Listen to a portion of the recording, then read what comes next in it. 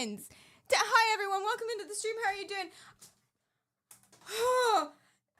You have no idea how many tech difficulties. But I fixed them all. Although, actually, just now, before I forget, I'm going to go ahead and add one of these bad boys. Oops. Yeah. Okay, so for next time, the timer thing doesn't go weird and white. Let's go. Hello,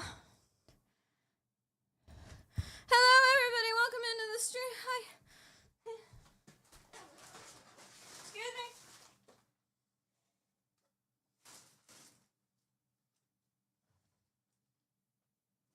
Any more?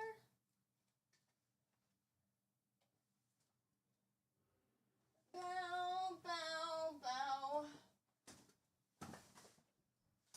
Bow, bow, bow. Hi.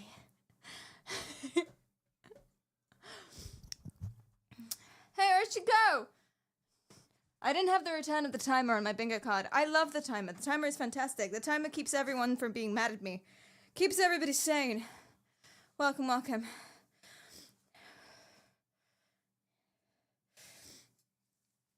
It didn't work. You guys go insane anyway? Oh dear. Have you tried not doing that? I got some fun things planned for today. I'm very excited about today's stream. Today's stream is going to be cool. It's going to be connected. Quirky. It's going to be a little bit different to stuff that we've... Actually, for the first... today's stream is going to be the advent, I suppose, of something that we haven't done in a very, very, very, very, very long time. Mike's quiet. Huh? Mike.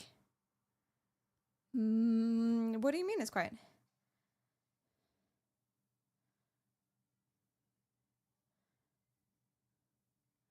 Maybe background music's too loud? It is louder than usual. Microphone? Huh. See, the other day, I got Gabe's mic hooked up, right? Because he had a lav mic. It fucked a bunch of my audio settings. It's really weird. Like, I've been debugging audio settings for ages and ages and ages. I think you're right. We're just quiet in general. I'm just gonna bang, bang, bang everything up. Hopefully that fixed it. I'm just gonna... Woo! That's it. It was the peasant's fault. Isn't that always the way? It truly is always the way, always. Jacob, thank you so much for the 41 months. I appreciate that. Thank you, thank you, thank you, thank you. That's so nice of you. Thank you, thank you, thank you.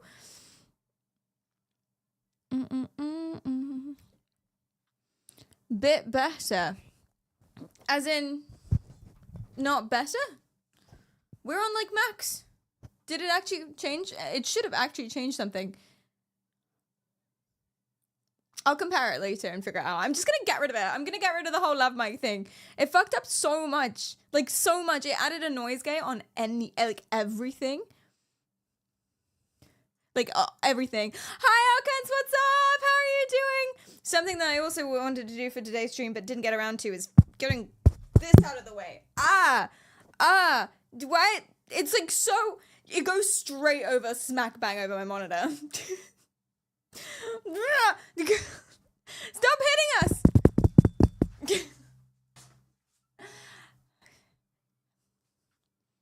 I could do it now. I could.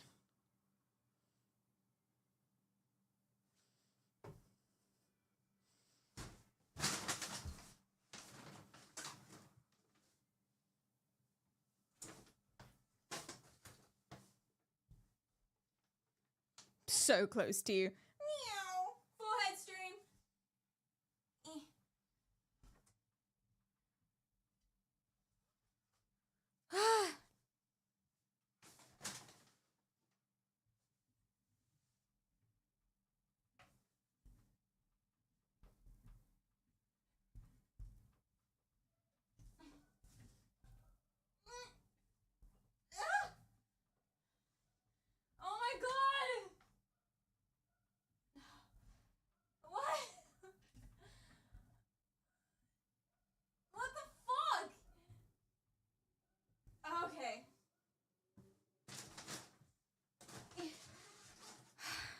That boy, she not moving. She not moving at all, that mic. She's, I don't remember the last time I screwed it in. It would have been yesterday. I must have really gone to fucking town. I can't get it off. Alright, anyway. GG. Whatever. I'm gonna buy a PC. It's gonna be around 1,700. I assume those are euros. Ew. That's generally PC cost. Yeah, rip you. Sorry, yeah, it's Barry's future problem, exactly. See, it probably doesn't bother you guys that much. But it's smack bang over the middle of my monitor, which is not gonna be a problem for now, but it will be later, but that's okay. Anyway, yeah, so today's stream, we're gonna do something that we haven't done on stream in like a year and a half. I think. Like, it's been a while.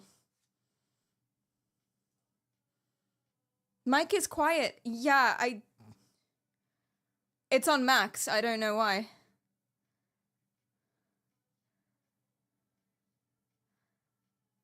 After adding that second mic, everything's been just completely messed up.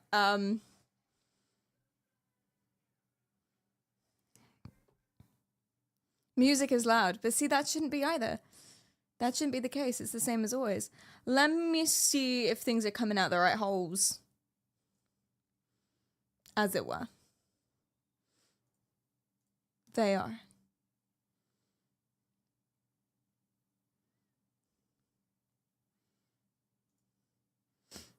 Anyway, so long as we've got the right balance here, it's fine, it's fine, it's fine. It's just when you go to other people's streams will be the issue. But you're not going to do that, right? Because this is the best place. This is the best place on Twitch. Woo! Because I learned the ocarina. Kind of. I learned the ocarina for yesterday, and I'm really proud of myself. And I can kind of do it, and I'm really excited. I learned this. Excuse me.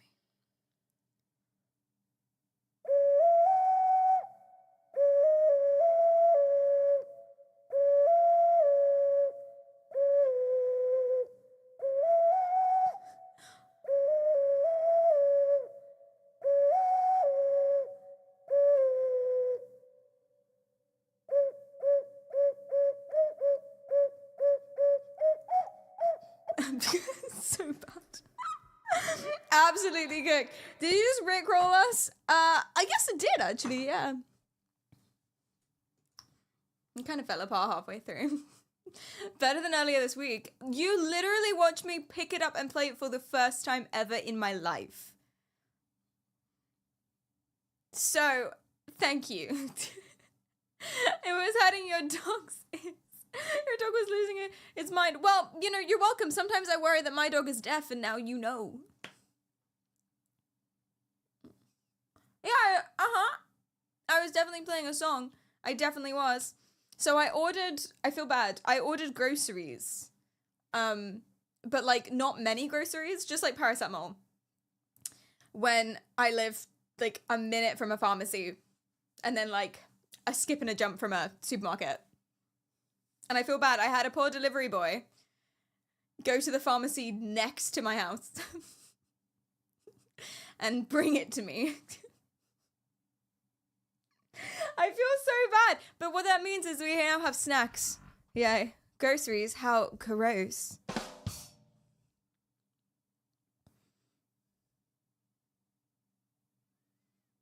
Peak Zillennial, nice. Posh streamer, I know. But it was really awkward. Because at that very moment, one of my, for all intents and purposes, father-in-law's long, old-time friends was leaving. And he was going to this other country, I don't remember where, like Egypt or somewhere very foreign. He was going to this, like, country so far away. And it was all, I don't know, there are scorpions there apparently. I was barely overhearing this conversation, but he was leaving and it was a long time best friend. And I go downstairs in my joggers and this massive disgusting hoodie. And that's not an important part, that just rings in my head, but that's not an important part at all. And so I come down, and then he's like, "You're the YouTuber," which is lovely, except I hadn't prepared for conversation. So I had absolutely nothing to say. I kept trying to remember where he was going, but I couldn't remember where he was going, and that's the only thing I could think of to say. The only thing I could think of to say is, "Oh, I heard you're going blank, blank, blank," but I couldn't remember the blank, blank, blank. So I just sort of stood there, and he asked me questions about me, and I just answered them. I didn't ask him a single fucking thing back. It was really rude. Really awkward. And then halfway through the conversation, the only reason I was downstairs is because the delivery guy was here. Dog screaming, trying to run out the house. I'm having 3 conversations at once with the delivery guy who's just trying to like hear what I'm saying, and I need to show him ID because it's paracetamol for some reason. And then then someone else is talking, and then I try and scamper off, and then the guy's like, "Okay, well, I'm gonna go." So he tries to get past me and the delivery guy with this massive big rucksack because, you know, he's traveling. And it's just... Oh, and then I trip up the stairs, but that's just every day. That's just every day. Life is tough. Yeah, I've done a lot of physical labor today. I undid and then I built some stocks with my bare hands. I've got calluses. Just me, alone. It's definitely really a 2-person job. Just in case anyone was gonna build stocks or pillories, it really is a 2-person job. Grab a buddy. So I did it all by my ones and the help of a trombone case, which did not provide very good balance. And I took it down, I disassembled it, took it down 3 flights of stairs, reassembled it.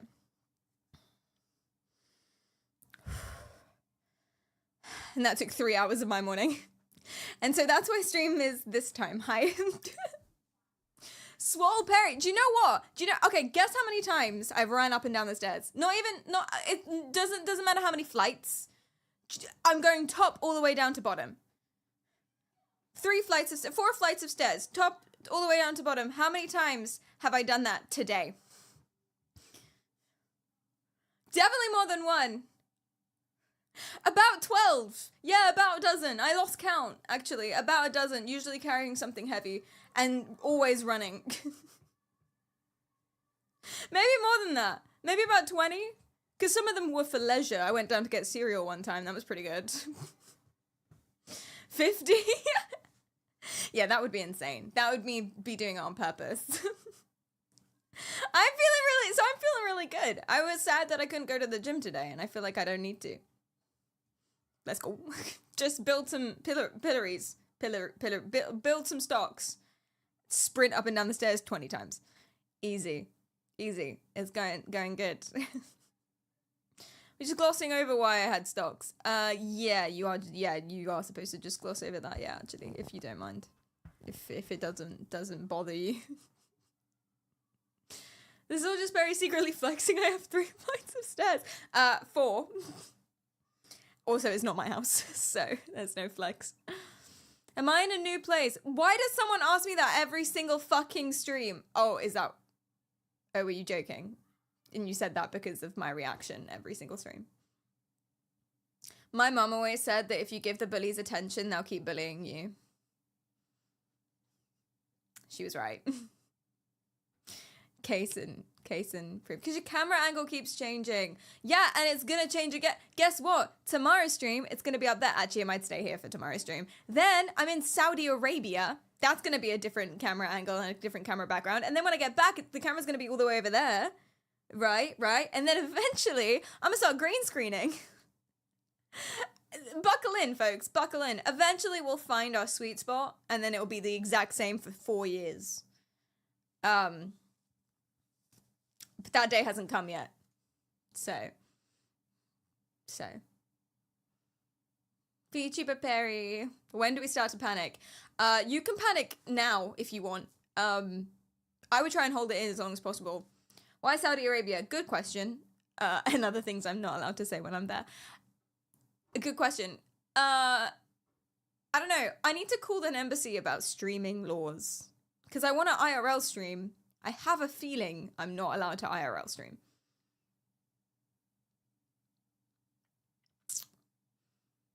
I have a feeling that I shouldn't do that.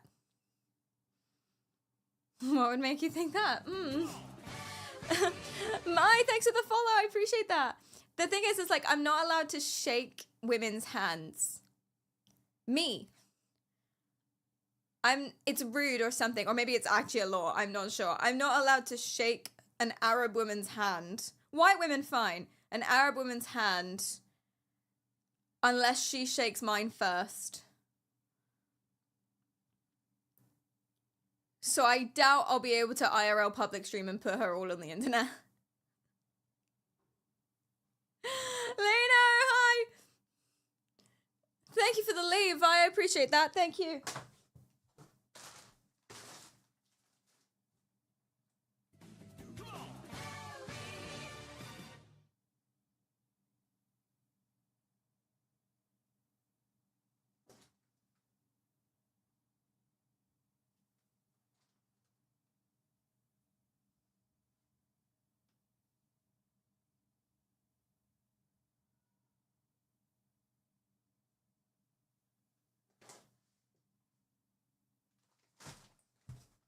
Hello.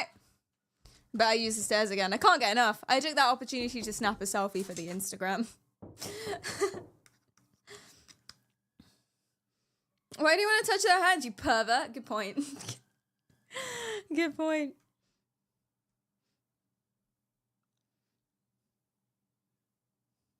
Can you wave like the queen? At the women? Do you think they won't mind that? I'll just do that instead. Instead of going, hey, I'm Perry, I'll go. Because English, I'm representing the nation.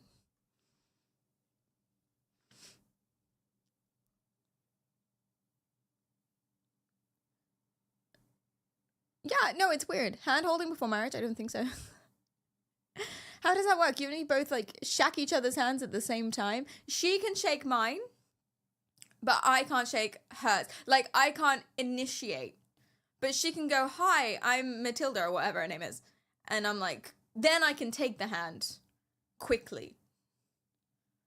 No bisexual lingering, which I struggle with, to be honest. I tend to do that. You just have to go completely limp and let her use you. Yeah. Traditional Saudi Arabian name, Matilda. I don't know. Can you wink at them? I imagine if no one, like, catches you, I think you have to bisexually linger to assert dominance. Try not to kiss them. It's too hard. And other things I'm not allowed to say when I'm in Saudi Arabia. God, see, I'm gonna be streaming from Saudi. They're gonna be weird ones. It's gonna be exciting. It'll be exciting. It'll be weird. I will be censoring myself so much. And I'm not saying if that's a good or a bad thing. See, it's died already. I'm not saying whether or not that's a good or a bad thing. It's just different. Exactly. It's just different ways of being. Nothing wrong with that. How many days are you going for? Like a week. Like a week. So yeah, I'm not allowed to initiate a handshake with a woman, but a guy is allowed to refer to me as Habibi. Oh wait, I'm a European, I forgot. It doesn't, not the same rules. What is the reason you're going there? There is a tech conference that I'll be speaking out about various things. You'll have to see. I hope I can stream that. I think I'll be able to stream that because it's a tech conference. It'll be crazy if I couldn't. So I am hosting a panel on women's rights. Well, not women's rights necessarily, women's experiences. Yes, I am. I am moderating a panel on women's experiences in gaming. It's gonna be cool. They're European, actually. One woman is Turkish, the other is a German. I know, it's gonna be great. I'm moderating. I've never moderated a panel in my life. I've been on many panels. I've never moderated one. I need to not... I keep having to remind myself, don't comment, don't add, don't make any jokes. Just ask the fucking questions. Just the questions. Nod, smile, and get out of there. I've been practicing how to pronounce their names, and I'm really proud of myself. I've forgotten all of their names currently. But oh well. You really need to not say anything insane. I know. Me suppresses the urge to come up with the most offensive joke ever. Because that's happened to me before. I can't say who, I can't say where. But that's happened to me before. I've been on a panel. Some of you might know what I'm talking about. I've been on a panel. And like, the woman who was moderating it, to be fair to her, she didn't know she was moderating it until she got on stage. But she was saying things I do not agree with. In like a tone. She was basically mocking people.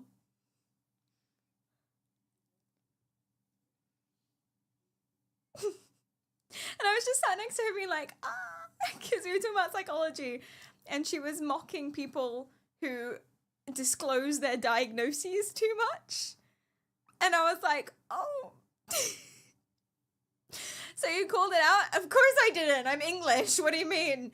Of course I didn't. I just I didn't really say anything. I tried to divert.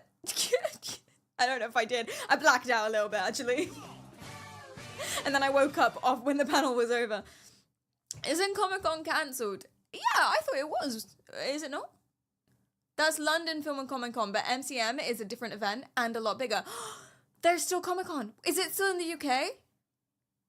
There's still Comic-Con. I was so sad there was no Comic-Con because I was going to go for the first time.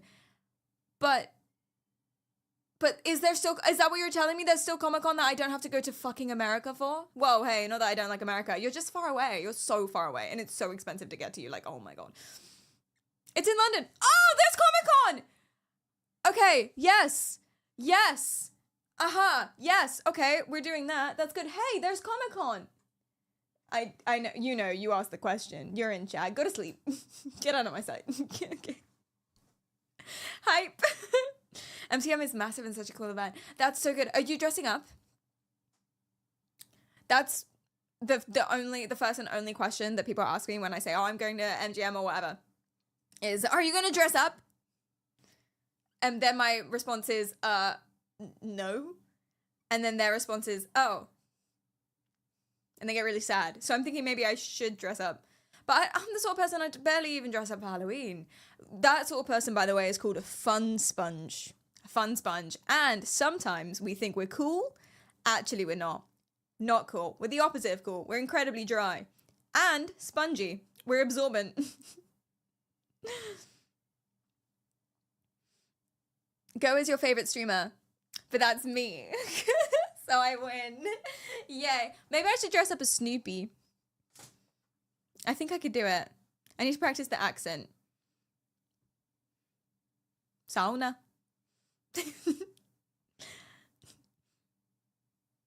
Sauna.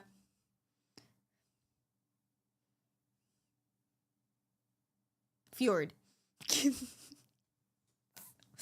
All he says. All he says, really. I'm never going to do a Saudi accent. I'm never going to attempt a Saudi accent. I'll attempt a Norwegian one. I'm never, ever going to. You got some time to practice. I need to talk to him more. I'm going to pull him into a call. Just, is he live?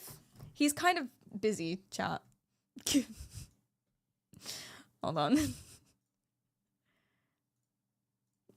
I'm going to tell him I want to go as him to Comic-Con. He is live. Score. Some gold. Bow. Yo, Shiny, I actually don't have really any Pew, bags. pew, I pew. sent the bag to someone else. Pew, pew, I had. pew, pew, I pew. sent it to Sarah. Yo, Sarah has sent me a cockroach pet.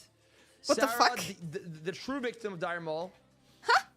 Sent me a cockroach pet. Okay. Snoopy. Damn. All right. Hey, thank you. He's Thank you, busy. Sarah. I feel bad derailing chats. I feel bad derailing streams. I wanna... He can ignore me if he doesn't want me to derail. I wanna go as you to Nice. Comic-Con. How do I do Brandon your is accent? Mocked And I'm a VIP. It's gonna look so weird. Barry the hate reader. I don't hate read anyone. You to Comic-Con. How do I get your accent? Dude, Perry, my accent is all over the place. So I think you to start off by live in Norway for like a few years, then watch way too much Twitch while you're growing up, and then have a Scottish dad that doesn't really have a Scottish accent. He's more of like an English accent. So talk to him while you're watching way too much Twitch.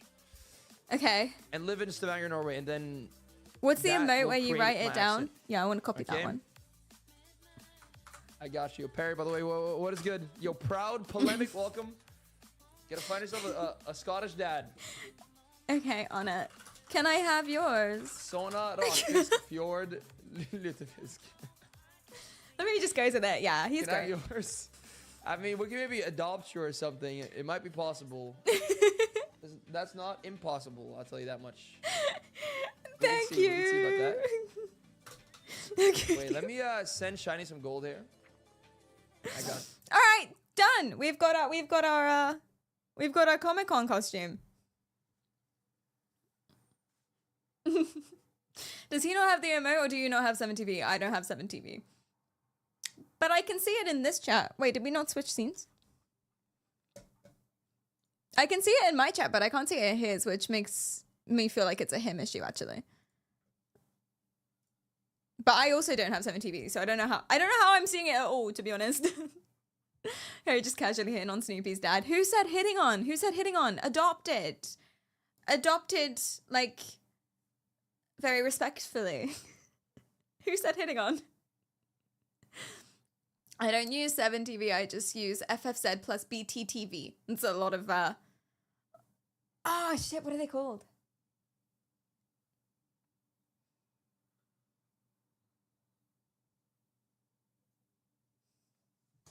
TLAs. That's a lot of TLAs. I keep falling over. Engineers, you know what I'm talking about. 3-letter acronyms. 3-letter acronyms. TLAs. It's my favorite acronym of all time. TLA. Am I drunk? No, I just talk like this. Honestly, I get that so often, Rosa. Everyone thinks I'm wasted 24/7 because I'm very clumsy. I have no sense of balance. I think my feet are too small for my body. I think that's what it is. Also, I don't know even what I want to say I have a speech impediment, but I think I don't even know what it is. I just can't talk. What kind of speech impediment is this? I'm slurring constantly all my entire life. Having the berries, being English. And it's not like most things, it's like, oh, you're out of practice, right? You're not good at something or you're a bit clumsy about something because you're out of practice. My job is to talk. I've been talking basically 24/7 my whole life, but also I'm a just chatting streamer for the last however many years. 5 hours, 5 times a week. Like, it's not for lack of practice that I can't fucking speak. Was it worse before? I think it was worse before. Oh my god. Don't even remember those times. I don't think I could get out a fucking sentence. Maybe that's why I was so quiet. When your brain runs faster than you can speak. That's what my mum says too, but I think it might be copium, to be honest with you, Zeke. Thank you, Grace, as well. I think it might be copium. Can be Elden Ring with a mind but can't balance. Yeah, I'm really good being silent, I think. And not moving. Then I'm fine. Then I don't trip up. You constantly trip over your words. I'm sorry. Put a 1 in the chat if you don't speak so good.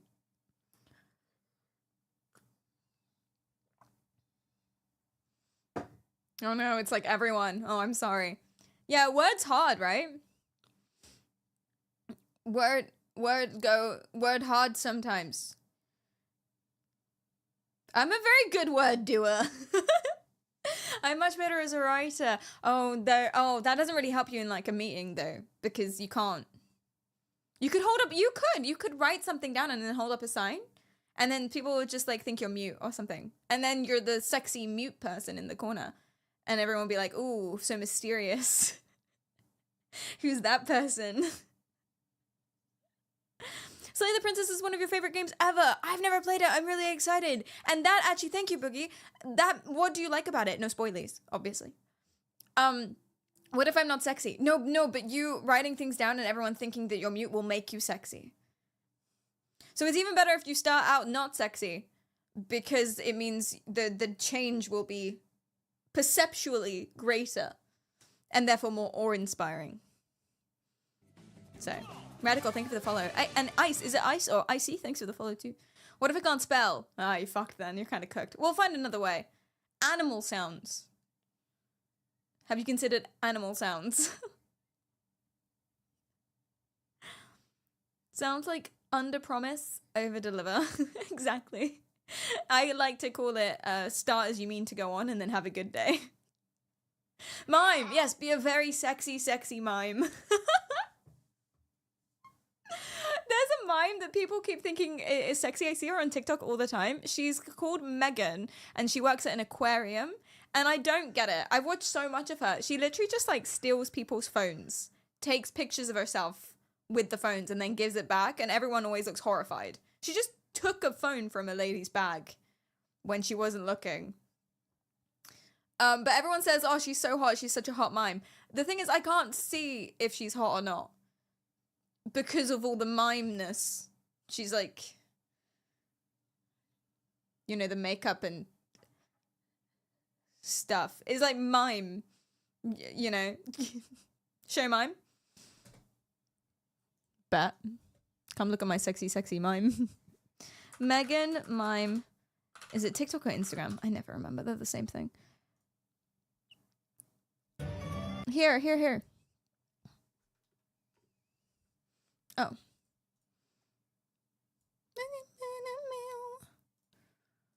Here is mime.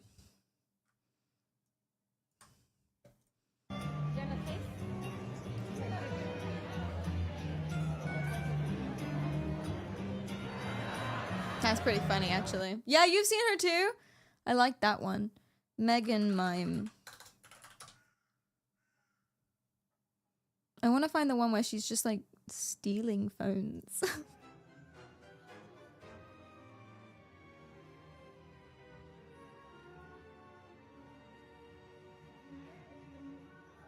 Oh.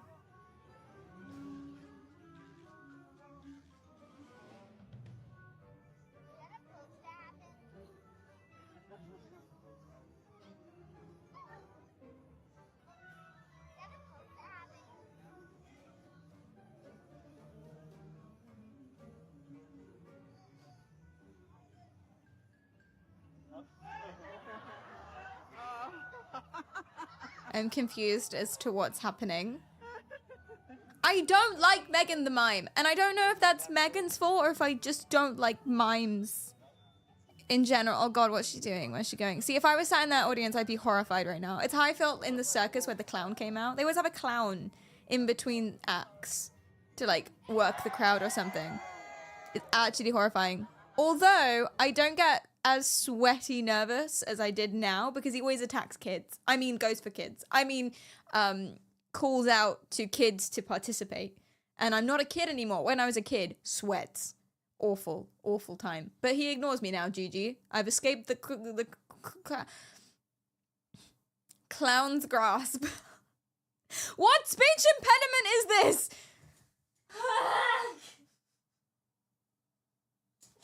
It's fine. It's fine. It's fine. I'm just gonna scream every single time. Who's clapping? Are you clapping? Fuck you.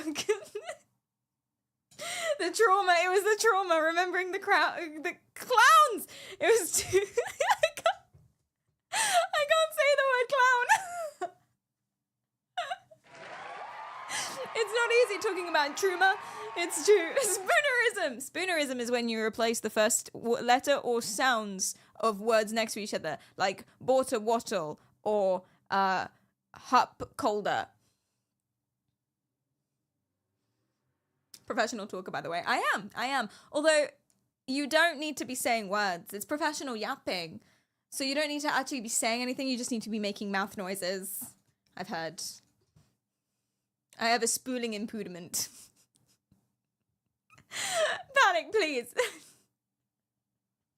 I want to find the one. I think it was this one. So I don't know what's happening here. She like takes a man's hand or something. And then the wife gets jealous. But then, yeah, she follows a woman up the stairs.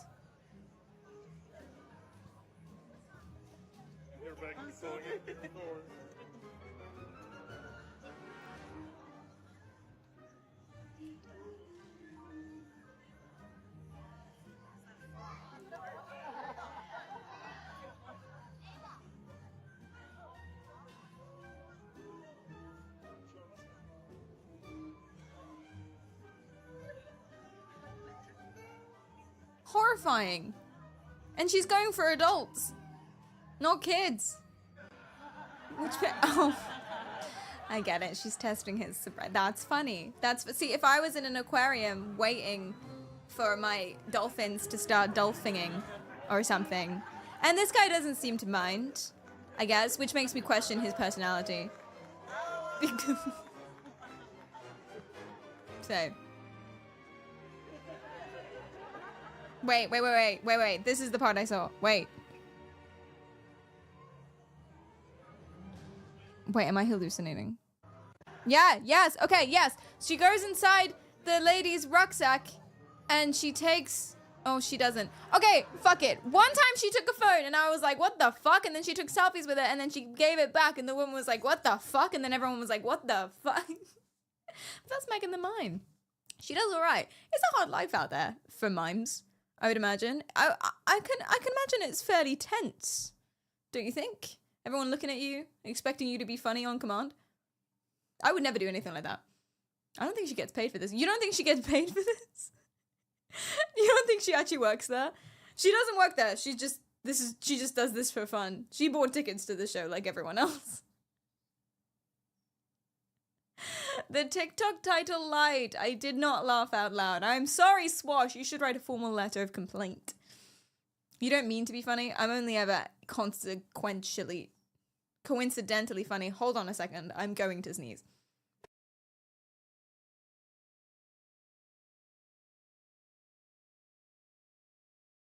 Whew. What doozy. Thank you. You think some jobs were made to just be rude and justified? Which ones? Like lawyers? I would say they're rude and justified in being so. Especially prosecution lawyers. Prosecution lawyers got it going on. They're like, this man's a cunt. And everyone's like, yeah! Tell him! And then defense lawyers are like, no, he's not. And everyone's like, excuse you. And then the defense lawyer will sometimes prove the fact that he's not a cunt.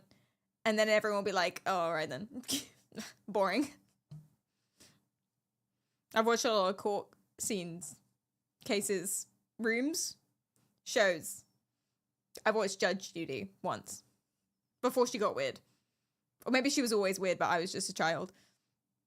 The worst job is those insurance boys that deny people's claims. Yeah. Yeah, it's especially now. Now it's even worse as a job because, you know, risk of assassination, apparently. I shouldn't laugh on the word assassinated, but I did, and I will. Not political. Murder is wrong.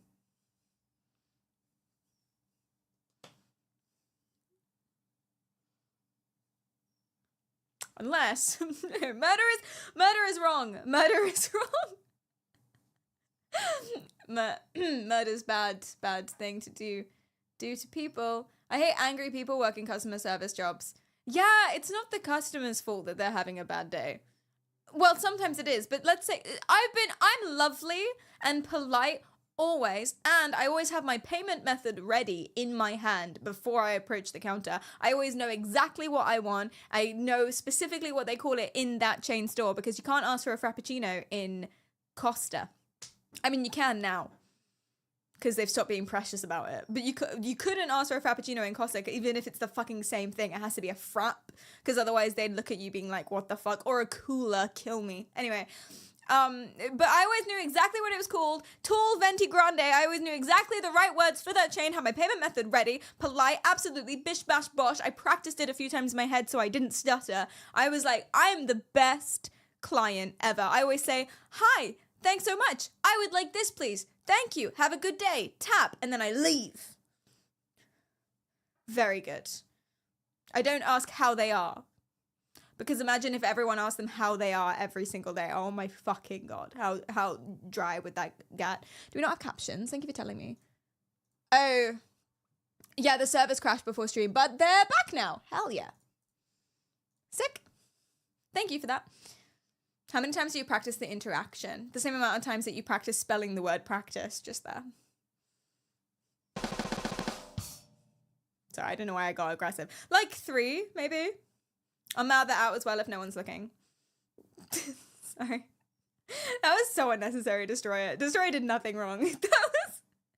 That was actually so unnecessary. I'm so sorry. You can afford coffee? Yeah, in the good old days. The good old days. Anyway, aggressively drumroll. Imagine picking your field of medicine and choosing to drill people's teeth. You think being a dentist is the worst profession. Oh, this is interesting, actually. I like that miming made us consider this. Chat, what's the worst profession? Do you know what we should do? We should do a fucking word cloud. I can't use the same thing as before because it will cost me $10. Interactive word cloud maker. Live cloud online. Let's go. We should do a word cloud. Yes. Okay, I've got one. And the question is, thank you for the bits. Zekum says, fun fact. After living for a year in London, I found out that you don't need to unlock your phone for tube tapping. I wish I knew earlier, because I've stood so many times waiting for wallet to unlock and get anxious because someone was behind me. You don't? Oh my god, you don't. Well, actually, sometimes I do because it asks for verification. And sometimes it only asks for verification at the last minute. So I'm walking along the tube. I'm like, I know how long it takes me. So I'm a good, 3 meters away from the gate, and I'll swipe up, type in my thing, go on the app, and then it seems like it's fine, like my card's gonna work, and then at the last second it asks for verification. And at those moments it sucks. And then also if you're tapping with your phone, sometimes for me it just doesn't work. It beeps with the green light and it goes beep, and then the gates just do not open. But these things you can't necessarily, you can't do much to stop that. Okay, I don't know how this website works because I haven't done this before, but there's a link over here. Word cloud. There's a link here that you can participate in.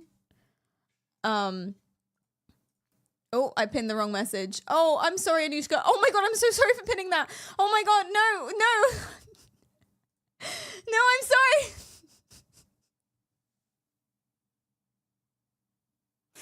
I'm sorry you're upset. Welcome in. Oops. Billy Cario at it again. Can we pin the link? Thank you. Oh yeah. Oh, it's working. Okay. Sorry, all my camera sources got messed up from previous. Yeah. Oh, no. Yeah. Oh. Boop. What's the worst profession? Click that link and you can add to the word cloud. Fart! Fatberg remover. Oh my god, so real. Have you seen the videos of the fatberg removers? We'll watch it after this. Oh my god, they go down into the sewers. And fatbergs are basically the accumulation of fat and food stuff that are filling up the sewers. They're that's why they call them bergs. It's like icebergs, right? They fill it up, they clog it up, so they have to go in and they have to I don't know how they get rid of it actually, I've forgotten. Do they suck it all out? Is that what they do? It's so gross. Sewage cleaners, clown, streamer. I have fun. I enjoy it. I mean, I'd rather be a streamer than a fatberg remover. But they do good work. They do the Lord's work. So... Teacher. Interesting. What's a murloc? Can I make them different colors? Settings. Theme. Oh, I can make them green. I'll make it pink because it's very in right now. Text cloud. You can have as many as you want. Okay. I guess not. Oh, we have too many participants. Oh, and again, if you type in the same word, if you guys don't know how word clouds work, should I explain to you word clouds or is that rude? If you don't know how a word cloud works, if you type in the exact same word, it makes it bigger. And then it's like polling. with your eyes. Twitch mod is the worst. Oh no. Military. I mean, yeah, you go and you die. Or you kill people. Or you do like hard labor for a while and then go back and then you say, I was in the military, and either everyone thinks you're a cunt or they think that you kill people for better or worse, right? And then you have to tell them, no, I just cleared out the sewers or something. Imagine wanting to work as a Twitch mod. Mods, you have fun, right? Do you have fun? What's wrong with modding my stream? You don't have to. If you don't want to, you don't have to. Arachnologist. I imagine is that spiders? I imagine they like spiders. If you are one. Just, who put Perry? Just me. Just being me. Just whatever job I had, being me is the worst. Just, software developer. I can't believe software developer is bigger than things like gravedigger, slaughterhouse, actual prostitute, jail butt checker. Do you know there are people that have to tell you to like turn around and like cough? That's their job. They actually have to do that. Yeah. Thanks for the follow, Bells and Zero. Thank you. And Zekem, thank you for the bits if I didn't say. Who's spamming Twitch mod? Someone. To the point that other words have been pushed out. Evolutionary psychologist. Yeah, their job is meaningless. That's not true. We're way too tough on evolutionary psychologists. Some evolutionary psychologists are bad at their jobs, but they seem happy. Car salesman. Okay, so I think we've decided that Twitch mods and software developers are the worst jobs.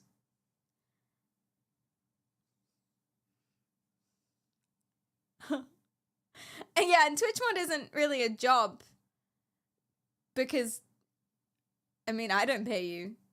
So, do other people pay? I don't think anyone. I don't think that happens. It's unpaid labor. They do good work though. Honestly, like honorable mentions. All of my mods are absolutely fantastic, and thank you so much. Honorable mentions as of late. Kleist for everything always, and movie nights. Oh my god, which he single-handedly pretty much organizes. Nine Fox coming in clutch for my schedules on the Discord. Eku pretty much single-handedly running all of the YouTube things, and making sure that I do all my YouTube things. Joro just being a delight all the time. Jacob, same thing. Delightful people in general. And if I've missed any mods, I'm sorry. I feel like I may have done. Mods in chat now go wild. It's okay, because they're probably not here. So then they won't know that I've said this. I just provide vibes. Paul, oh my god, Paul! Absolute delight. Absolutely.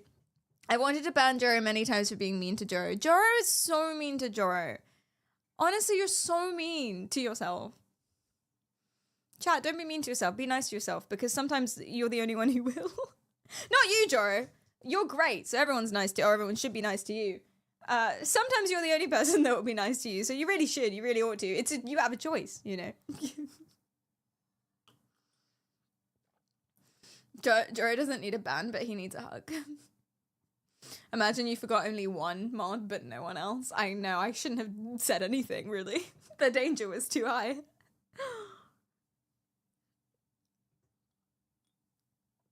Cleo getting shafted. Cleo doesn't see himself as a mod. He sees himself as a kind of god, which is why he doesn't need any more mentions. So he sees himself as some kind of ethereal, mythological presence. So Cleedom is our god, Perry. Yeah. So the worst job is Twitch mod. I'm scrapping it because it's not necessarily... it is... Hey, it's a job. It's unpaid. It's volunteer, but it is a job. So, GG. And also software developers. But I feel like we put that because a lot of you are software developers. Put one in the chat if you're a software developer. Sorry. Sorry that you hate your job. Sorry. Yeah. Yeah, there you all are. Hello. You're kinda. What does kinda software developer mean? Like you're an engineer, software engineer, or like an electrician. Oh, I fell over again. I've used the software once, or like hobby, recreationally. You're an architect. Oh, yeah, I mean, you use software to do that, right? You're a designer. Oh, I see. Writing HTML code. Oh my God. I recently had to figure out how to code on a graphics card and not the CPU. I had to GPU code instead of CPU code.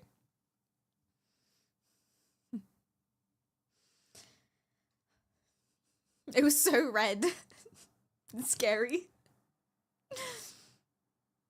Yeah, custom shaders, exactly.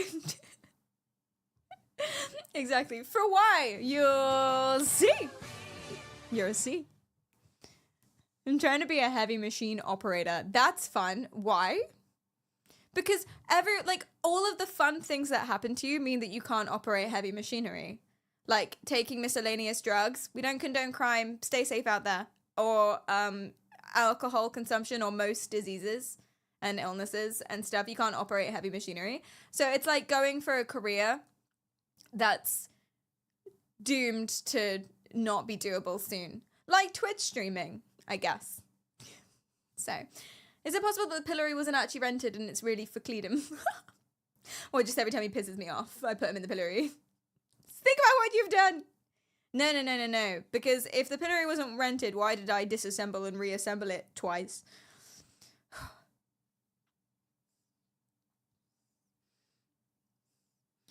You did 2 years of CS for funsies. For fun? Do you think that Twitch streaming is a stable career? Absolutely not. I'm hoping it will become one for me. Yay. Now it's a permanent fixture in the living room. Can you imagine explaining that to people who come over? Just like, oh yeah, ignore the pillory. Ignore the stocks. Well, thank you guys. Insurance denies, military, urine taste sampler, not a thing. Not a thing. Puppeteer of the president. What? Accountant, grave digger, trucker. Yeah, have you seen Ice Ray Truckers? Oh my god, dangerous. Evolutionary psychologist, right? Bitch boys and village idiots. Good suggestions. Thank you so much. I appreciate you. I appreciate all of you. Amazing. Word clouds, man. Word clouds slap. It really does. Really does. Forklift driver is the worst job because tricks are constantly all over them. Just too many bitches. You just have to swat them away. You can get automatic fly swatters for that very purpose. They just do this. You just hold it and they do the swatting for you. So you can buy one of those to get rid of all the bitches. I would love to find a job I enjoy. Jealous of streamers that can make it a living. I am so lucky. I feel that. I am so unbelievably lucky. I love this job. I love this. So much. Streaming is my favorite thing to do in the world. And I'm very grateful to all of you for letting me do that. So thank you. Lucky Cariel, indeed. Thank you so much. But there's lots of things that you could enjoy. Find your passion. I don't know. I can't help. I'm going to bring my forklift certification next time I'm going out to a bar. That's what you should do, yeah. You should laminate it, make it small, and wear it around your neck. Ladies, watch out. I know how to operate a forklift. My passion is eating food. Critic. Chef. Restaurant someone.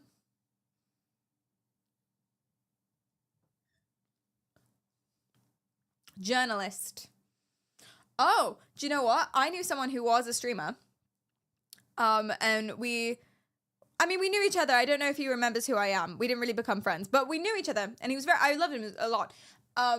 And then he decided that he wanted to start short form content, so an Instagram page instead of streaming, and focus on that. And his passion was also eating food. And so what he did is he would informally take his family, his really lovely family, and go to all these really weird, interesting restaurants all across the US and then post it.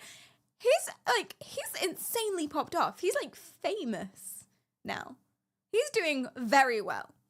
Very, very, very well. As he should, because I am not a foodie at all. I like eating, but my palate is not refined. I'll eat garbage. Sometimes I smell garbage and I think it's mac and cheese and I'm like, delicious. Because some mac and cheese smells like garbage. And I'll eat that happily. You know, like the instant ready meals from Morrison's. Genuinely. I would not call myself a foodie. I cannot cook at all for the life of me, but I like eating, but still. So I don't really care about restaurants. I've never followed any cooking anyone, or chef anyone, or food critic anyone. I don't care. It's not my thing. But I watch all of his reels religiously. Just because of the vibe. He has this son who's really sweet. And his wife is so nice. I don't remember his name. Let me find it.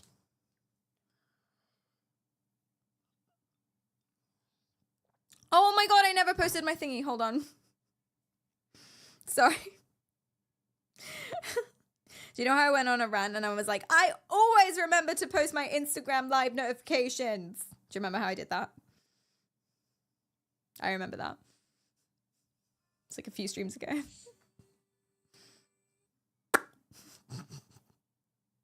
I cook and then forget to eat. I'm the same way with coffee. Wait, what? What do you mean you cook and then forget to eat? The reason I hate cooking is because I'm so hungry I want it now and it's like torture. What do you mean you cook and then forget to eat? I forget to eat, but only if there's no food anywhere. I do that with coffee though. I make coffee and I'm like, ooh, that smells good. That looks good. Love a hot beverage. And then I leave it on the table for 4 hours. Okay, I'm posting things. You don't like cheese. Do you know what? Dairy's not so good for the skin, so you're better off.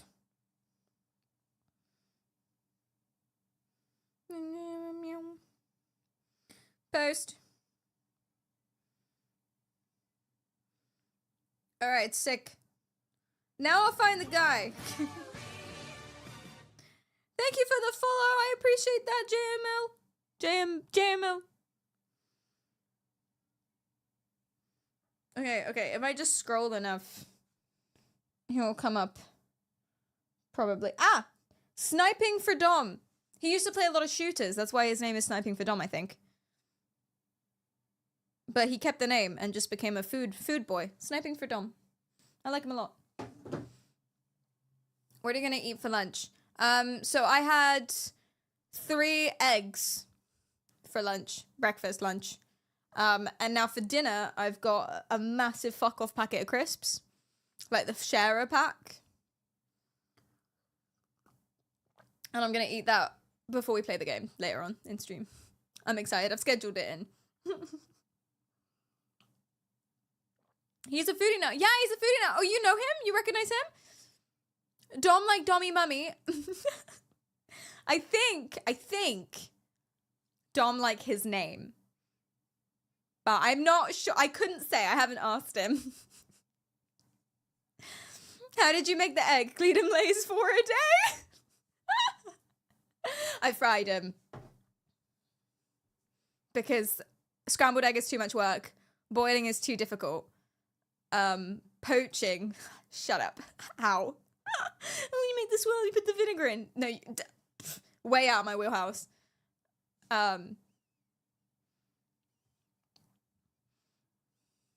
Yeah, so I fry. Poach eggs take 1 minute in the microwave. I don't believe you. I don't believe that you can poach eggs in the microwave because I need to see some proof of this actually. Because my friend swore to absolute God, and she was religious, so that meant something. She swore to absolute Jesus Christ himself that she could poach an egg in a microwave. She swore it. Never saw it happen, not once. And then later on in the year, she actually was like, yeah, I did it once, and I haven't been able to do it again. And I'm wondering if I was dreaming. And I was like, I knew it! I cooked eggs in the microwave last night, 800 watts. You do it once a week. I don't believe you. I don't believe you. I just don't. Sorry.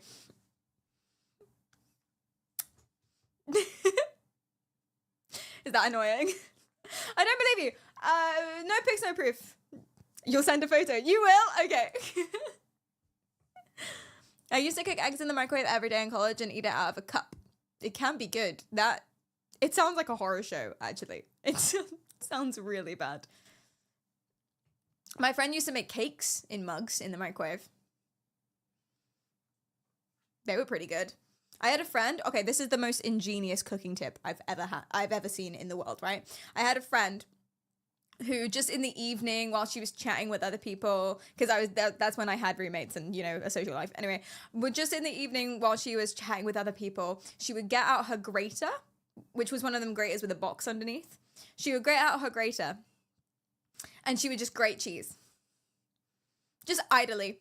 All night. As she was just talking to people or maybe watching TV, she would just grate cheese as much as she could. And then she put it in the fridge and she always just had grated cheese. Genius. Genius. So she didn't have to grate cheese when she wanted cheese. She always just had grated cheese instead of buying grated cheese. It was like, something to do with our hands as well. I always need something to do with my hands, and it's rude to play like phone games while you're having a conversation with someone. Grate some cheese. First time I saw it, I was baffled. Absolutely the best thing in the world. I know. I don't want to brag, but I'm pretty good at making instant ramen. You put the right amount of water. Oh my god, I'm in Little Tokyo in LA. In LA, I went to Little Tokyo, my favorite place in LA, by the way. Everywhere else in LA is horrifying. Oh, actually, this is pre-fires. So maybe I don't trash talk LA. I forgot. Oops. Anyway, Little Tokyo is great. And I went to is Little Tokyo still there? Is Little Tokyo LA? Well, I think it's fine. Okay. Too soon. Very too soon. Anyway, Little Tokyo is great. And there was a little restaurant in Little Tokyo that had hot plates on all the tables. It was just counters, just spiraling counters, and it had hot plates in front of everyone's seat and little screens, and you just order what you want. Like you could order instant noodles with things like chopped up spring onions and eggs and stuff, and they just bring it to you, and then you cook it on a hot plate yourself. I had some samyang. It was the best thing. And it wasn't expensive. It was like how much it would cost in the supermarket. And it was the best. I just had a little hot plate doing my cooking in a restaurant. If anyone knows any restaurants like that in London, please tell me. Because I've been searching. Okay, I haven't been trying very hard, but I've been wanting to try hard to find one. Samyang fucking slap. Yeah, the carbo ones, especially the pink ones. Oh my god. Best thing in the world. Sounds like it would smell delicious. It did. It really did. Yeah, Little Tokyo was great. I can't drive. This is what it is. This is why I've only been to West Coast, US. So bigger cities on the East Coast and stuff like that might be different. But I can't drive. So the reason I didn't vibe so much with the US when I went is because everything's so far away. I had to Uber to everything. Like I would Uber to the center, the busiest part, like Hollywood, the Star Strip and everything. But I still couldn't go anywhere outside of that. Like you walk a little bit away and you're in the middle of fucking nowhere again. Everywhere is the middle of fucking nowhere. Like, oh, the nearest grocery store is an hour and a half walk. Even the most walkable areas aren't that walkable. Yeah, and I go on Reddit and I'm like, oh, where's the most walkable place? And people say everywhere. Oh, LA is great for that. Everywhere's walkable in this particular like street and stuff. Liars. Their idea of walkability is so much lower than us. Like, yeah. And then when I came back to London, I really appreciated it. No one drives in London. You can't. There's no point. And the tube system is so well connected that the quickest way to get anywhere is tube. And every single part of the city is walkable. That's why I can't drive. Most of my friends can't drive because we grew up in London. There's no point. Genuinely, it's amazing. If you guys haven't experienced true walkability, I see why people say they like London. I never understood why Americans would say, oh, I love London or I love Paris or whatever. I never understood why they would say that because shitholes. You know? Like, please. But no, I get it now. I get it. I didn't appreciate it. Nobody drives in London. There's too much traffic. Yeah. But I don't even notice the traffic because we're walking. And therefore we're chilling. We're straight chilling this whole time. I miss the walkability of the town I visited in Germany. Oh, which one, if I can ask? Fuck yeah, we are. Yeah. And also, I think Londoners walk different to other people. I never noticed this either. We walk very fast. and we swerve. I noticed this in the US as well. I think because when people are walking, not everywhere, I'm sure there are lots of different places in the US, but the places I went, I think people are walking because they want to go for a walk. Otherwise, you wouldn't walk to a place, you know? You would walk to walk. So they're like enjoying it and they're lounging. I walk to get somewhere. So I'm just straight zooming. And then everyone's like, ugh, who's this bitch? Sounds like I would fit in. It's me in a grocery store. Are you just like, march, full march? As a tall freak, slow walkers are the most frustrating thing. I never get used to my full stride. Oh yeah, because you can go so fast. And also, it's probably annoying because you can see your destination. You can see over everyone else's head. And it's like, it's right there. It's stressful for me as well because I can't see anything. If I'm crowded, like tube stations, right? If I'm crowded, people are crowding around me, I can't see a single thing. And so if I'm standing still, I'm just like, oh my God, I'm trapped. I'm going to die here. Because I can't see how close I am to the place I want to be. And I can't see the crowd in front of me moving. So I'm just like, oh my God. Death chamber, death chamber. You would never want to live in London? Yeah, you do like a little bit of a rural thing going on. I feel like the more walkable places in the US are states that are not very touristy, so no one really knows. Yeah, interesting. Interesting. I'm sure there are lots of really, really great places that I would really like. Also, you guys beach like nobody's business, and I appreciate that. Anyway, we actually had something planned for today. Hold on. I was just having too much fun. Do you want... Oh. Yes, okay. So... Oh, where's my Google Doc? Hold on. So...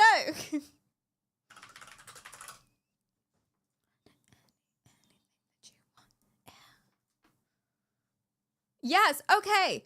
So Dion, thank you so much for this. Oh my God, I love this so much. Please tell me that you found this the same way that I find all my topics. You were just scrolling and then you were like, huh? That's how I find all the things I want to show you guys because I'm just scrolling through my TikTok or my Insta algorithm and I'm just like, what the fuck is this? Yeah, Dion found this account called Pharmacy for Life. Pharmacy for Life. I'm sure there are so many accounts like this, but I've never actually explored them. They have almost 1 million followers. I don't know if that's real. Let's, should we look at their like ratio? 20,000 likes. Let's look at their views. Okay, yeah. I think it's real. Yeah, they get a lot of views. I think it's real, that amount of followers. Although 2,000 likes on that picture. Less than 1,000 likes.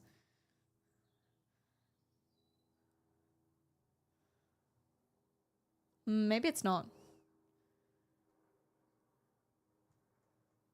I don't know. Anyway. Is it a white thing to use emojis? Is it too white of me to use emojis? My bad. Is that a bad thing? I am white. It's a gender thing. Ah. Okay. Again, is that bad? I don't think it's a gender thing. If you look at any other streamer ever to use emojis. Do boys not use emojis? Gendered in what way? Emojis are female. Boys, do you not use emojis? But how do people know what you're how you're feeling? I've actually never asked ChatGPT for titles. Oh wait, no, I did used to ask ChatGPT for titles. It's not good at it. It's not good at titles. It might be better now, to be fair. The last time I asked it for titles was like 3 years ago. Not good, not good. What I do is I look at all of the streamers that I know, and then I copy what they do. Hence.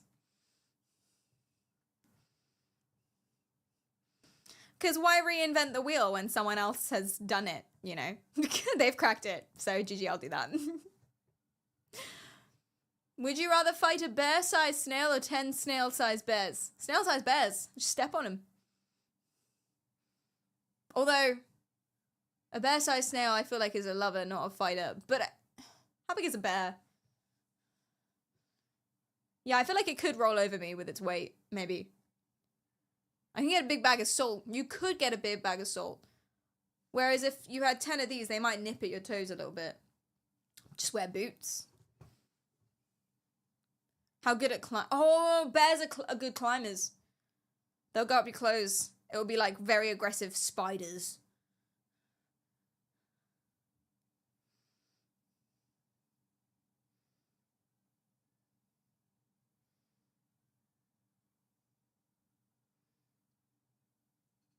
Which would suck, but you won't die. But a big snail, I feel like you could just run away. Like, it will still be slow. How slow is a snail? How slow snail? So it goes half an inch a second. How big average snail? It's like a circle, so I feel like we can. It has about a 2-inch length. How big average? What am I looking for? Not arm span. Leg stride. How big average stride? 5 feet. Okay.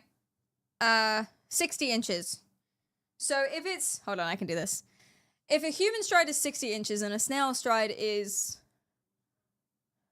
2.5 inches. I need to write this down. I'm doing public maths. Never do public maths. Okay. If a human stride is 60 inches and a snail stride is 2.5 inches and a snail goes at 0.5 an inch a second, that's 1/5 of its stride. Speed, average human inch per second. I'm going to say running because I've never seen snails go faster or slower, but humans can run. So running, walking is 6.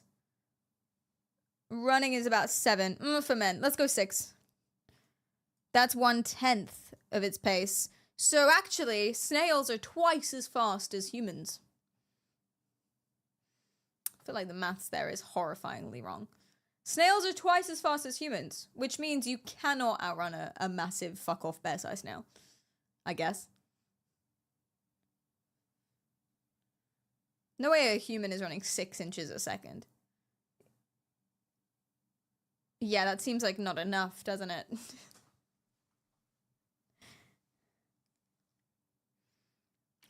Or you think that's too much?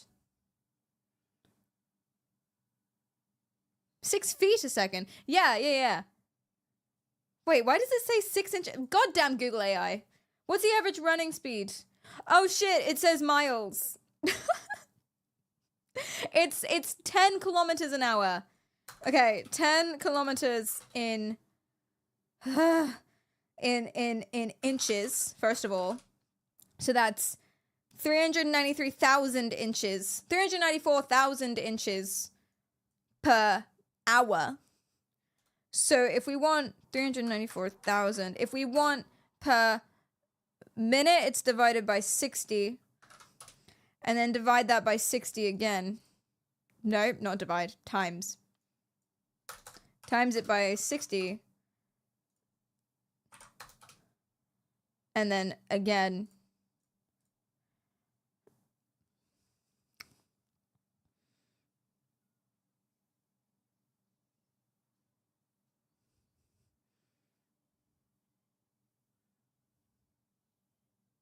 It's definitely divide. It's definitely divide. And then divide by 60 again. Zekum says, That gives you I about... absolutely despise Google shoving its AI summaries and sponsored links down our goddamn throats. Right. It's become so bad. Totally. It's about 109. So actually it's not even a fraction. It's more. Okay, humans are way faster than a snail by like a lot. Parried in public maths by like a lot. So you can outrun a snail quite easily, actually. That makes more sense. So yeah, I'll take the snail. Just run. Exclamation mark song, Dino. Exclamation mark song. Oh, it's good actually. Yeah, I'm gonna add this one to my playlist. All of this was for if human can outrun a snail? No, all of this was for if you had to choose, would you take 10 snail-sized bears or one bear-sized snail? Which I'm now gonna poll.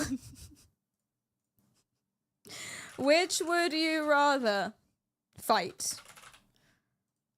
Snail-sized bear times 10 or bear-sized snail? But do you have to fight it, or is running acceptable?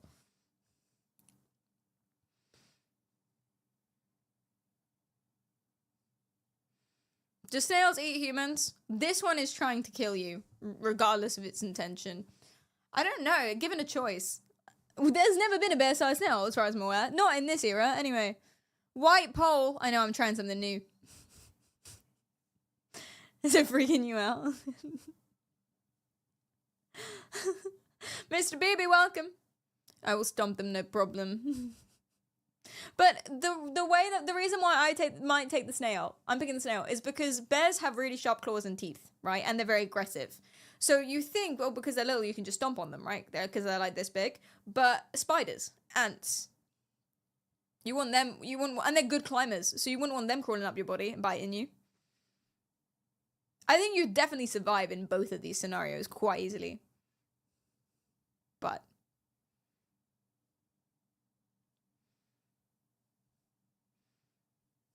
you know. Simon, thanks for the prime. Yeah, what if they get in your mouth? Yeah, good point. Thank you for the drive-by Twitch prime. I so appreciate that, Simon. Thank you, thank you, thank you. Have a good day. Do I get prep time? I assume this is your prep time. And then it's happening. You guys would rather take 10 snail-sized bears. You're wrong. You're wrong. I'm gonna put the theme back because you're right. It freaked me out as well, to be honest. You are wrong. You are mistaken. Anyway. Okay, so Dion found this. Thank you for this, Dion. True, a bear-sized snail you can just put salt on and call the French. I need to pre-read messages before I read them out. That's pretty funny. Peri peri chicken, peri peri chicken, peri peri chicken, chicken salad. Show me your gums! Thank you so much for the prime. I appreciate that so much. Thank you, thank you. I can't believe I'm mistaken. Fuck. Yeah, the correct answer, actually, the objectively correct answer is snail, a bear-sized snail. 10 opponents is difficult, no matter what they are. Yeah, think about ants. Think about ants. You're not thinking about the ants. Anyway, Dion found this. Thank you, Dion. It's weird. It's weird. They have almost 1 million followers, which is why it's highlighted, which I think is crazy and irresponsible. And they say stuff like, oil of oregano, or oregano if you're dirty, can knock a cold/flu out in 24 hours.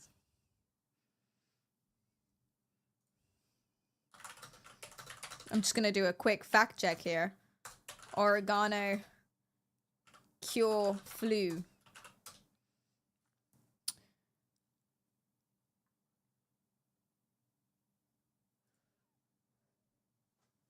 Can do in a lab, and it can help it a little bit, but there's no evidence really, or insufficient evidence to suggest it can cure a cold, and definitely not in 24 hours.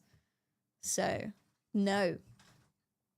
Oil of oregano is one of the world's most potent antibiotic/antibacterial oils. No, it's not. Even 2 drops, you'll feel the burn and feel it working. Burn. The benefits are endless, and the best part of it is you can feel it working almost right away. No, you can't. Does that mean Italians never get sick? Probably not, and they probably have a great time. Oregano's delicious. This one burns, apparently. No, you can't. But they're selling it, so I guess they believe in it. I don't want a medication to burn. DP's nice, though. I could go for some DP all over my body. Wait, that's called being cold. I'm cold.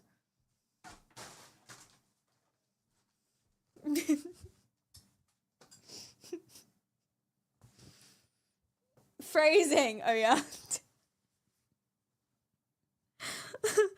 cold, I'm dead. Do you ever get like that? Like, oh my god, my room is like a desert. That's crazy. And really, that's called being hot, and you should open a window. Wait, it's an oil. I need holy water to keep it at bay because... Is that because they repel?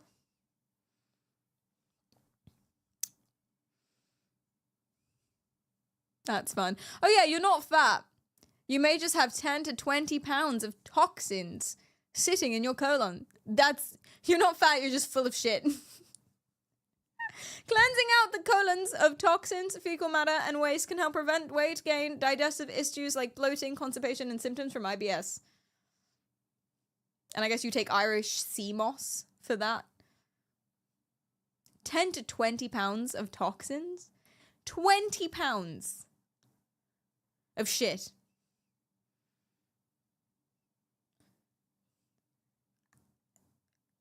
How? What did you eat?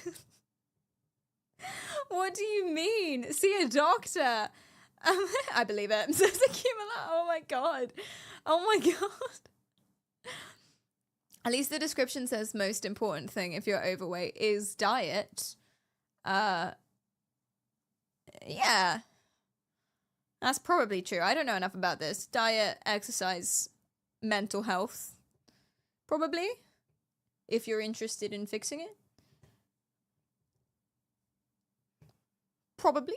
The best way to detox your body... Yeah, it's not taking Irish sea moss, and it's not because you have 10 to 20 pounds of toxins sitting in your colon. Guys, let's talk about toxins. Should we? Diet, how does that help? Makes you feel better. If you're blue.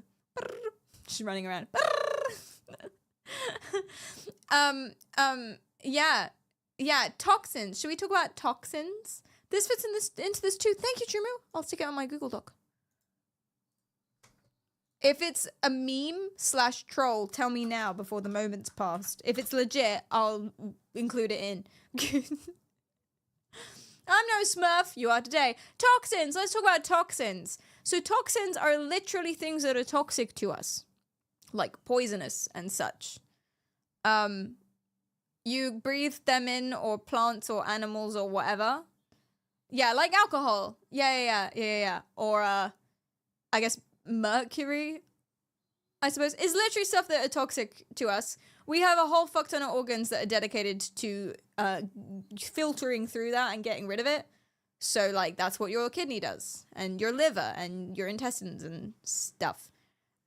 If you have a good diet and, like, good other stuff, then your organs will just do that. I mean, they do it anyway, but they'll just do that, and then you're fine. If you do weird detoxes, most likely you're just going to dehydrate yourself or lose those precious, precious electrolytes. It's what plants crave. And get deficiencies. And if you have certain medical conditions like diabetes, then it can make those worse. Also, they do, I mean, more so than anything, fasting doesn't detoxify you at all. You need food.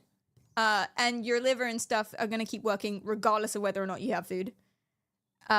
Some people use charcoal. They do that in medicine for very specific poisons. If you've been poisoned specifically with something. I don't remember what, actually. That would put you in a hospital. Teas are just laxatives, by the way. Detoxifying tea. It's a laxative. And then they're like, oh, weight loss. I feel I'm, you know, let's say 10 pounds lighter. Yeah, because you've lost your water weight. It's just water. Have some water. You're back to the same thing. You're dehydrated. Exactly. And then some people will say like lemon water, and people are obsessed with vinegar, apple cider vinegar. There are some good things about apple cider vinegar. I mean, don't just chug vinegar, what the fuck? But like, there's good things about having a little bit. It's meant to be a digestive thing. I don't really know, but it's not detoxifying. It's just, it's lemon water and vinegar. So, you know, chill out. The reason why you're having issues or you're overweight or whatever it is not because of toxins. Unless it is. Unless you have poisoning from something. Then stop taking the thing that you're poisoned by and maybe go to the doctor. I don't know. I'm not qualified to give you medical advice. These guys definitely aren't either. This is not real. This is not true. What does he recommend though? Ultimately, that's the main factor of not only losing the weight, but also regaining the energy and our overall health back. With that said, don't underestimate what's building up in your colon and the amount of waste that can sit there for days at a time. That waste not only adds extra pounds to your body, 10 to 20, body weight, but exposes your body to toxins that can take a massive toll on your day-to-day health. It's important to cleanse our body daily. That's just, your liver's just doing something. Does a sauna do anything? No. Sweating doesn't, you can't sweat out a toxin. That's not what sweat is.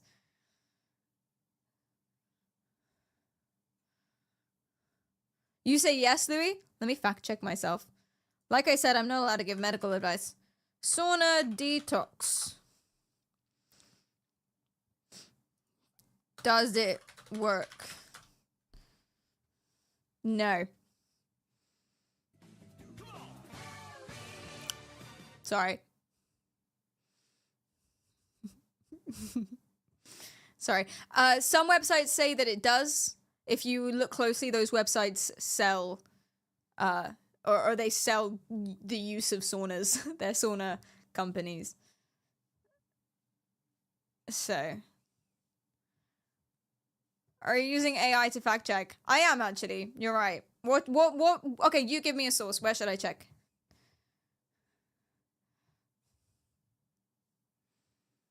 You give me a source and I'll check it.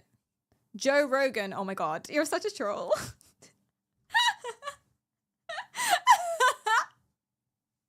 That's actually really funny.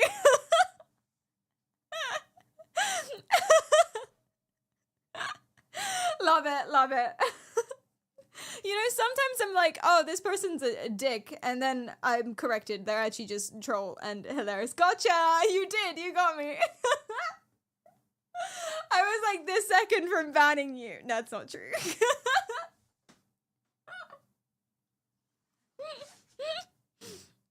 A lot of drugs do gradually damage the kidneys and or liver. But do you know what? Actually, sorry, Manitou. I read your comment out and now I'm not going to talk about it. Do you know what, though? It is a good point not to rely on AI for your facts. I am fact-checking via AI and then the disclaimer of I'm not qualified to give advice underneath it. Don't rely on it. First of all, it's not up to date. Second of all, it doesn't know all the research. Third of all, it can misinterpret research. And it can also look at sources that aren't verifiably good. So it's not at all the be-all and end-all of information. But it is very hard to know what the be-all and end-all of information is. So it's a good starting point, probably. Wiki's a good starting point. Ultimately, you have to read meta-analyses. That gets dry really quickly and they can be difficult to find. But ultimately, you have to read meta-analyses. And in my head, of what I can think of, that's the only way to really get an answer. And then that's only accurate insofar as our current research allows. So most conclusions of meta-analyses, maybe not most, but I don't know, but like a lot of the conclusions of meta-analyses are more research required. So critical objective thinking, that too, actually, yeah, that too.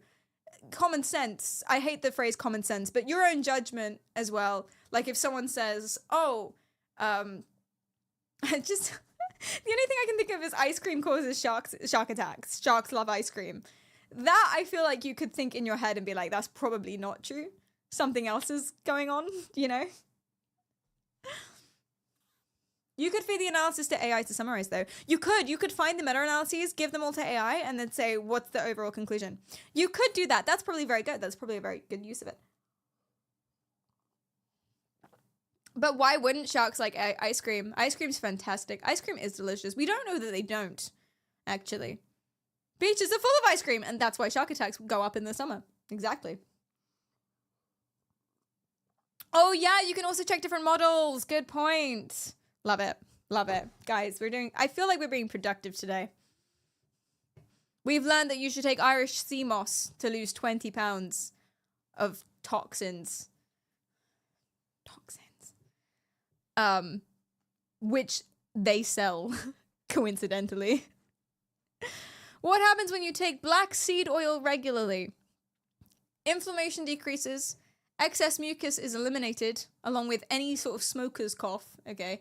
Energy levels increase, immune system improves, blood pressure and blood sugar is regulated, and mood improves.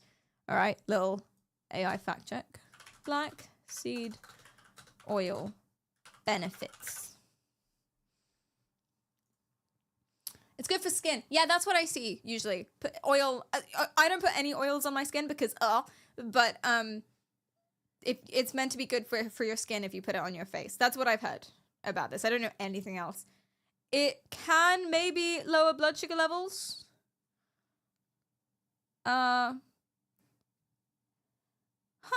blood pressure and inflammation. Oh my god, is this true?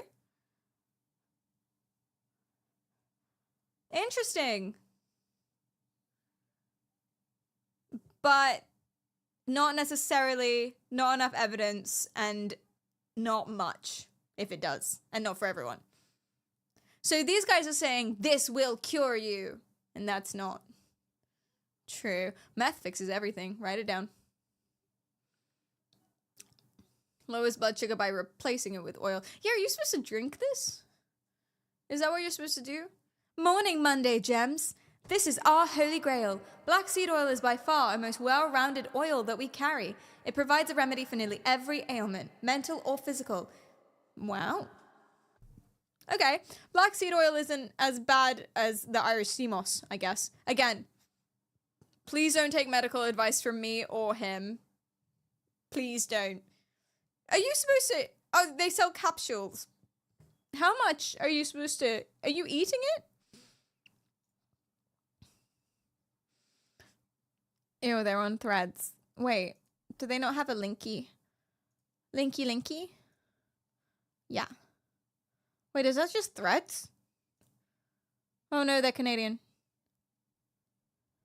Black seed oil. Oil of oregano. $40? What the fuck? $40? What? It can cure cancer. There is maybe some evidence it can slow the growth of cancer cells. Maybe? I don't. Is this true? I'm questioning the AI overview chat. I'm not sure. Hey. We're on Healthline now, which I don't know if that's reputable.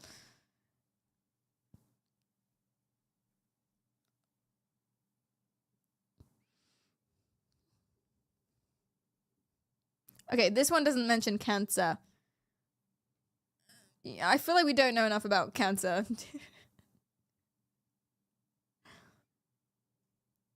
Have you tried DeepSeek? I did, actually. I wasn't super...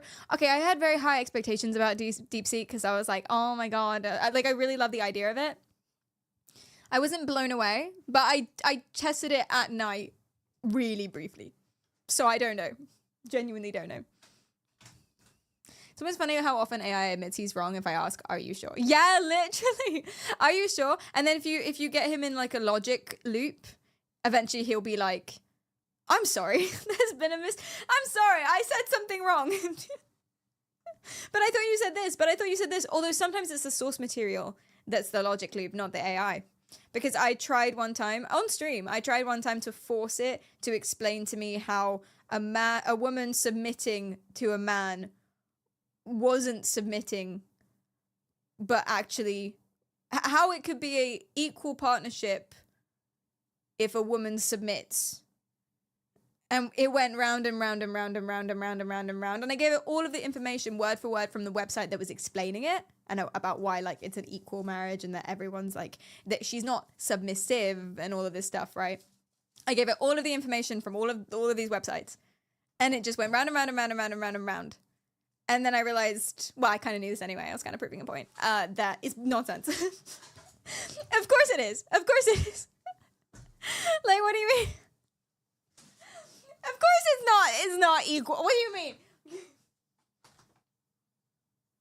That doesn't mean that it's wrong if you're both happy with that situation.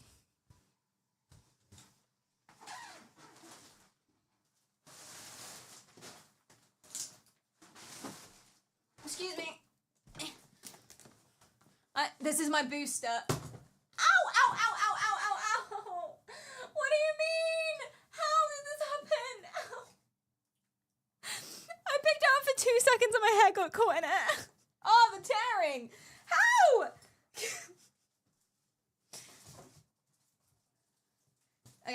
Okay. Oh, sick. Right, I need to come closer. Get your hair trapped in places is no fun. It really isn't. I tried to do it for a game once on purpose. I'm joking. It's a hairy situation. I'm too far away.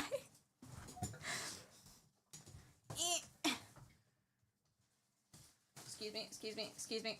Just in case I'm wearing a skirt, so just in case I flash, I'm gonna do this.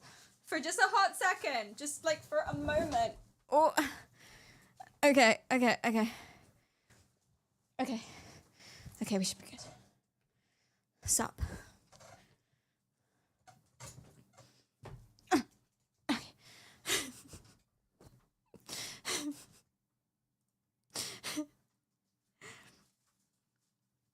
Bam bam bam bada bada. They stuck in my. Okay, so we won't look. Thank you. You have short hair. You don't get it stuck in things. That's nice. That's good. Anyway, that surprised me. Black seed oil, man. I think they're definitely exaggerating it and what it does. Oh my god, have they used Terrence Howard as a fact source? This is worse than using Joe Rogan, but this is Terrence Howard on Joe Rogan, so it's like both. I don't mind Joe Rogan. My criticism of Joe Rogan, I know you didn't ask. My criticism is that he changes his opinion based on who he's talking to. And I guess we all do that, but not our opinions. We can change how much we share and what kind of things we focus on and then how we talk, depending on who we're talking to. Sometimes we can agree very diplomatically without agreeing, depending on who we're talking to, so it comes across different, but he changes his opinion.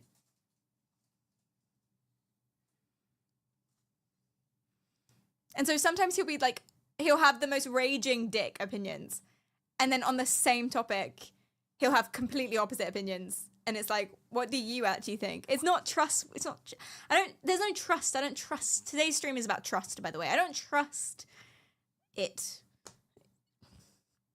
As a dude with long, kind of curly hair, I hate headphones. Right? I know. You have to be so careful.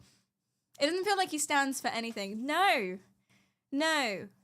And yet he facilitates everything, I guess. That's my criticism. But anyway, this is Terrence Howard on Joe Rogan. If you don't know who Terrence Howard is, he thinks he's a mathematical genius, but everything he says is very confused and very wrong. Very, very, very wrong. If anyone says, oh no, he's just misunderstood, he's a genius. No, he's not. Get one of your friends who understands what he's talking about.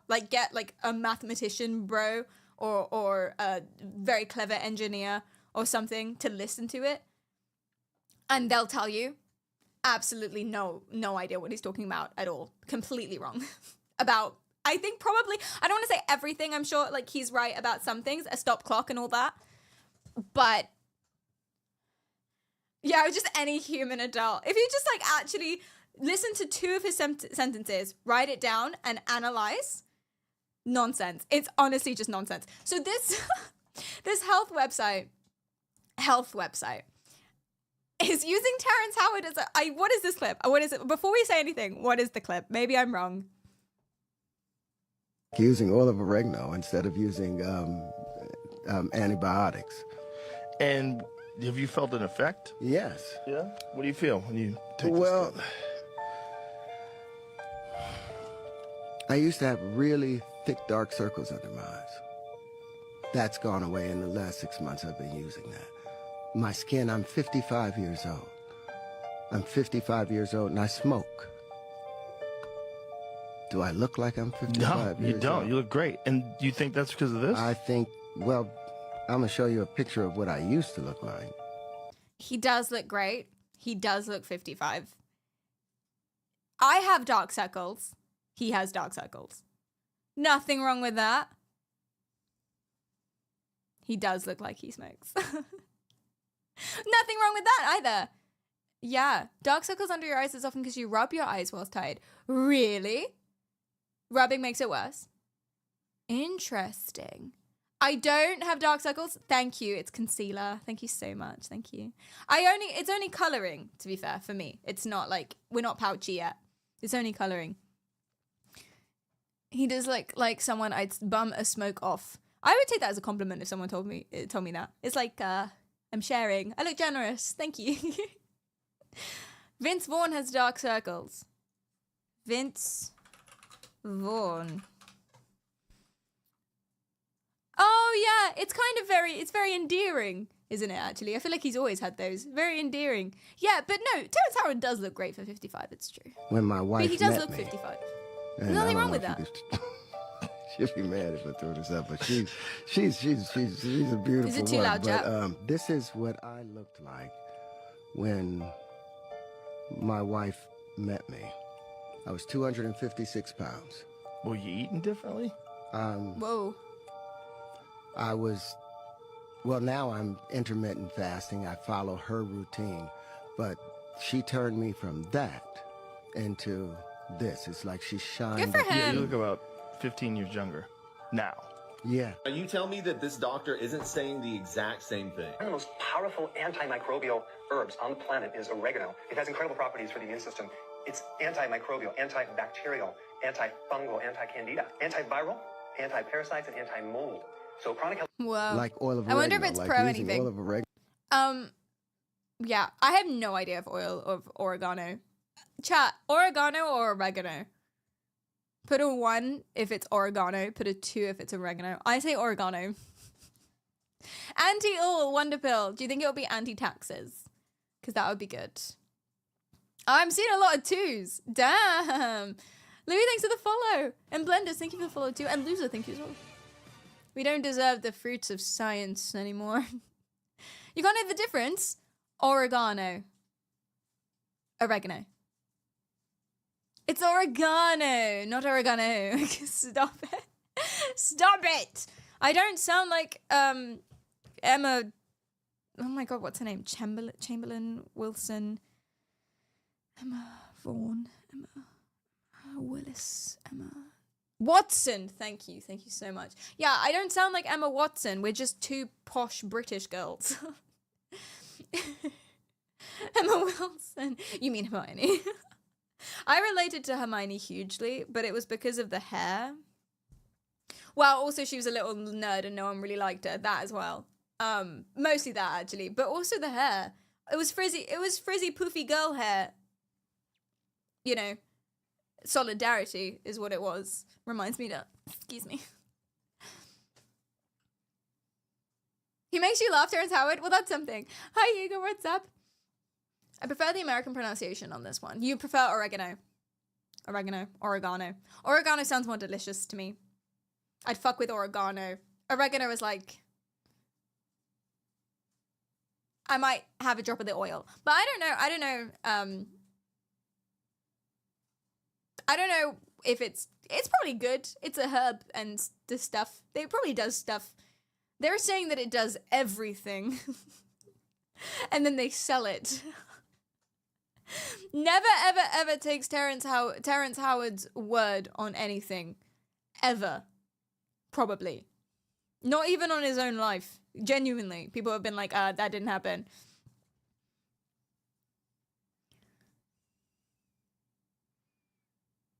A message. Stop ignoring that mucus before it manifests into sickness and disease. Take your black seed oil and sea moss. I do have a lot of mucus, though. I'm a phlegmy girl, but I think it's a sinus thing. It's on the same level as lavender oil. Oh my god. See, the essential oil things, right? Where did that start? I'm trying to remember. I think there was a big push to do essential oils instead of vaccines. I think that's where this came from. People were like saying essential oils instead of vaccines. It was an anti-vaccine movement. And then everyone got absolutely fucking obsessed with essential oils. And now we're here. Yeah, alt medicine, holistic medicine. Let me see if I can find any of this. Essential oils alt to vaccine.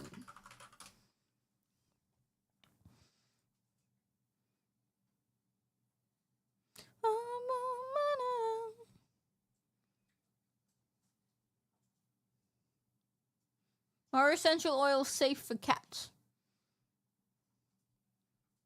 Essential oils, yay or nay?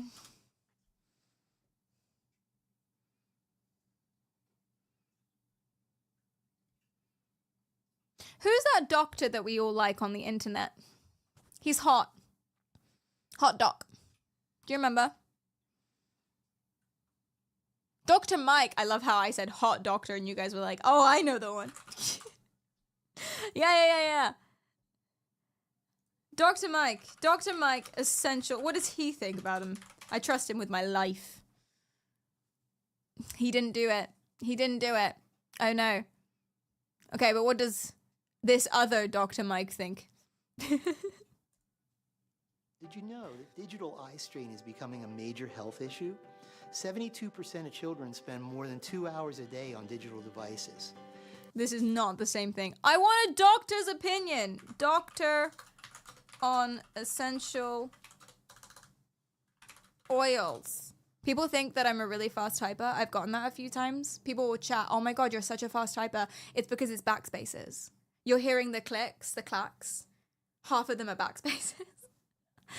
Dangers of essential oils, because you're taking them wrong. Okay, here's an American panel called The Doctors. I believe that this is completely 100% qualified individuals that know what they're talking about with no ulterior motives, not trying to sell anything or pander to anyone. And they are definitely free, able, and confident to be contrarial and analytical. I fucking hate panel TV shows. All of those things. Essential oils are more popular than ever, and some say they even have a lot of health benefits. Join us is Puneet Nanda, the creator of Guru Nanda Essential He's Oils. not going to be biased And at we all. were He chatting a sells little bit them. about yourself and your favorite oils. So, what is your favorite oil? It's oregano oil. Oregano! Oregano. Let's go. And the reason it's the same thing like what you spray on your pizza, sprinkle on your pizza. And the reason I say oregano oil is because it has carvacrol as one of the biocompounds in it. Of course, carvacrol. How it changed my life is I used to sneeze a lot in the morning. Allergies 50, 100 times. I was in a tour in Eastern Europe and I ended up going to this distillery. 50 times? Where this old man actually gave me 3 drops of oregano oil. That's a lot. One after breakfast, after lunch, and after Do you dinner. eat it? Are you supposed to eat it? And Or with did you put it up your lots nose? Lots of water. You found And Dr. Mike's next tape. day Thank you. morning, I did not sneeze. Wow. And I have not sneezed since then. He has And there are never some studies to sneezed. suggest- Wait, he never sneezes ever? Not ever? I feel like, isn't it sometimes a good thing to sneeze every now and then? He never sneezes. Great, wow. Great, wow. Yes, oregano can help with things like allergy symptoms, as well as maybe Let's say a respiratory patient symptoms. Because it is, and we know this, oregano smells wonderful. It does. It tastes but good too. These are things, I put them on my pizza every time. As soon as I start to feel I'm going down, I'll take a cup, hot water, put 1 drop, and just smell it. Do you know what? I'm And getting all of a sudden convinced, I actually. start feeling better. And it's very, potency is a lot, so you have to be very careful on dilution is the key. Dilution is key. Okay, Okay, so this is the guy who sells the essential oils. Can we hear from someone who is actually a doctor? So she's a doctor, And Judy. There was, just mosquitoes everywhere. And actually there was a natural repellent that was made of mostly rosemary oils. And tell us about coriander oil. So whenever you talk of coriander, I think of digestive. Okay, no, the whole thing is just him talking. Yeah. This is why I hate these panel shows. They just agree. If you need an example of this. Okay, there was I don't know if I'm going to be able to find it. I can never find this, but I always try. If you need an example of these sort of like shows, okay, there's a one about acupuncture. Right? Was it this?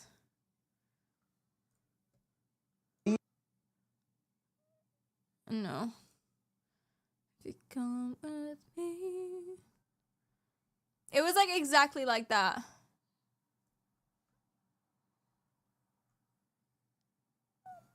I don't remember. So acupuncture is pseudoscience. It can be very relaxing for people, and it's like you get attention from someone, and therefore if you're, you know, de-stressing, that can be very good for your health and it can have positive benefits, but it doesn't actually do anything. It's the same way, it's the same as getting a massage. It's the same as, I guess, meditation. It's the same as anything, right? But it doesn't actually do anything itself because that's not real. Yes? Yes. But all of these things. Oh yeah, fucking Dr. Oz. Oh my god, we're gonna talk about Dr. Oz. Don't get me started on Dr. Oz. It's a nice fashion statement. Yeah. All right. Now, Jill Blakeway has been mastering acupuncture for 14 years. Thank you for agreeing to come on. Thank you. So I was playing in the pool. This is my Jersey Shore outfit, by the way. And my son Oliver, who's getting quite big these days, pulled my shoulder, and I have bursitis. So you have a real injury to your shoulder. Is that woman dead? Yeah. And we're going to help you today. Guys, are you seeing the woman in the back? Please do, and if you don't mind, explain to folks what you're doing to me and how it works. Yeah. So I'm going to give you an acupuncture This woman here, like the way her hands are, is she dead? They killed her, needle to the neck. treatment. Obviously, in my clinic, Dr. Oz, we would talk in depth, and we talk about the root of the injury. No, I'm kidding. You are joking. These are tiny needles, just to reassure everyone, and they do not hurt. What's remarkable to me is that I really don't feel anything. No, we're gentle, particularly in this practice, I think. But acupuncture is not such a big deal. People are always scared of the needles. And here I'm breaking up a muscle spasm, which is another thing acupuncture does. I mean, you must treat many different kinds of pain. I do. Which are the ones that are the most effectively treated? Well, you know, all sorts of pain, to be honest. We do everything from migraine headaches to menstrual cramps. I used to work in a hospital, and I used to find it really effective for post-operative. Why did you stop working in a hospital? Were you kicked out? Massages aren't... No, it's not necessarily a placebo. Because I don't know what it can do to muscles and stuff. I really don't know. I'm not qualified to give any advice. And, like, the whole act of calming and de-stressing and lying in a certain position for a certain amount of time can be very, very good. But it's not medicine. So acupuncturists will say, okay, the reason... Okay, if you guys don't know what acupuncture is, this is why. I'm not... This is why it's pseudoscience, right? Let me go to WebMD, how acupuncture works. Okay? This is... You'll see immediately why it's pseudoscience. No one likes getting a needle when they go to the doctors. I do. I love doctor office lollipops. I get one every time I get a needle. Well, you get a lot of lollipops if you went to an acupuncturist. Which brings us to our topic. Lollipops. No, the Chinese art of acupuncture. I'm so unprepared. I got you covered. Doctors in China have spent over 2,000 years figuring out where hundreds of acupoints are located all over the body. Each acupoint corresponds to a specific organ or limb. Oh, okay. Well, now the lollipop was invented. I said I got it. Yeah. Now, acupuncturists insert sterilized, fine-tipped needles into these points, targeting certain ones based on your condition. You know, using pain to stop pain doesn't seem like it would be that popular. Well, it may not sound like fun, but over 3.5 million Americans do it every year. Not all scientists agree about what happens next, but many of them believe the needles stimulate your nerves. And not all scientists agree with what happens next. This is not... No. Yes? Need I say more? This is why it's pseudoscience. Right? Because this doesn't make sense. And also, why would it cure anything? I believe... Okay, you can...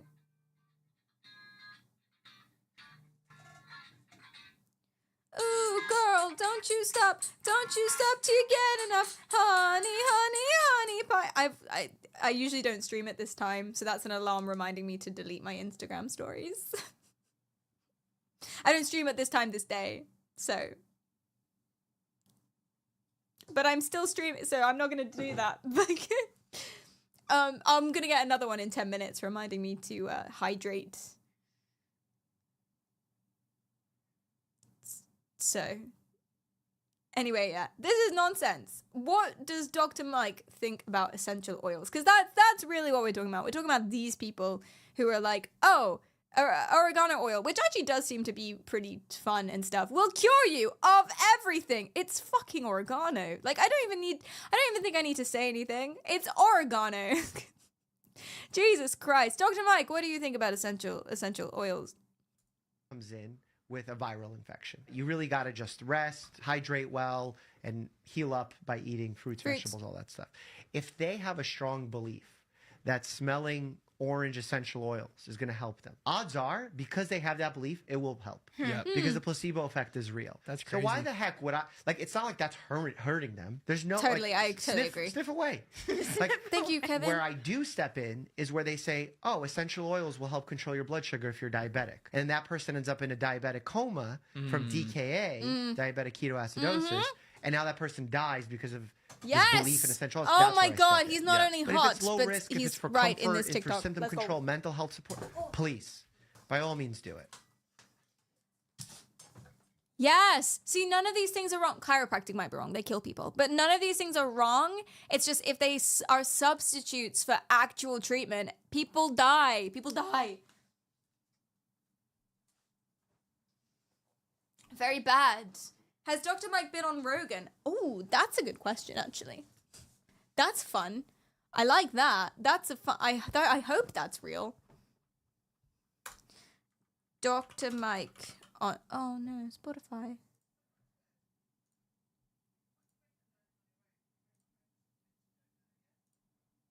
Cool.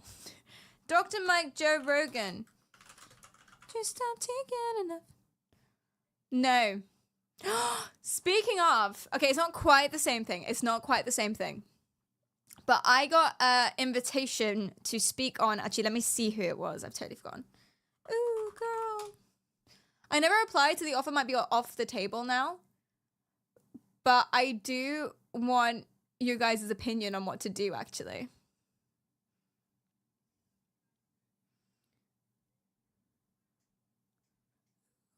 Zherka. Did I ever tell you about this? I think I mentioned it, but I didn't actually show you. Oh, girl. Don't you stop taking enough. Yeah, this one. He does a podcast.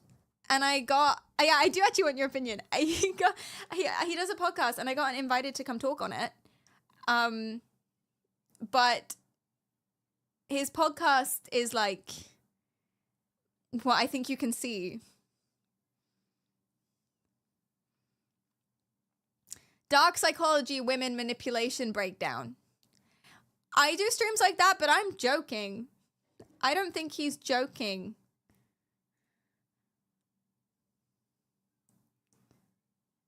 Zherka plays therapist to Instagram fitness model. What does that mean?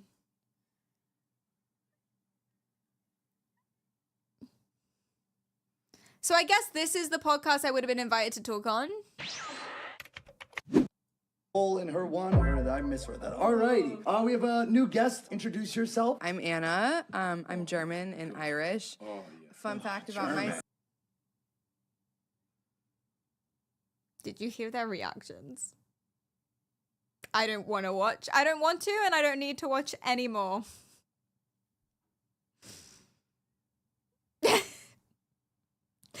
I don't know what she's particularly reacting to, but I like this face. That's how I feel. Turn it off. Turn it off. I totally agree. So he's a cunt, basically. Sorry. I'm supposed to hedge more than that. I think, based on what I'm seeing, potentially the angle of the videos and his personal beliefs might not completely align with mine, and therefore it might not be a good fit. Is what I meant to say. I misspoke before. That's what I meant to say. But yeah, I don't know if this is his main account. But in the message, I won't show you the message because I think that's, there's a line somewhere. I'm not sure where, but I think it might be there.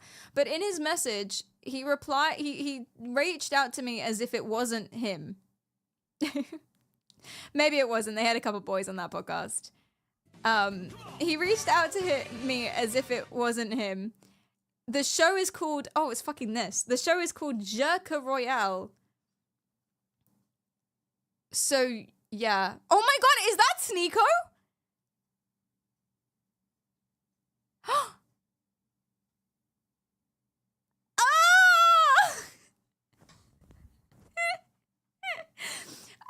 Yeah, so I think for some reason they thought I'd be good on this. Which is weird. And thanks for the follow, and Emo, thanks for the follow, or Eno rather.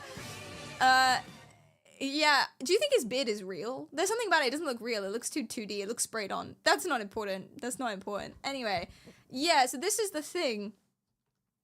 And he reached out to me as if it wasn't him. And he says, I'm part of Jerka's team. I'm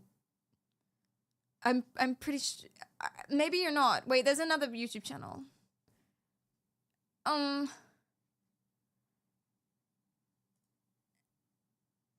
Maybe he's not. Secret society, kill me. Absolutely kill me. Anyway. So he goes, I'm part of Jerka's team. We're gathering a good list of people that fit for one of our upcoming discussion panels. As you know, Jerka's platform is massive, with a dedicated, engaged audience. So it's a good opportunity for me. You want to connect with new viewers and like-minded creators. Best Jerka's team. So his audience is massive, chat, apparently. His audience is massive.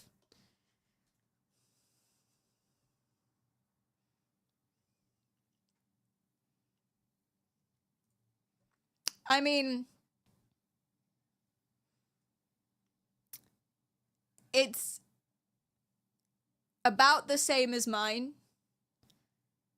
I mean, I don't have that many subscribers on YouTube, but it's about the same as mine. Of course, YouTube is not my platform. YouTube is his platform. So,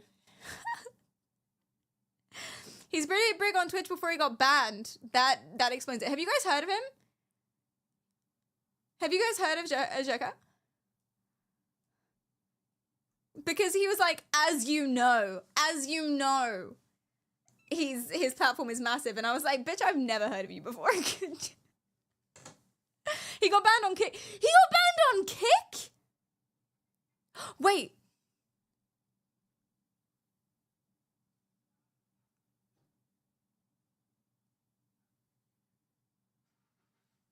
It's just rage bait.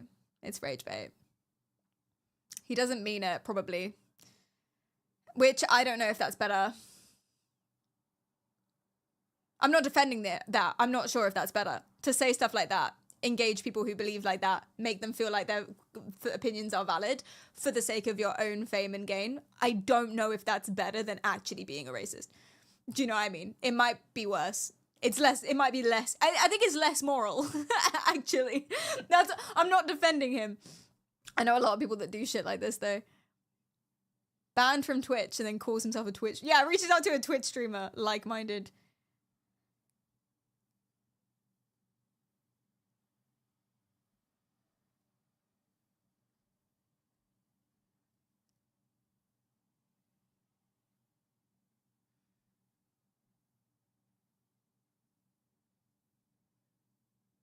Why is he posting, like, women that didn't age? Ew. Why am I scrolling? Why am I scrolling? I don't know. Enough. But I just thought it was interesting that he reached out. And what I want your opinion on is, like, should I do it? I mean, the show is over.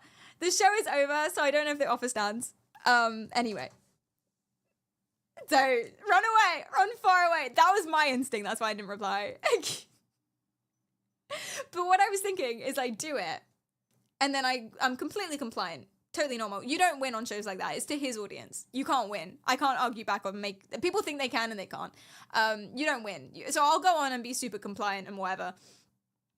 And then just do, like, my own YouTube videos and my own streams about, I was on Jerka's podcast. This is the truth. This sucked, you know? That's what I was thinking. And I can be maliciously compliant. So you guys know. Do it! My favorite drama YouTube. Do it so my favorite drama YouTubers can cover how bad you are for going on that. What the fuck? This girl sold out! It's not worth the trauma. It's not worth the trauma. I would never go by myself. Oh my god. Do you trust these boys? Not at all. Celebrated some of his shows years ago. Wait, what? It was a boost for her, but she gained no permanent following from it. Of course she didn't.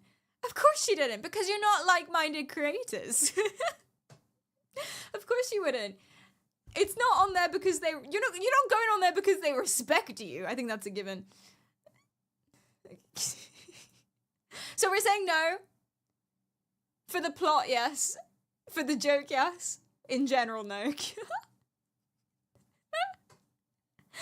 Do you know, join my podcast. You just gotta fly out to my compound in the middle of nowhere so that nobody would hear you scream. That's the vibe. Listen, we're not accusing anyone of anything, but that is the feeling in my soul that I get.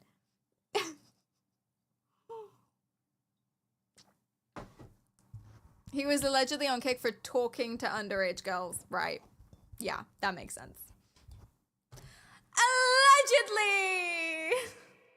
As you know, though, he's got a massive following. I do not know. The presumptuousness there, the presumptuous.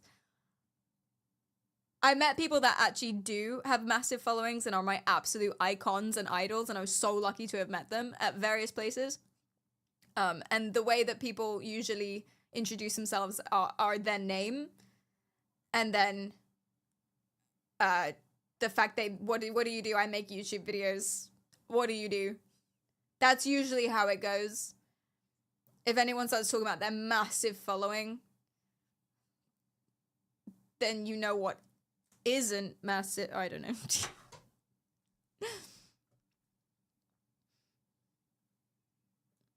Try to win their audience over by undermining the things their audience see in them. You can't. You really can't. Genuinely, no one wins. It's echo chambers. It's different groups of people on the internet. It's echo chambers. You cannot win by going on someone else's show because it's their audience that watch them and they agree with everything they do and say. So you can't. Like, you can become an icon or something if you do something specific, but there will probably be more people mocking you than people who like you. So you can't win. That shouldn't be the goal. In my opinion. Their audience is fully consumed by the source. Yeah, they're not lost in the source. They're fully engulfed by it. So you see my enjoy? I've done it before. You don't win, but you damage their reputation and they lose followers. Wait, you've done it before?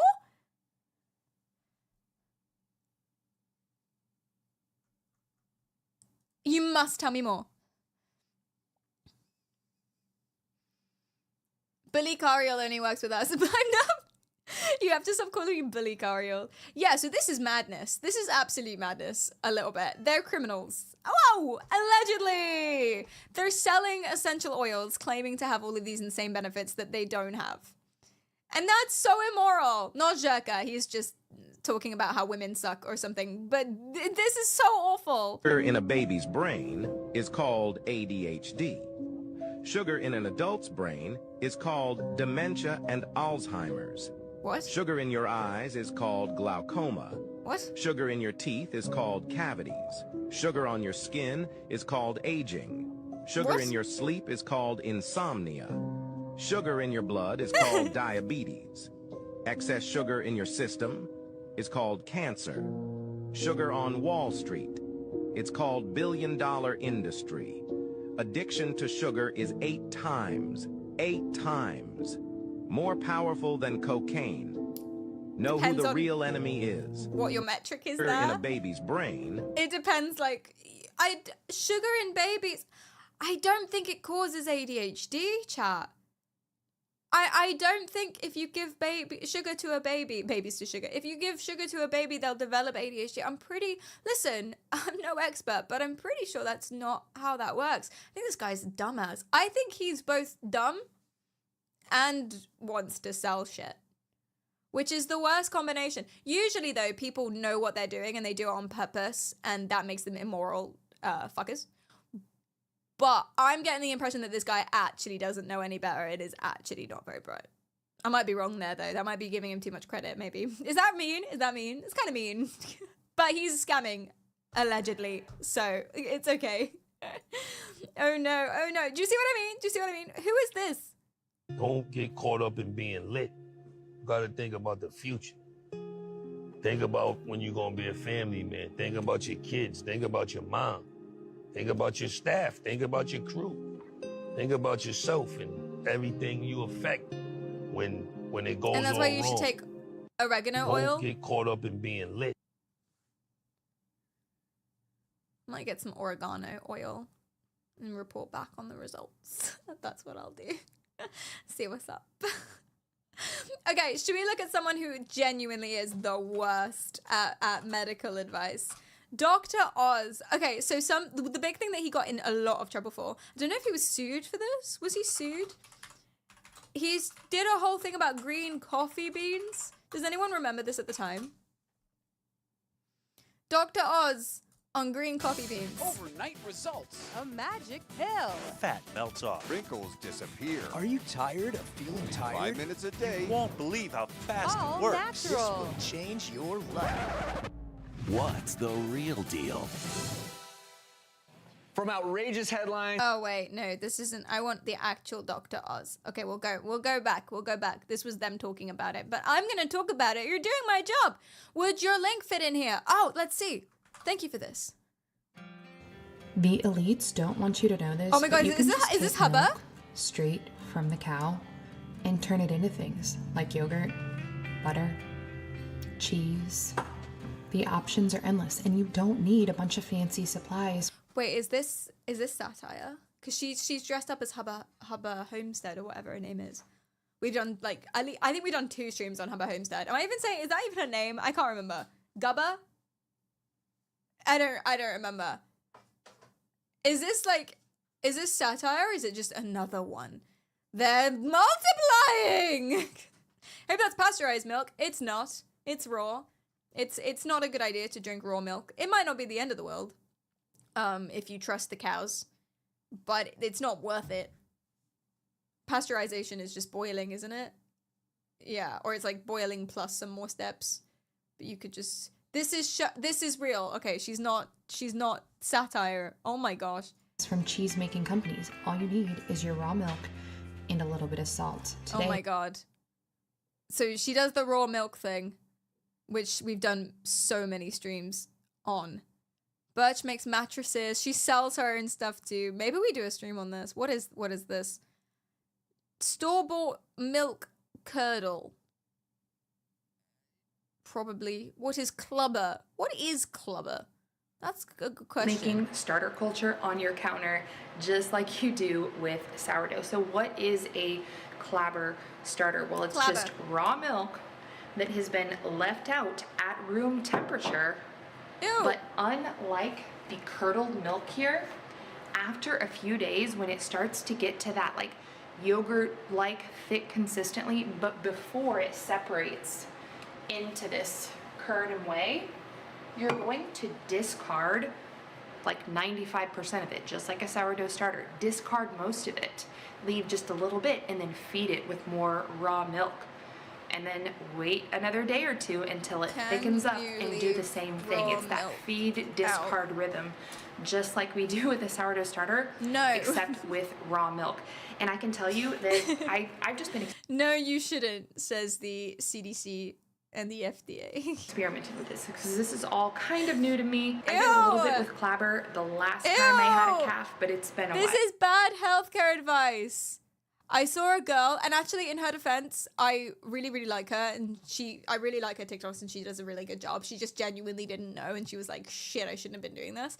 But she did a reel about how you should not drink, but like rinse your mouth with hydrogen peroxide for white teeth. And then people were like, please do not put hydrogen peroxide in your mouth. Don't do that! And she was like, really? Shit. But she made so many TikToks on it. Whoops. Oh dear. Oh yeah, okay. Thank you for this. I like this. I'm gonna save this. I'm gonna say, oh fuck. I'm gonna put it in my watch later if I remember how to do that. I'm like, because I don't want to click save. Watch it later. I don't want to click save Because if I click save, then it's gonna give her attention and like it's a metric, you know what I mean? Fuck it, fuck it, fuck it. Oh, that's how you do it, GG. I'm a professional YouTuber / streamer.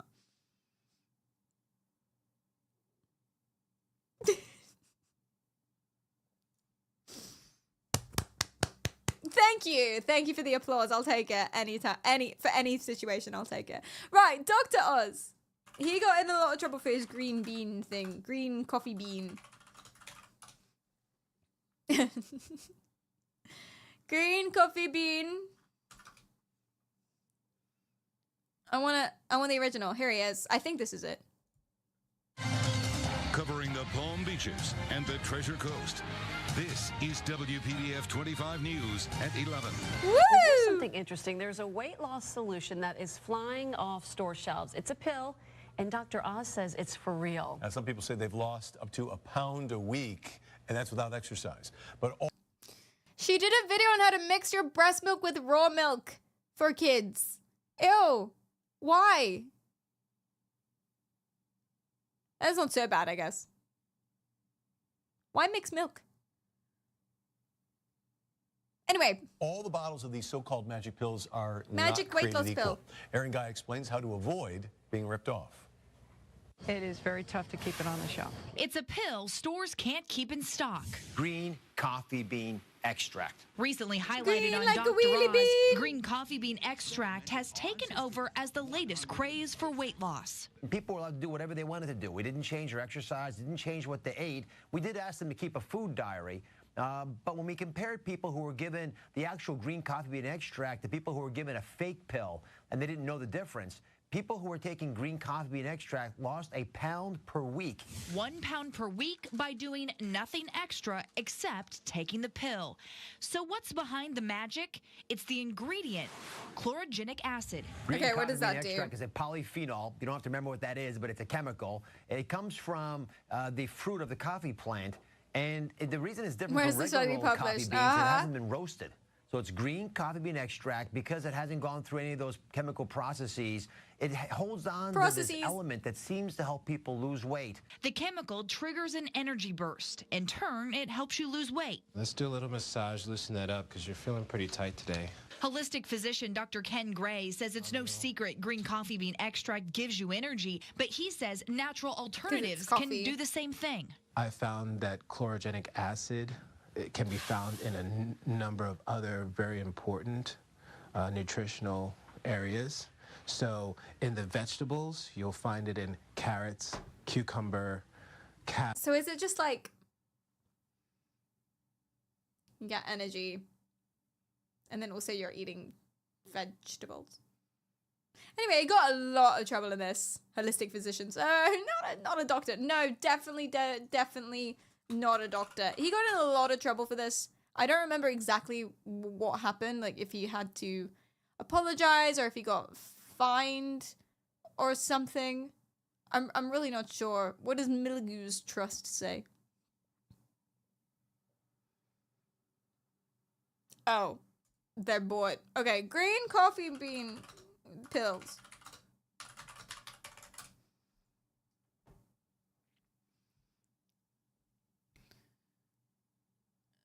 More research needed. Not enough evidence. It's coffee, I guess. I suppose. Or it's a laxative or something. But he was selling it. He was pushing it so hard. In like every episode of Dr. Oz. And he's like big news, big TV show. He was pushing it so hard as like a miracle drug magic pill and stuff. And it's just... And then selling it for a lot, I imagine. He also said something about raw onions.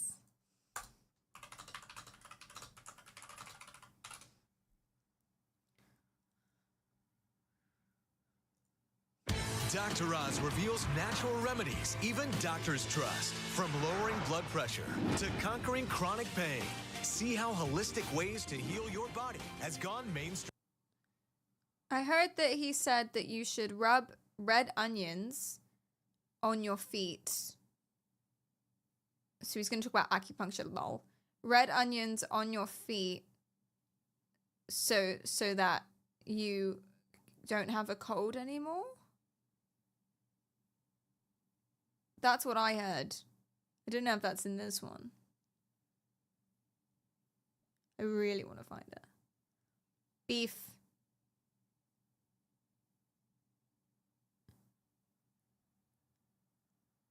And I think we all know that that cannot be true.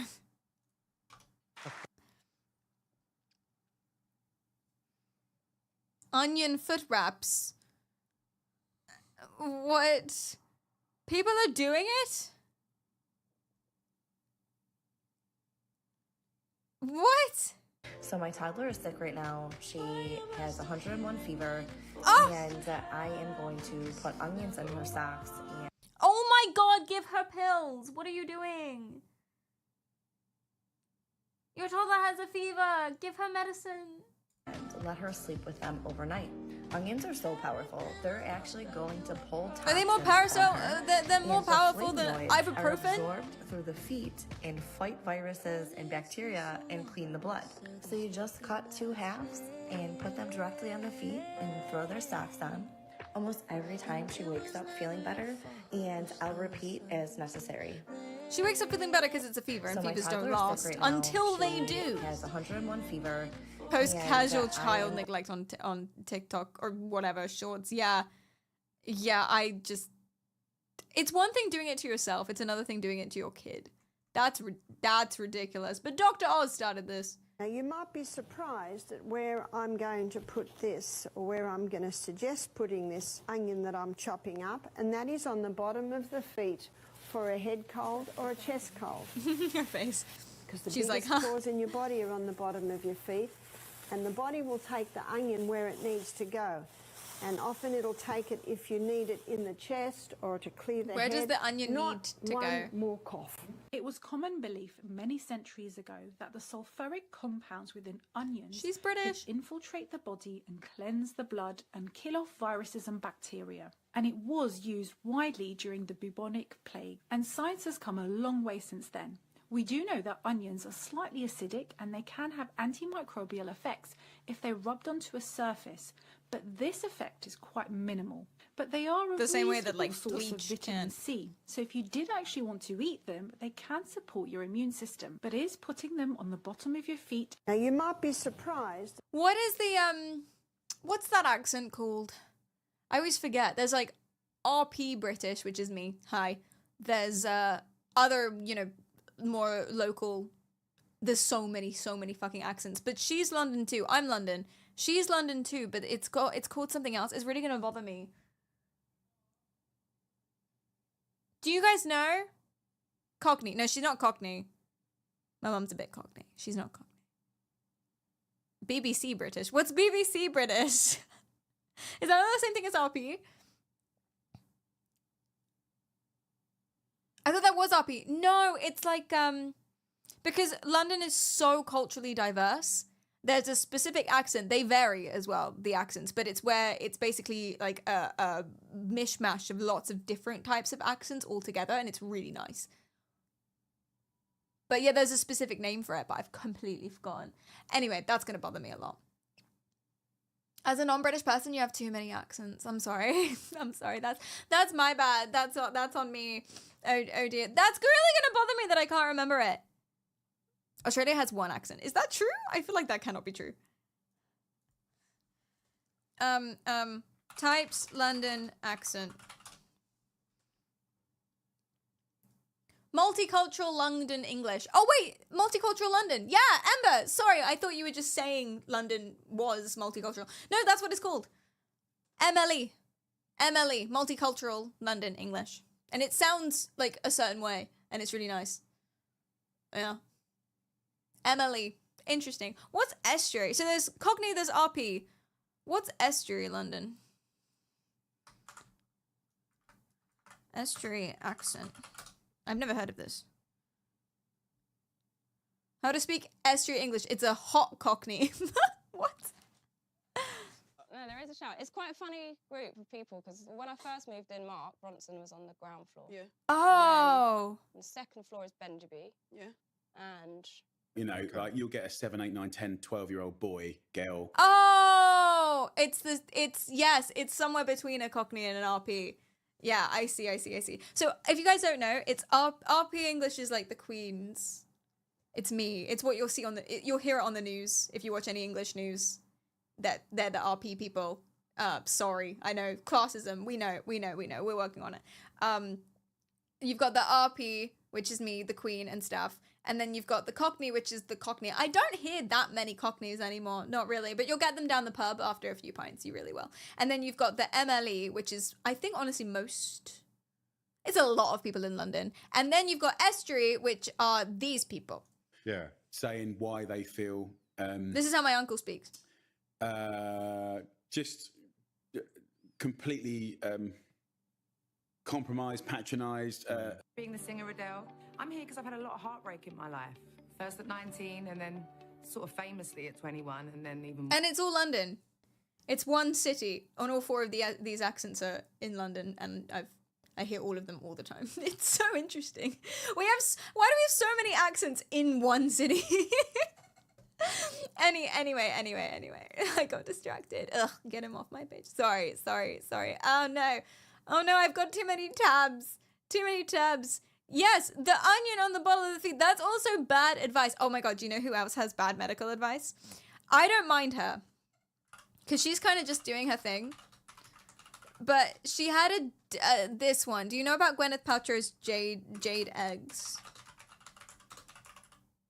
Not this witch. Ah, witch, really?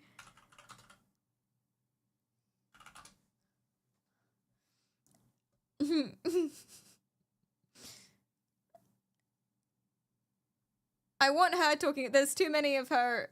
Yeah, she got into a lawsuit. Yeah.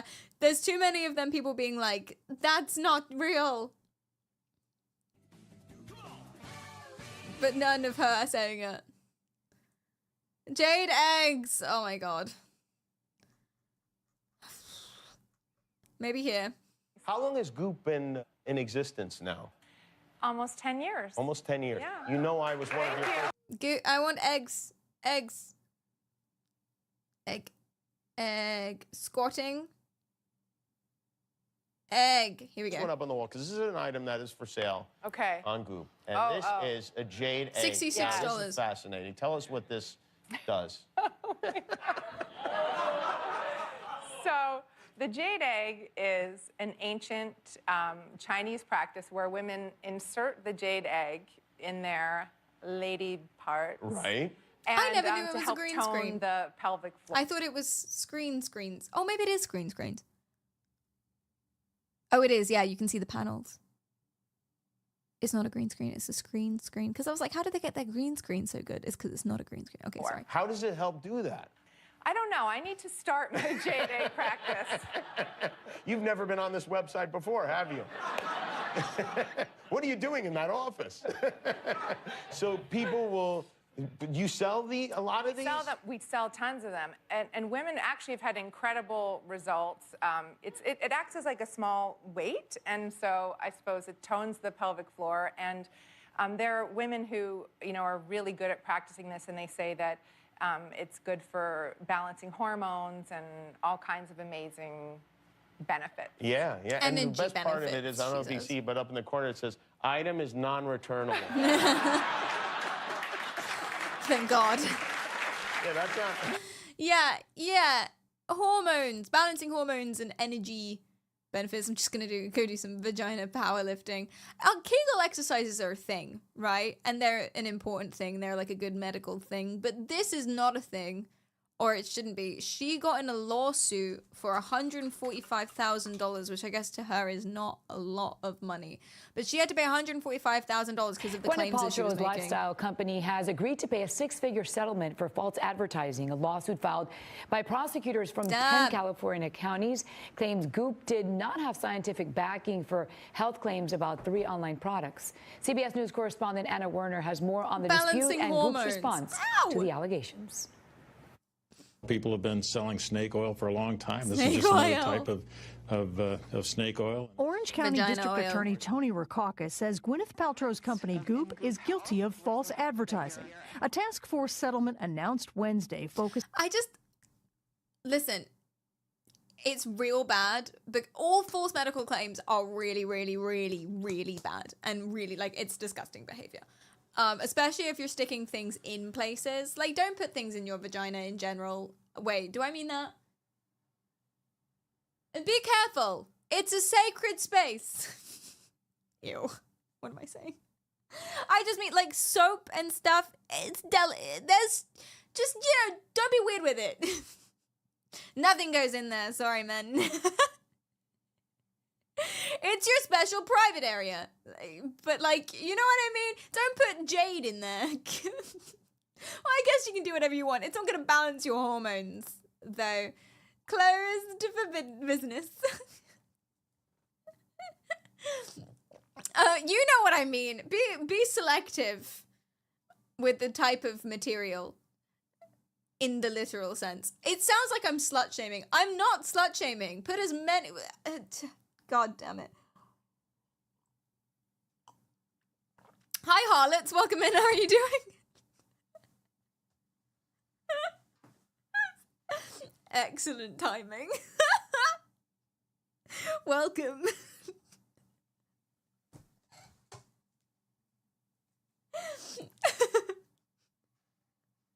Finish that thought? No.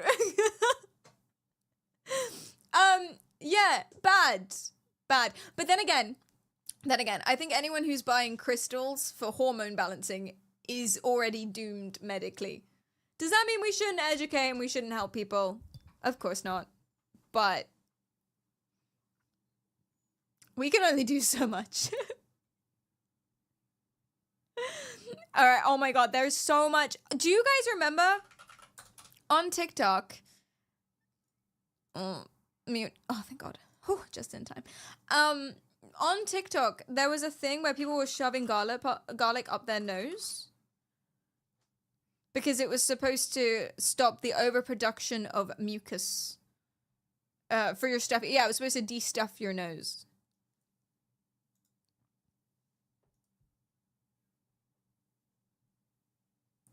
Oh, I don't think this has any audio, actually.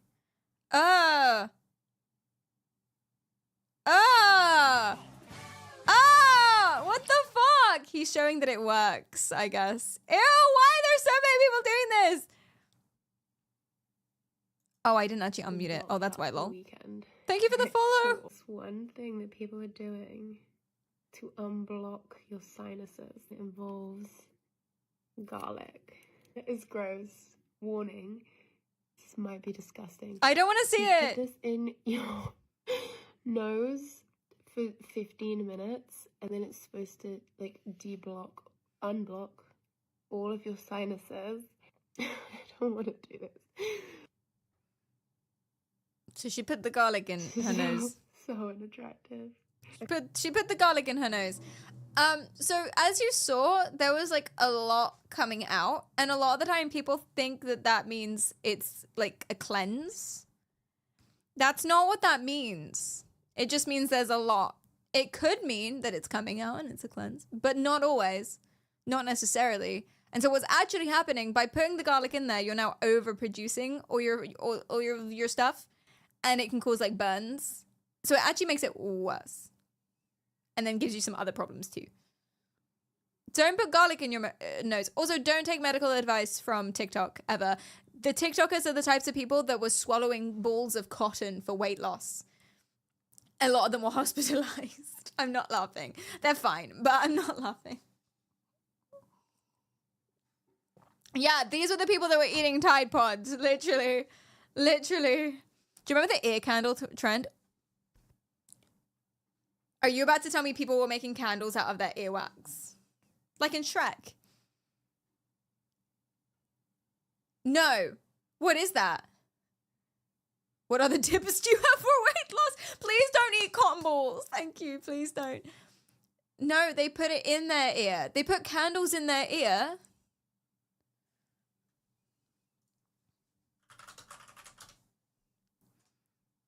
Hollow candles in their ear. What?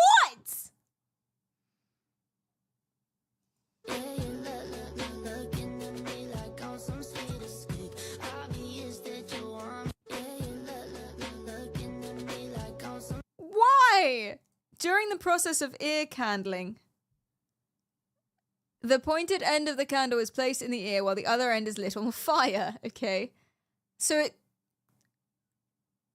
it's supposed to reduce pain, improve hearing, eliminate earwax, improve well-being, and sharpens mental functions.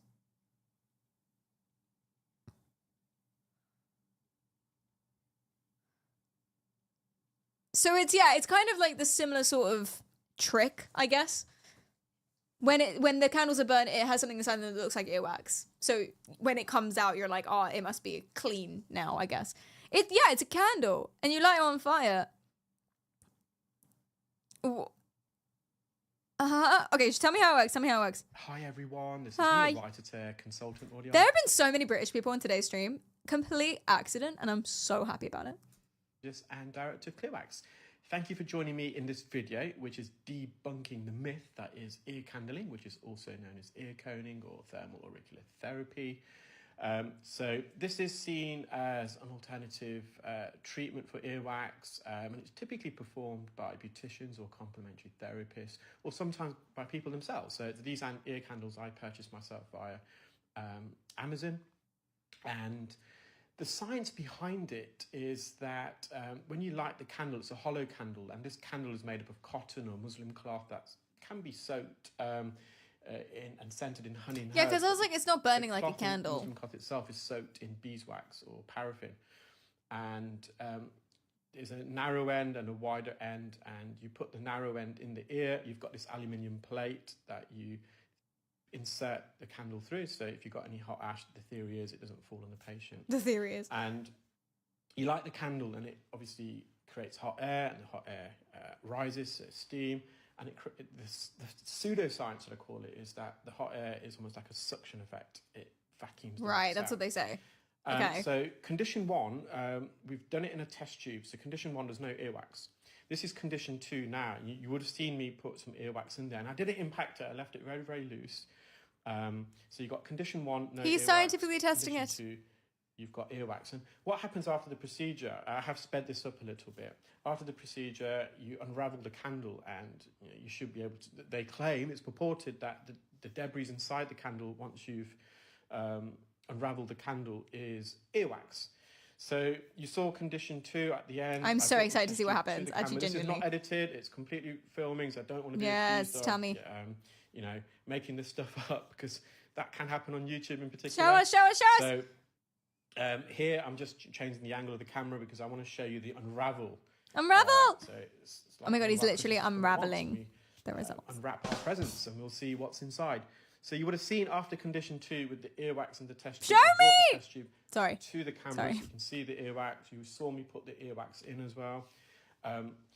So I'm just gonna. It'll take it won't take too long. I'm just gonna rotate this now and get good lighting on there, and you're gonna see me unravel. Unravel those it! Can candles. I So skip? that's just me rotating it. Oh my fucking god. So a lot of Ew! deposits at the end of the test tube. It was very white and smoky. And Okay, here he goes. Oops.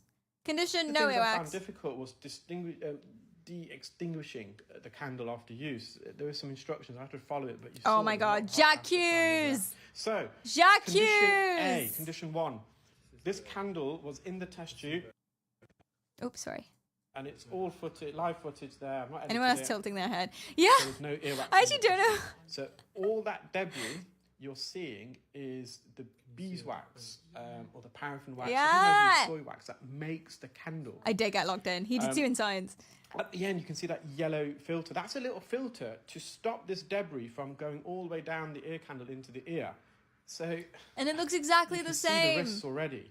But With that or filter, without. if this science did work, it wouldn't allow wax to travel up the candle because you've got a filter there.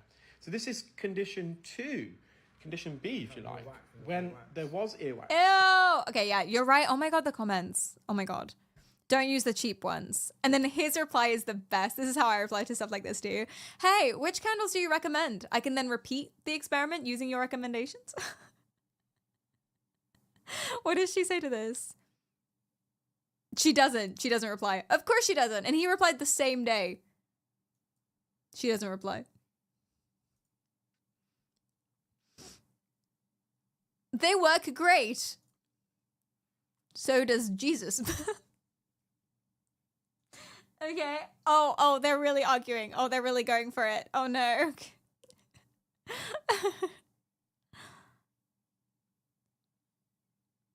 I believe that it actually draws the air out of your ear, which releases blockages.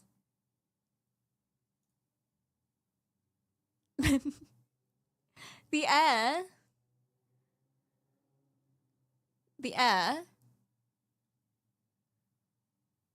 I think the air is supposed to be there. What, for hearing? God, I hate air in my ears. Don't you just hate it when there's too much air in your ears?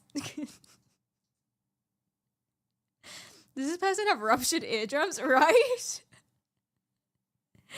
My family's done this for you and it works because I can hear better when we're done. That is called placebo, is what that is. The technique, as I understand it, is that the warmth softens the wax so that it can be removed more easily by the body in the normal, natural way, like when you wash your hair. Does this mean that the candle would need to be in the ear permanently in order for the ears to the natural migratory process to take effect? Given that this is, yeah. Oh, very good science points. Very good science, because wouldn't it return back to normal temperature? It would, yeah, if she's like, oh, it warms up and softens it so the body can remove it. It would literally return back to normal temperature pretty much the moment you're done. And therefore solidify.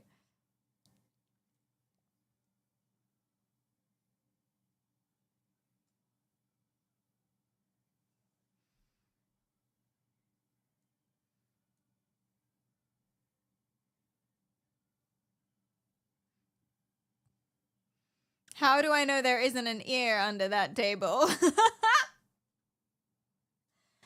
I don't know if it works, but when I do mine, my ears don't feel blocked. Do you know what? That's fine. That's fine, honestly, because if it makes people feel better and it's not hurting you, then whatever, right? And it's an ear blockage. It's not necessarily a life or death thing, right? It's not something that's going to stop you from getting life-saving treatment. So he'll use a sucky machine. It's hard to get that now because people tend to like not do that anymore, but it does work. But sometimes it can make it worse. But I don't, that's what I've heard. I might be wrong about that. You tell me. Oh my God. Okay, my favorite bad science. My favorite bad medicine. I think genuinely. All right. It's called decalcification of the pineal gland. But basically it's sun, right? I think we're going to have to stay on TikTok for this. Sun medicine. Decalcification. Okay. People basically stare at the sun. Sun gazing.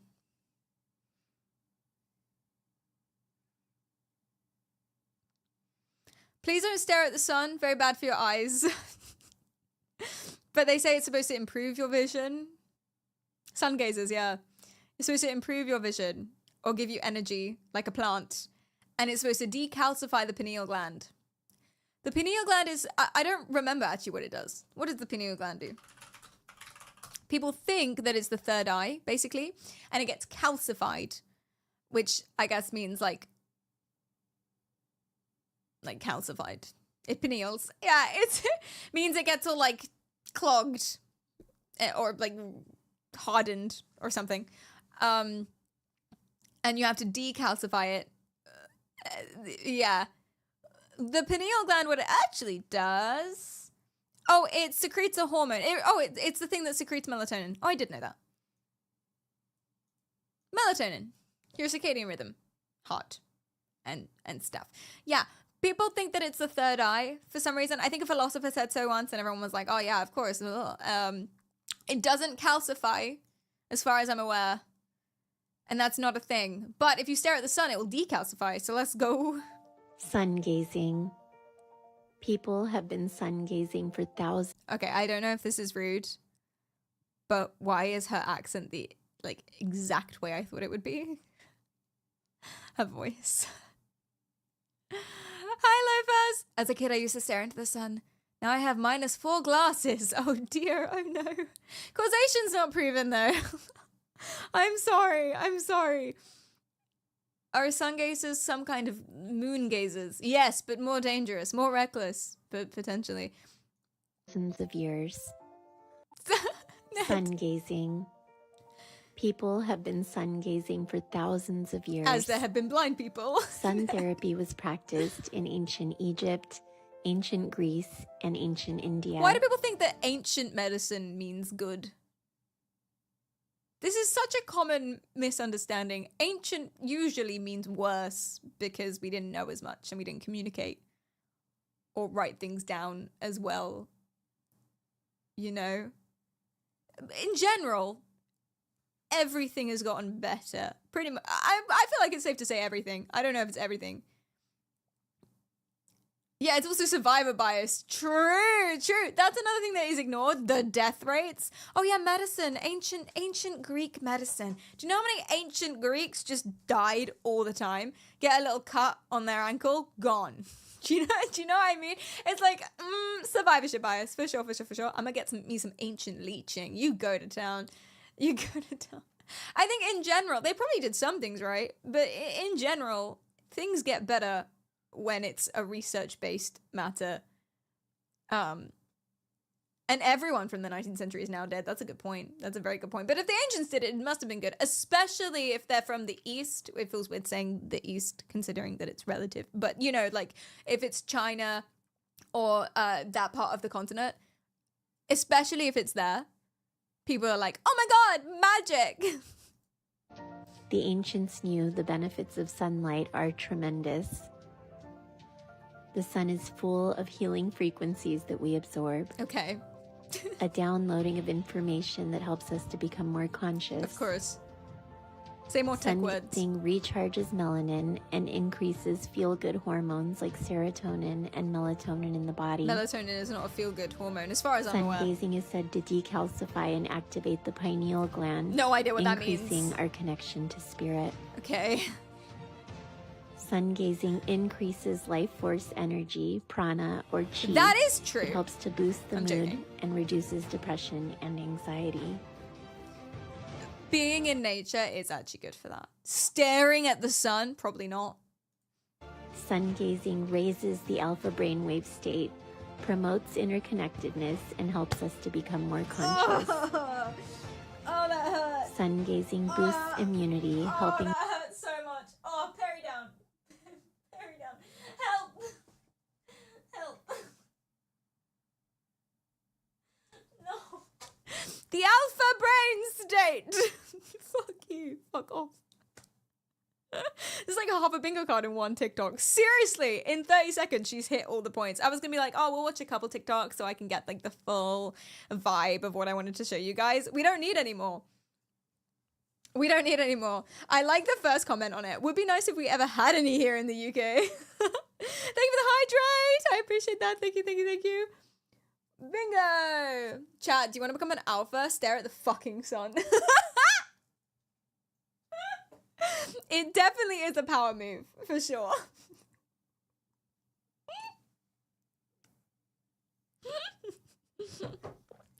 An electric E. Oh.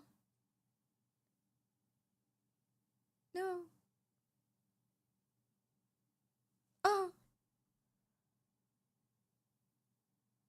No. Are we still on YouTube? I don't know. YouTube, is you still there? Sungazer's got a... No, why did it do that?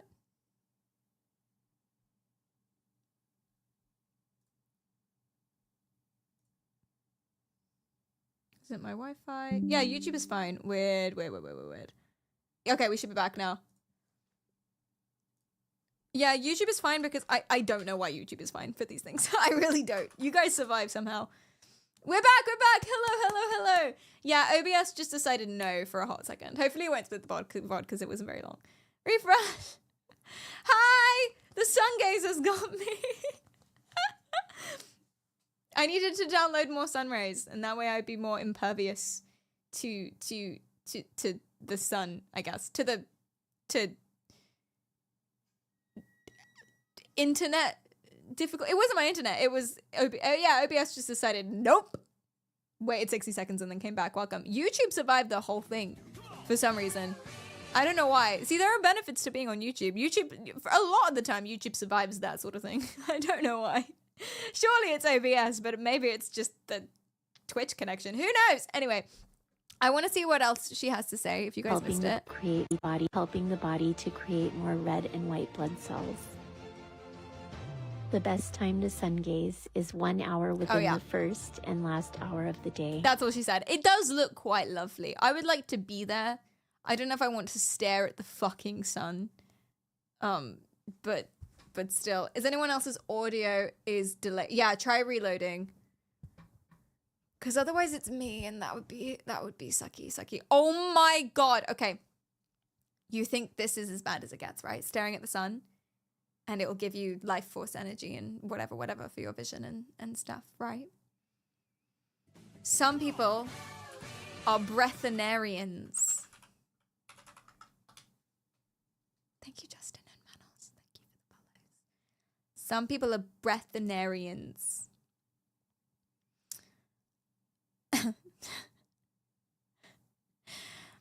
What does that mean? It means that people are getting sun energy instead of eating like plants. They're photosynthesizing. I'm not joking. I'm not fucking with you. Told me it didn't want food. And I thought, what? You're crazy. Everybody wants food. We have been programmed to think that, hey, we need 3 square meals a day and lots of snacks. And my parents used to say, hey, eat, because I was so small. And you know what? I trained myself to eat like a freaking monster. And I got away with it for 39 years until one day I realized, oh my gosh, I have like a pear shape. You know what I'm talking about? Let me know if you do. Because I was like small up here, but like down there, I was like a whole other person. I was huge. And I started listening to my body, and I realized that with the work that I do and I teach, you just start needing less and less and less. And so what I was doing, and probably you already know this, is I was filling the voids in my life with sweetness, with yummy. Based. I do that too. I've got a whole sharing pack of crisps coming later, and I'm really excited about it. Is she still alive? I think she does eat a little bit. But she thinks it's the sun that's instead of the thing. There's a guy in India who claims to not eat ever. Well, he's lying, because he would be dead, presumably. A breatharian is someone who Breatharian, I was saying it little wrong. or nothing at all. One gets to a certain state of energy cultivation where they can sustain all of the energy that they cultivated, where they don't need dense foods. My process is purely through breath mechanics and breathing. Some people would say that's unhealthy, that's anorexic, that's blah, blah, blah. That's obviously something you're probably at criticism for, right? Yeah, but when you look at anorexia, that's more of a mental thing, right? When And you this look at is mental completely- diseases, anorexia this is falls under completely that. physical. So if you change your breath, you change your Why is he mental wearing a pyramid? patterns. Good I point. truly believe the first level of detox is your mind. A breatharian is someone who eats. If he has toilet paper in his bathroom, you know he's lying. This is metaphysical. I like the pyramid hat. I kind of want one. I might screenshot him for later, or I'm a bookmark it, and I'm gonna get a pyramid hat. I think that would be good for our next conspiracy theory vibe. I bet he's lying and he eats. Yeah, me too. Because otherwise he'd be dead. Probably. So the guy you're thinking of is Pralajani. I'm sorry if I'm saying that horribly wrong. Pralajani. Okay, he's a monk. He lived to be almost 100. 91. He claims to have survived without food or water. No way. What? This yogi claims to survive without food or water for how long? 70 years, so most of his life. Since he was 21. Sounds unbelievable, right? The miraculous 88-year-old, 6 years ago. Oh, he lived to 92, let's go. From Punjab, claims to have spent 70 years of his life without food or water. Scientists who are baffled by this fact have conducted several medical examinations on him. Even Dr. APJ Abdul Kalam was something to find out the secret of Shani's unique lifestyle and carried a study on him. Wow. But scientists and doctors were unable to figure out how he manage to survive without food and water, presumably. The conclusion of the study was that he has some extreme form of adaptation. to starvation and water restriction. No, he doesn't. He's not. No, he's not. He's not. He's devoted to the. Oh yes, the goddesses as well. No way. What do you mean? I say Indian names well. I do. I'm so glad about that. I'm from London. That might be why.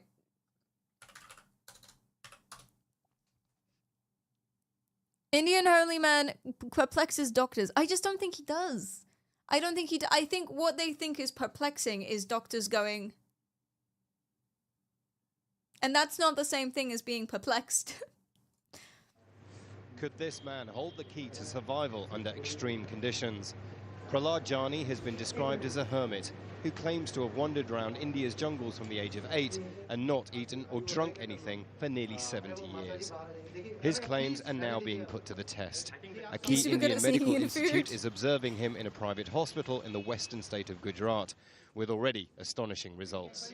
That we are all watching a miracle in the science or biology, so to say, because it's already 108 hours since Mataji's admission into this hospital, and he has not eaten anything, he has not drank a little drop of any kind of liquid, but more importantly, he has not passed a drop of urine or stool. The hospital has said that initial tests have shown the man has a brain... Well, of course he hasn't passed any fluids, because you've not given him any fluids. All he had to do is, like, do it for a day before he came in, I guess. Wait, how long can you live without food and water? It's not actually that long.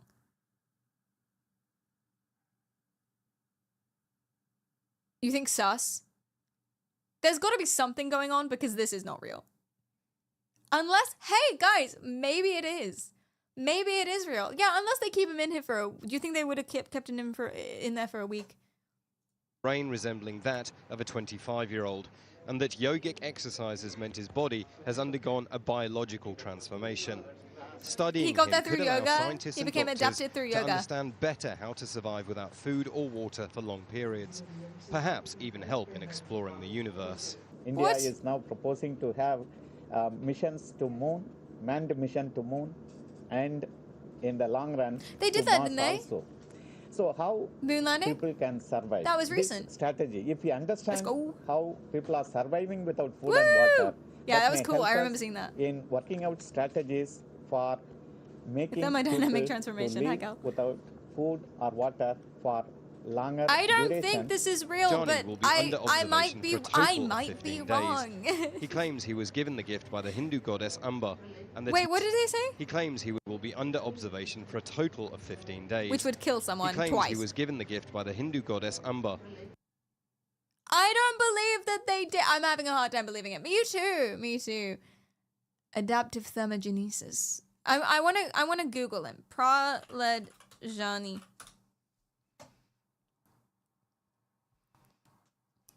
He looks terrified all the time. He looks... It's the eyes. There's something about his eyes. He looks very scared. Probably because he's fucking starving. Scientists baffled.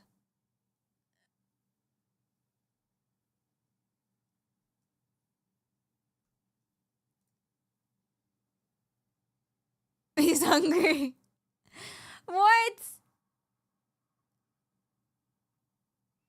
Okay, surely. We studied him for 15 days with him taking no food or water. So they did. Allegedly, they did keep him in isolation for 15 days.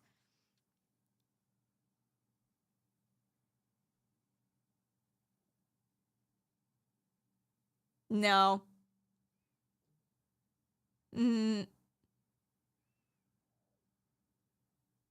No. I don't trust it. I don't trust it. No. No. I would want someone else. Anyone else. To also put him in observation. Well, he's dead now, I guess. Not just one group of people. Because they're sus. They're in on it. They're in on it. No.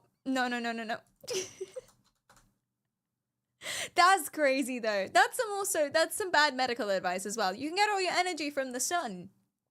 You don't need to eat. Breatharianism. Guys, please eat. Eating is hugely important. Please, please don't do that. Guys, on that note,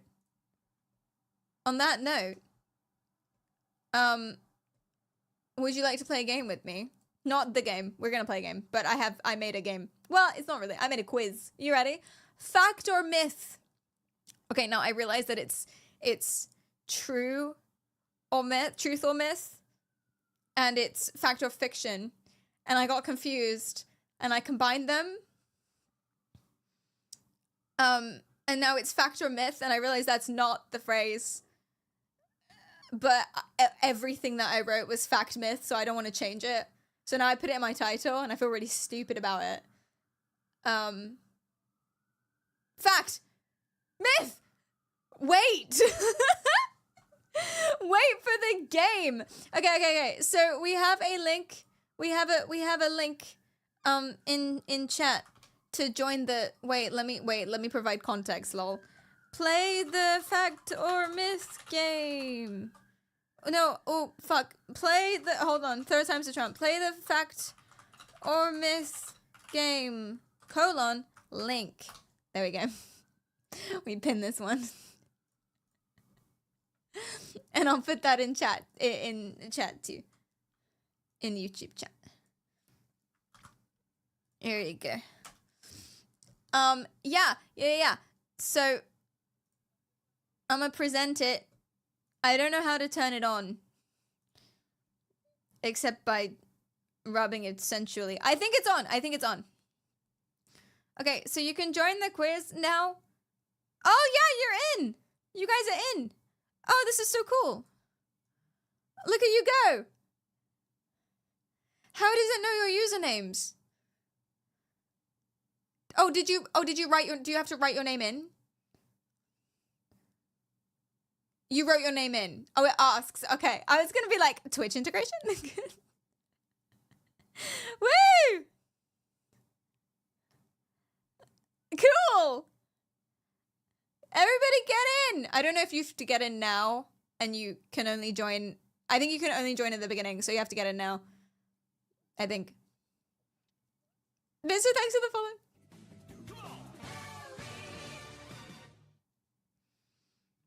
The autofill for the line was a credit card number. What?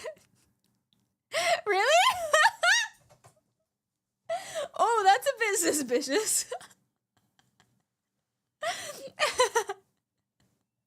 That's so funny. I didn't think the box was for a credit card number. Anyone else? Okay, that's 30. Anyone else? Jump in now. Click the link. I'll keep going until the number stays still for a while. My card declined. I'm sorry. It shouldn't cost anything, chat. Please don't buy anything. This should be free and easy. Thank you, Grace. 34? 34 is final 34. 34 is the final. Okay, here is 34 in the back room. 34.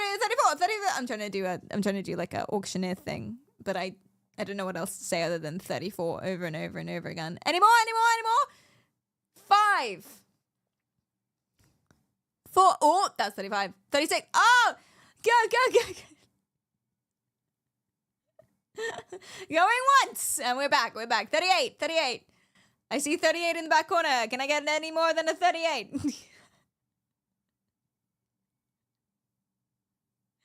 Going once. Going twice.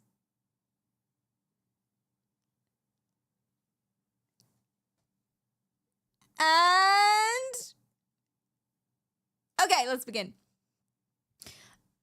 You can also poll in the. Do you know what? I'll set up a poll for Twitch as well. No, but you can put your answers in chat as well, and I'll look at it and I'll be like, oh my god, you're right, in case you didn't have time to get in. Overthinking is a sign of intelligence. Fact or myth?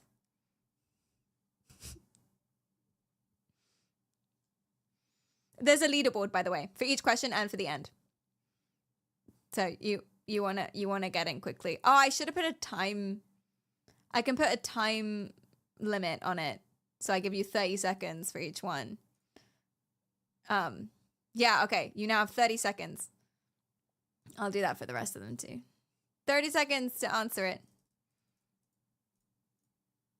I thought it would be like the other side and it would be question by question.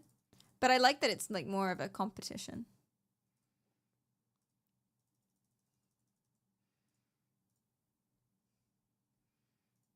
Okay, okay.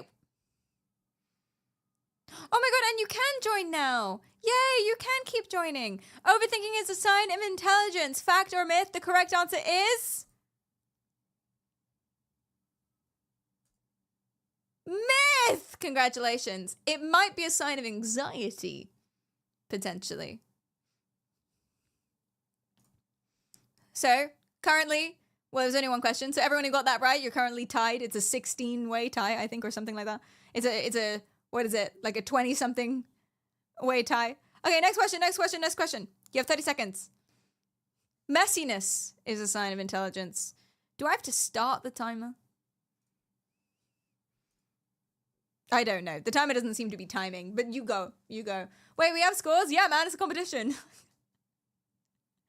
Messiness is a sign of intelligence. By sign, I should have said this for the previous one, I forgot. By sign, I mean correlated to. Messiness is a sign of goatness. Because of the football player, I assume. Nice. The amount of meth houses I've seen tells me this is a myth. True. Interestingly,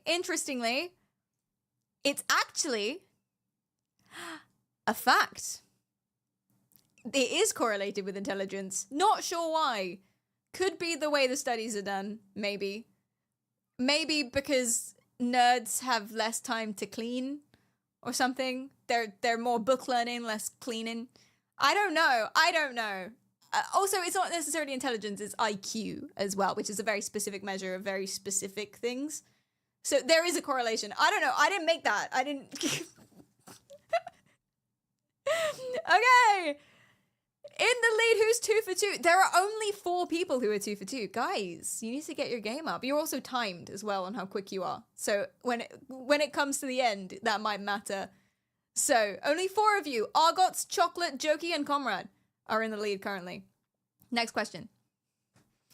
Crying helps you feel better. Fact or myth? Intelligent people can better decipher messiness and see through it. Oh, maybe. I like that theory. Hi, Real. Welcome in. So it doesn't bother as much? Maybe. Are all studies peer-reviewed? Yeah, good question. I have no idea if that's legit, but there is a correlation currently from what I've read.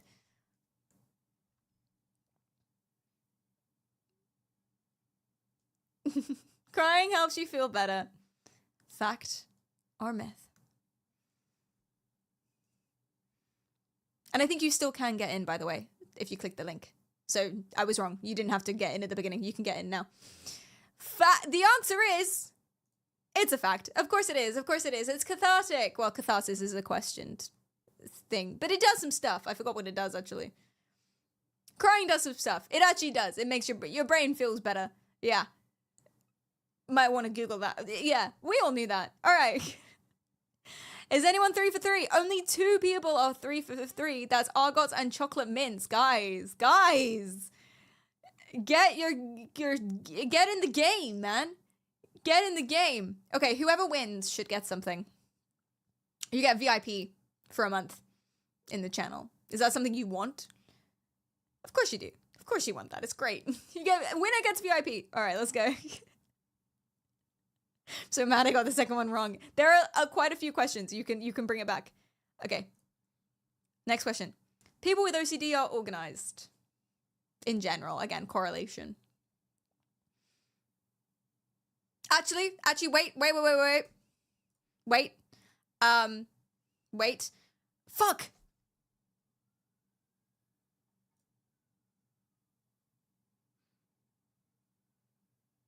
Oh, I reset it.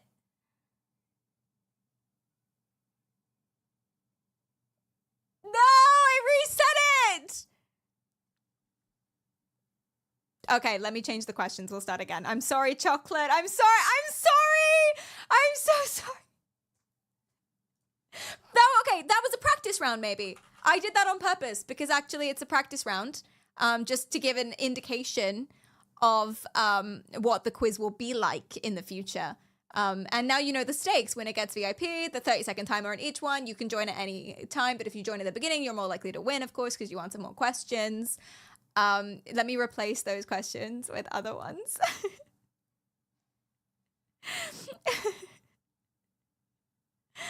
Oops, oops, oops. I'll give you maybe an easy one as well at the beginning. So let me change this one. It was a practice round. Oops.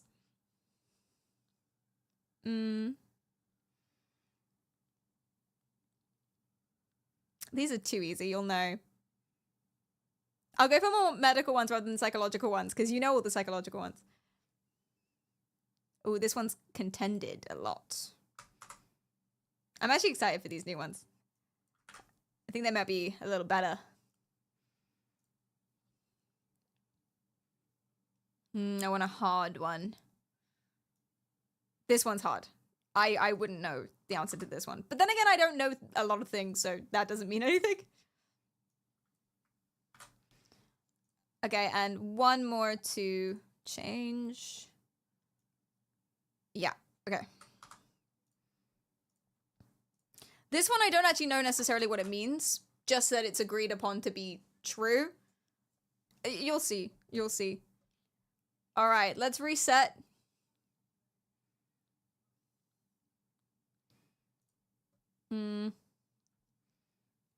Cool. Yeah. All right. Everybody get in.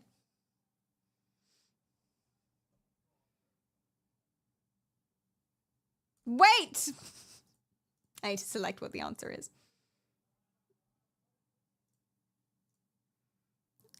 Okay. The answer is, yeah, I need to figure out what they need to, yeah.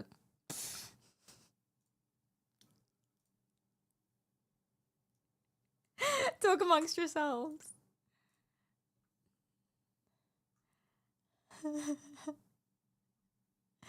So bad. Okay, fact, myth, sick.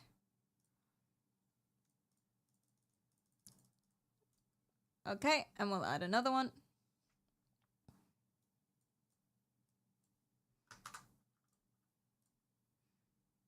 I'm deleting all traces of your previous answers to make it super, super fair. A lot of these are ones that if you know, you know.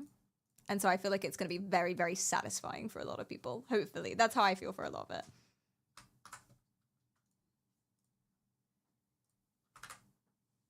Fact. Fiction.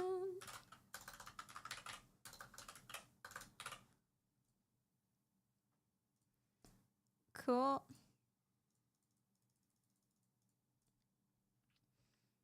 And last one.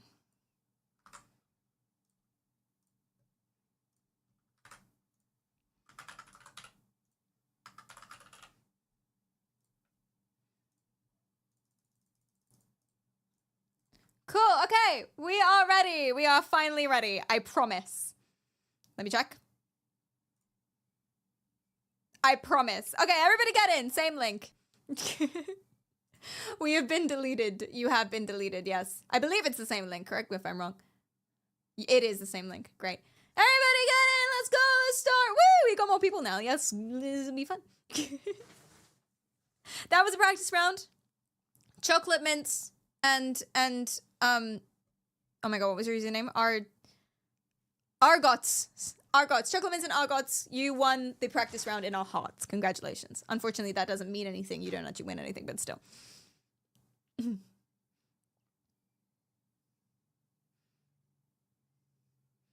let's go. And you can join at any time. Your liver can regenerate even if it's 75% removed.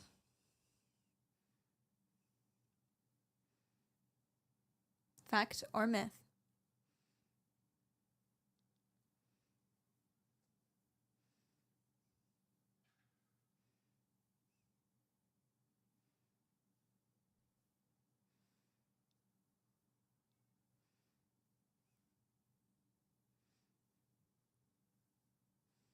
Okay.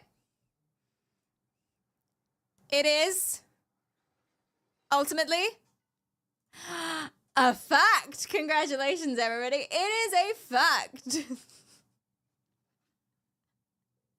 It sounds crazy. I know. Some people even think it's up to 90%. It just goes back, I guess, or at least in function capacity. How interesting. How weird is that? I know. Who got that one right? A lot of people. Let's go. Congratulations. Next question. Chewing gum stays in your stomach for 7 years. Fact or myth?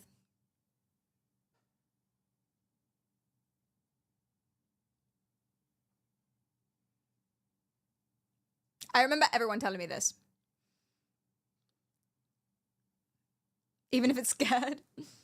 My liver, just a random one. One dude's liver did one time.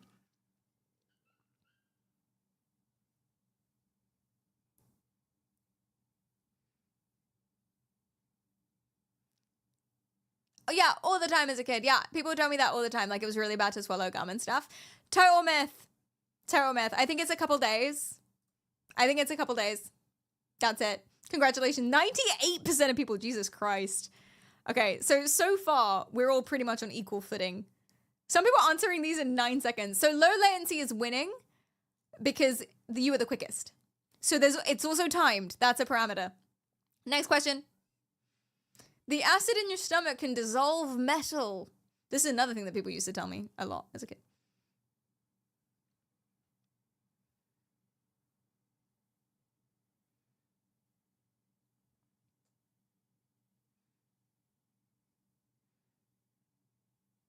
Which metal? Good question.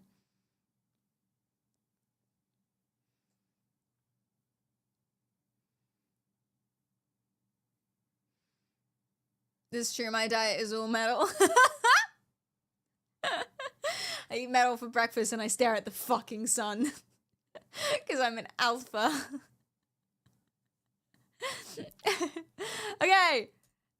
Here are your votes. The correct answer is... fact. It's true. Razor blades. They did a test with razor blades. It's a very strong acid. I don't know which metals and which metals not, to be fair. Some metals, at least. Wow. Okay, that one was more split. So we've got some at the top now. Low latency, very true to the name. Low latency is still the quickest. Good username. It is accurate. Okay, next question. Sneezes can travel up to 100 miles per hour, which is faster than, like, a lot of things. How does one swallow razor blades? I assume they extracted the stomach acid rather than put the razor blades in a person. I assume. I didn't look at this. I didn't find the study.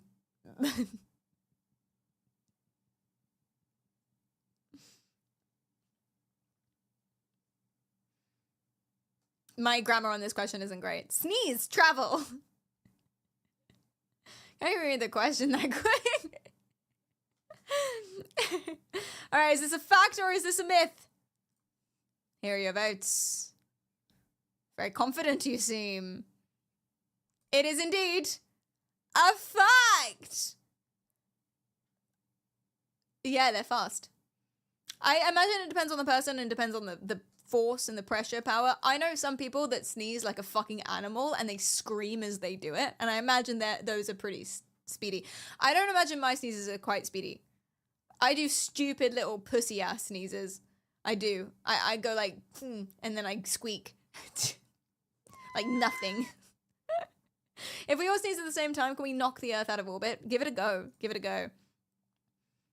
We still have so many people that are 4 for 4. But Zeke is now tied with low latency. Oh, competition. It's about speed, chat. It's about speed. This is not dyslexia friendly. But hopefully some of these get harder. And we'll be rolling more people out. All right, next question. Your blood vessels could wrap around the earth 2.5 times. Fact or myth?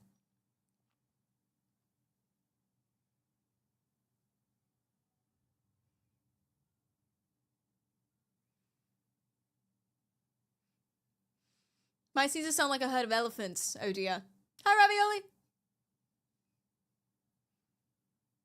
Does anyone here know how to develop the habit of sitting more often than lying down? I don't. I would imagine the way to do it is by sitting more. A lot of it is just practice, unfortunately. I know, sucks, I know.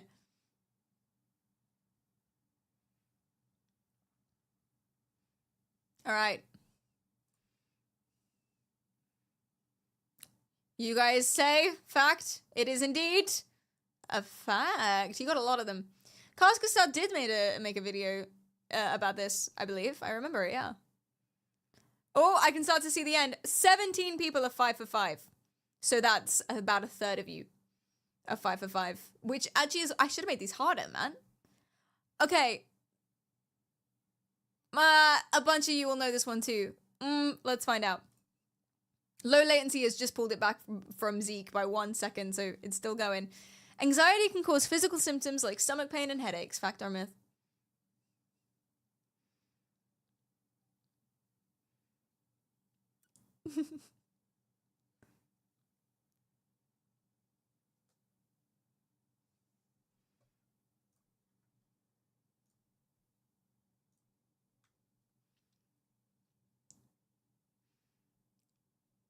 The answer is...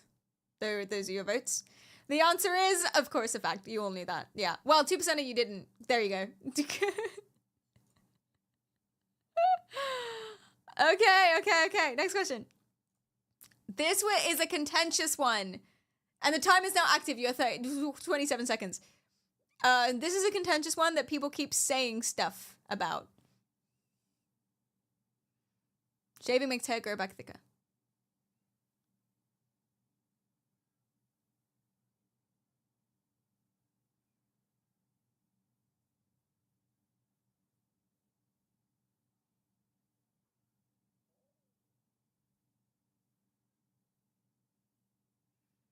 %, of you say it's a myth.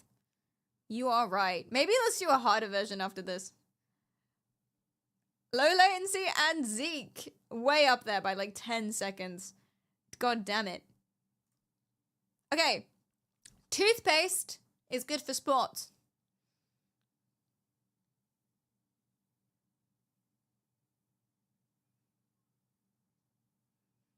I should have shaved my head more. What, for like brainwaves?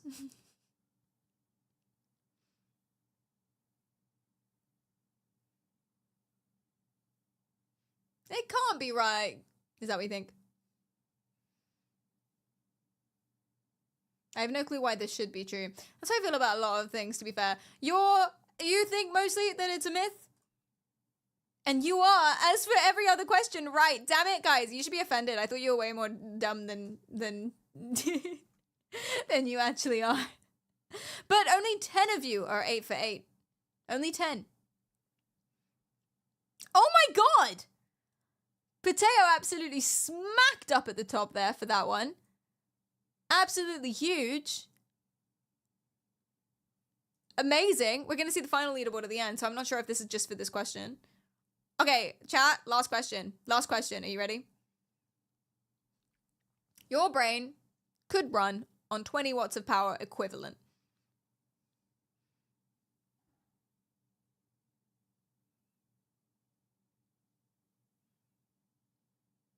We got fucked.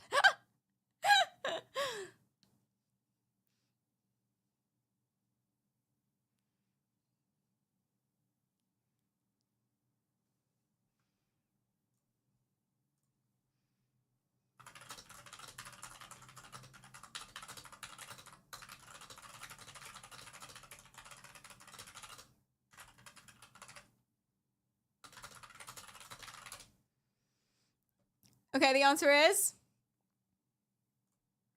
fact. I'm not 100% I understand exactly what this means, but this is what's commonly agreed upon. Do fact check me on all of this stuff, by the way. But this is the game. Okay, so finally, that was the last question. Let's see who won. Oh! Congratulations, 420 IQ Potato. Zeke and low latency. What happened, man? What happened? Low latency came in 9th. Zekum, you dropped. Oh, you got some wrong. It's not just about time. It's about getting them wrong. 420 IQ Potato was 9 for 9 and the fastest. Panic, a close second, also 9 for 9. Haki, third. Katie, Kleist, Vermeet, Ned, Oz. And they were our 9 for 9 people. Congratulations, guys. But 420 wins. What for speed? Okay, I'm going to make a harder one. We're going to make a brand new, way harder one. And it's going to be about psychology this time. So there is another opportunity to get VIP. But 420, congratulations. Claps in chat for 420. Let's go! I did not know the answer to all of those. So, GG's. GG's. Okay, let's make a new one. Congratulations. Okay, get out of my quiz room. Get out of my quiz room. Get out of here.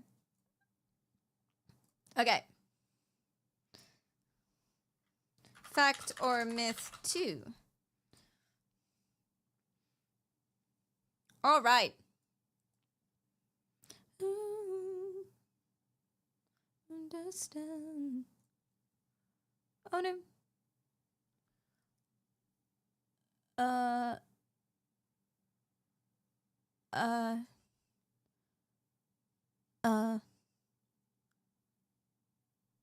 Yeah, okay. Okay, new quiz. Fact or myth?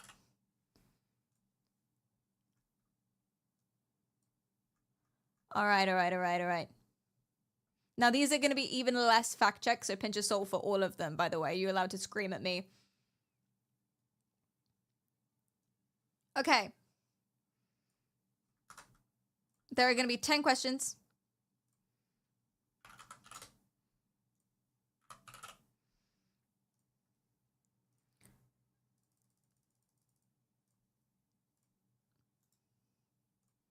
Okay.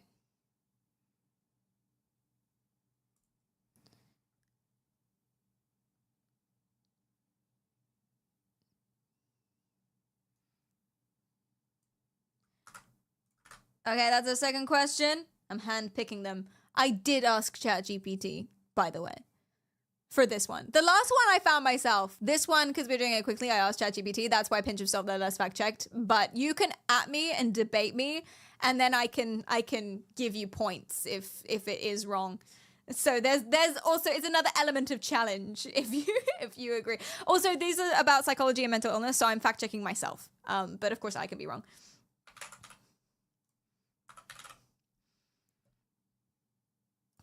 Cause I know about this stuff, cause I'm something. All right.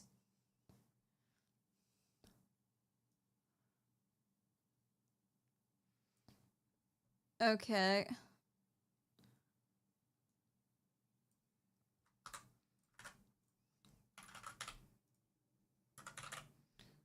That's 3.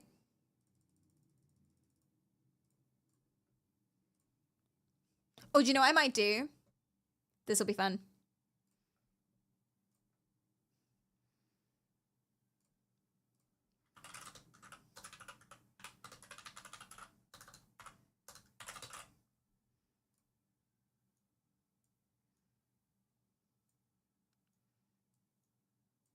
Yeah. Wow.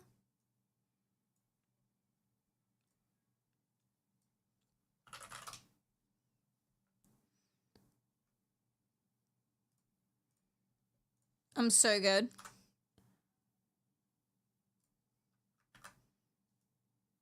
Yeah.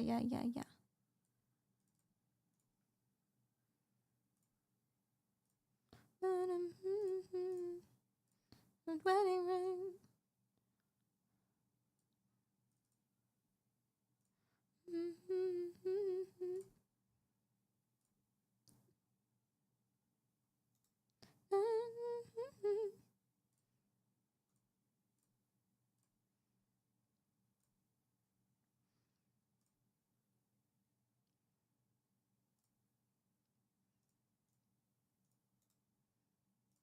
Cool. In front of me.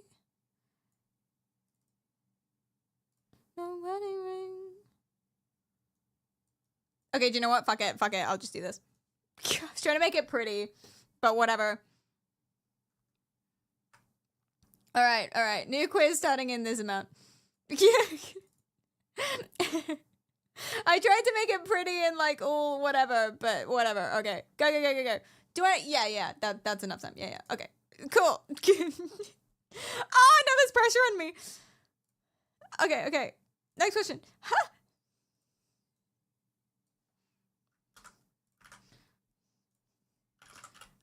I'm going so fast. I'm so fucking locked in. And this will be so educational too. And I actually know if these are right or wrong. The medical ones, I'm not sure at all.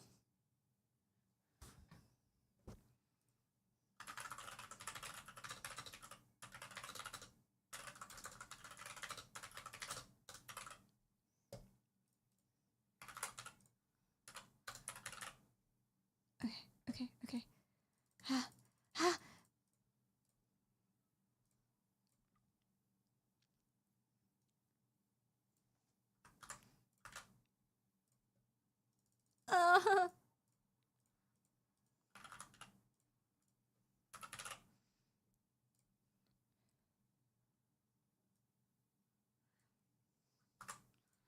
Oh, actually, some of these are really hard because they're questions that I get a lot.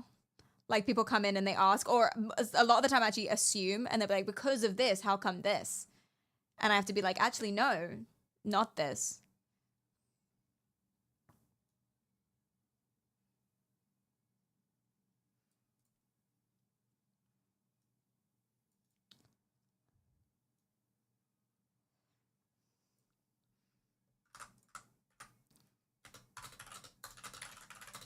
Some of these are easy though.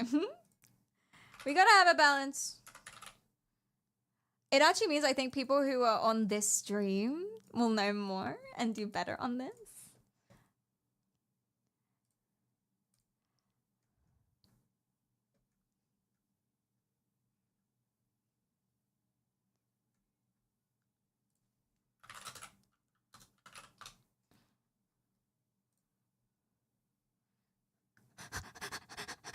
I've not got long left. Oh, actually, I'm very close to be done. I don't think we're gonna need the whole timer.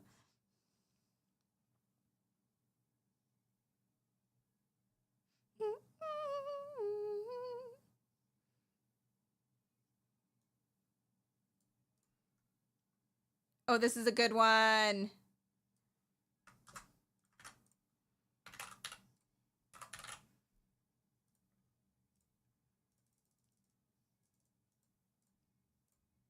Okay, last question. I'll make it a good one.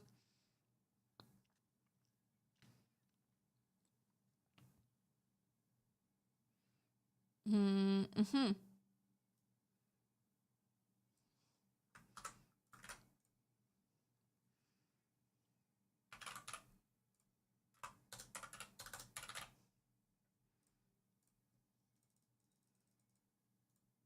Okay.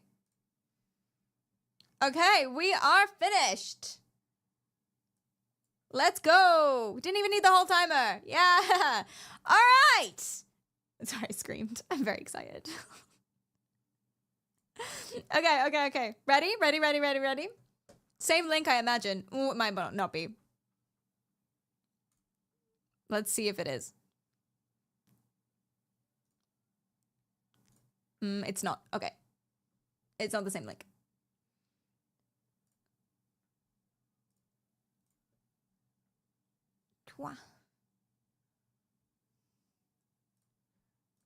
Okay, here we go. New link.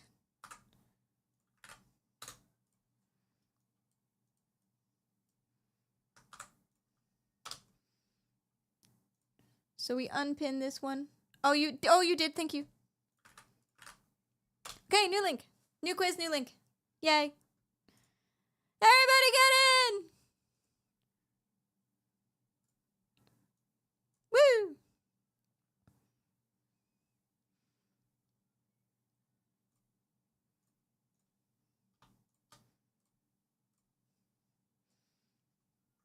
No hesitation. I was locked in. Yeah, you were 20 seconds ahead. of everyone. That was insane. So speedy. So time is a factor. I feel like we hopefully, I'm praying on your downfall. There's 10 questions this time instead of 9. And we probably will have more confusion on these questions just because of the nature. But maybe not actually. Considering this is a psychology stream, these are all mental health related ones instead of medical related ones. Yeah, considering we're a psychology stream, you might be even more fine on this. We'll find out.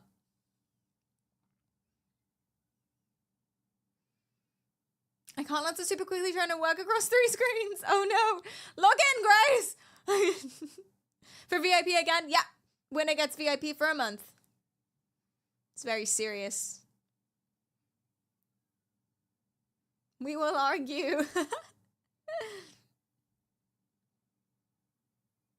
Took me way too long to join, so I'm screwed time-wise. Oh no. Okay. Everybody get in.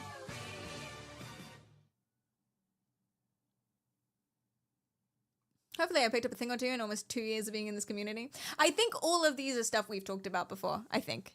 Yusuf, thanks for the follow. If we fail, it's the teacher's fault for not teaching us correctly. Yeah. Oh my god, this is like a pop quiz for the last 4 years. Who's Dommy Mummy? Oh my god, who's Dommy Mummy? Guys, who's Dommy Mummy? How am I supposed to give you VIP? Who's Nami Nami? If you win, you can just tell me. Unless you don't want it, and that's up to you as well. Okay, we're gonna start soon. We're gonna start in 10, 9, 8, 7, 6, 5, 4, 3, 2, 1. All right, and you can still join at any time. Okay, first question.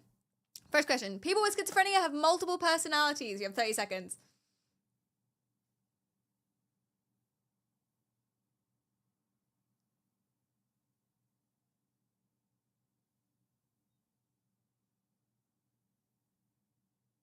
Is our exit exam?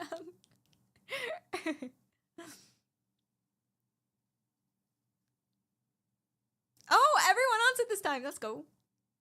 Oh, one person didn't. You guys have said mostly myth. It is, of course, a myth. Schizophrenia and multiple personality disorder are 2 completely different things. Schizophrenia, you can feel like 2 different people because you can go through those like manic and apathetic states. You call them positive and negative symptoms. So the apathy, depression, stuff like that, and then the hallucinations, erraticism, paranoia, stuff like that. So different kinds of schizophrenia are different, and everyone is different. It's a spectrum, but different things. Personalities, multiple personalities, literally feel like 2 different people. And the biggest symptom of multiple personality disorder is losing time when you become that other person. That's super rare, super interesting, very different. So everyone knew that. Pretty much everyone knew that. Dommy Mummy is in the lead by 1 second. I'm annoyed by this fact. Question 2, 30 seconds. You can be diagnosed with depression even if you don't feel sad.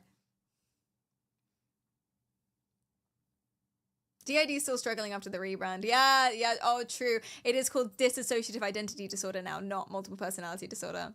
I forgot about that. See, this one I actually wasn't certain was true. I had to think about it. But my bad. The way the question is phrased, it gives it away, doesn't it? You can be. The answer is fact, as you guys knew. You can be. You can be diagnosed with depression if you don't feel sad, because sadness is just one symptom, kind of. It's mostly about apathy, lack of passion, boredom, and then there's some physical things like sleep, aches, stuff like that. So it's negative symptoms, which means, I guess, low energy, if you want to think about it, not necessarily sadness. Most people who are depressed are sad because of those things. Boogie Woogie's in the lead by a second. Okay, next. OCD is about being neat and organized.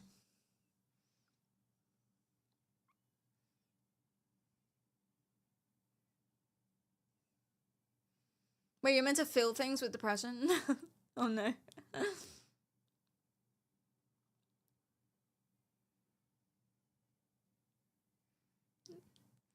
Guys, you know this! Wow, why do you know it?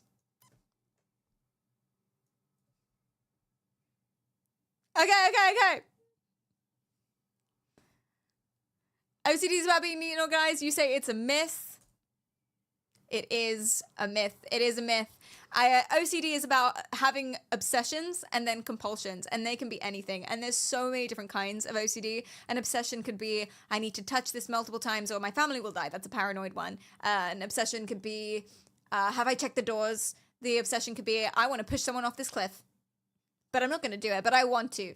That's called harm OCD. It's very interesting. Yeah. Doesn't have to be about neat and organized. Sometimes it is. OCPD, obsessive compulsive personality disorder, which is different to OCD, obsessive compulsive disorder, can be about being neat and organized. It's more about being about neat and organized than OCD. So you all knew that. Currently in the lead are Flaming Aura and Smatchy. Congrats. Okay, next one. You're tied. People with bipolar disorder experience only 2 mood states, mania and depression.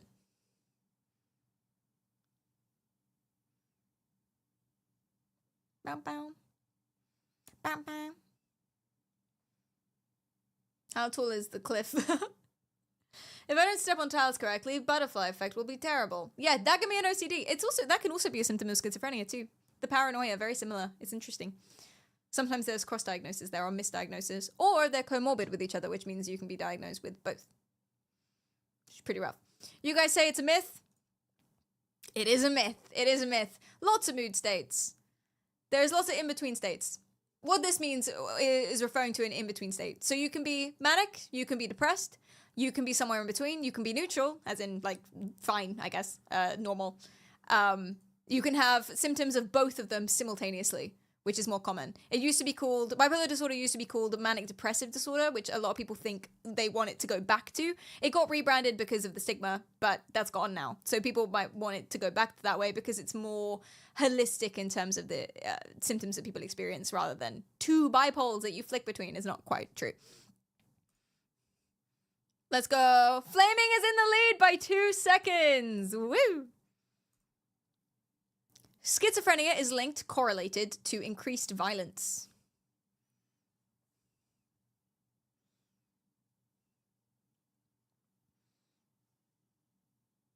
Oh yeah, hypomania too. It's like mania, but just a little less, or like different symptoms.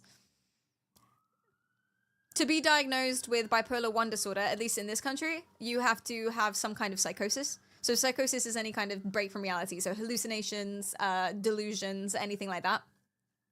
And so that's mania. Schizophrenia is linked to increased violence. You guys thought that on general it was a myth? It is. They're more likely to be victims of violence than violent, but it is still scary. Seeing someone, for example, talking to themselves in public or something like that if they're having an episode. I think a lot of the time, and there are cases of people who get very, very confused and do crime. Similarly, people do crime no matter what, but there is not a correlation to increase of violence. If anything, they're more likely to be the victims of violence because I would imagine they're too busy being scared. Do we have any schizophrenics in chat? Don't have to share if you don't want to.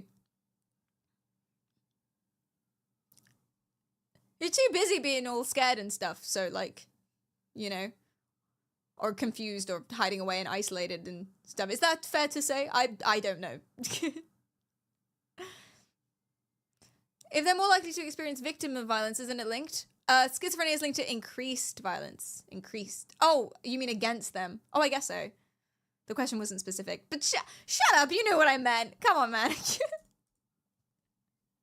Oh, Siri took the lead. What a dark horse. Leading by only a second. So many people are at 26. Oh my god. It's so close. And then after the 6th place, people are only on 28. 28 seconds, 29 seconds. All of these are so close. Anyone could take it. Anyone. Next question. A lack of sleep can trigger temporary psychosis. So psychosis, again, is any break from reality. Delusions, hallucinations of any sense. So visual, smell, whatever it is, right? Delusions, aka if I don't step on these tiles correctly, my baby will die. Or the world is a government simulation and I'm trapped. Delusion. Or I'm sent on a I'm sent on a mission by God to drive across the US for no reason in particular. Or something. Delusion. Okay. A lack of sleep can trigger temporary psychosis. You said it was a fact. It is. It absolutely is. I think I triggered symptoms of ADHD, executive function disorders, so like my perception of time and my organization and priorities and stuff, by not sleeping at uni. I went 3 days no sleep.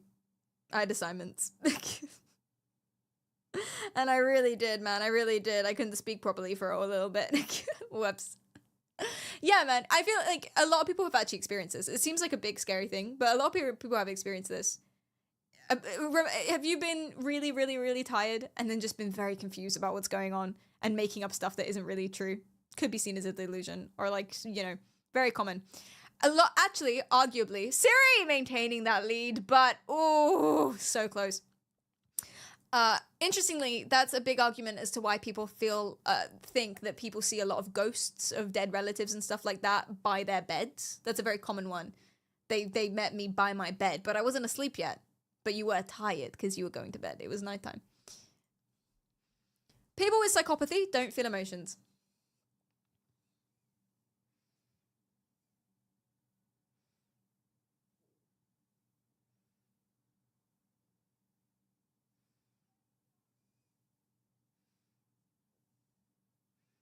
I'm actually so pleased with like how many of these you guys are getting right. I'm so gassed. Because I remember having whole streams about like some of these things and having to persuade and convince and all of this stuff. And I'm so happy because a lot of this is just myth busting. I'm so happy about it.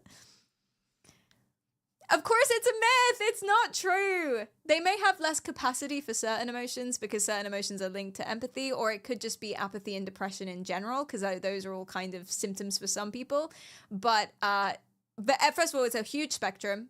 It's actually not called psychopathy. It's called antisocial personality disorder. It's a huge spectrum. Everyone's different, and they do feel emotions. They do. They really, really do. Siri maintaining that lead. It's so close. Oh my god. Next. Your memory's like a video recorder. It replays.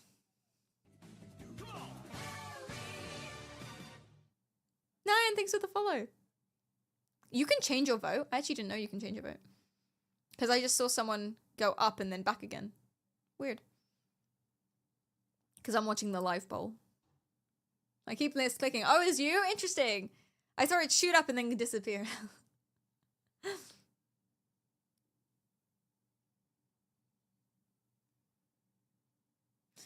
You guys thought that this was a myth? It is. Memory's so super fucking vague. Things are linked together in various different ways. Just different ways you think about it semantically. The moon and a song about moonlight are linked together in one night for no reason. Facts or things that you think you remember about certain things are completely tainted.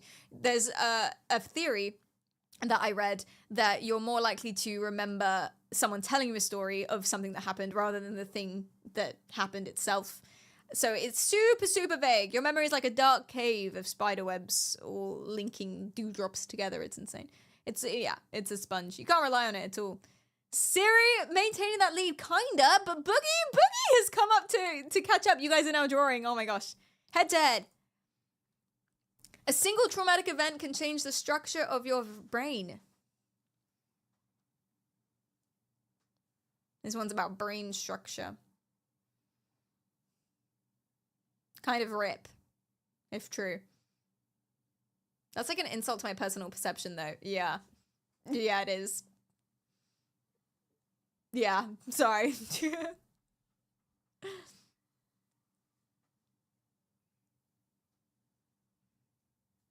Was it a House episode? An episode of House? You guys saying it's a fact? It is a fact. It is a fact. And also trauma comes in many, many forms. What's traumatic to someone might not be traumatic for someone else. And trauma can also be little things or littler things over a long period of time. That's complex. So it's, yeah. And it changes your brain. To be fair, everything changes the structure of your brain. And your brain's plastic. So it's not necessarily permanent. unlikely to be permanent, actually. So GG, carry on. It's not all bad news. Syrian Boogie still drawing on 1 second. How is this possible? Oh my goodness. Okay. Final question. Someone to take the lead or potentially, and this is what happened last time. 420 IQ came out of nowhere last second. In it to win it. Ready? Introverts are more prone to social anxiety disorder than extroverts or ambiverts. If you subscribe to the idea of introverts and extroverts, which is contended, but just in the common definition, which is that people who prefer to be alone or need to go out of social situations quicker so they can regain their energy.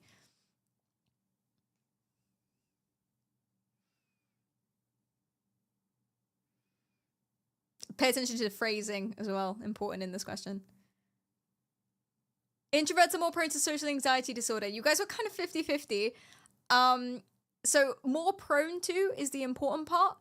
That's the direction of causation. You see? I should have said pay attention. That's the direction of causation. So if you're introverted, you're more likely to develop or have social anxiety disorder. That's a myth. That's not true.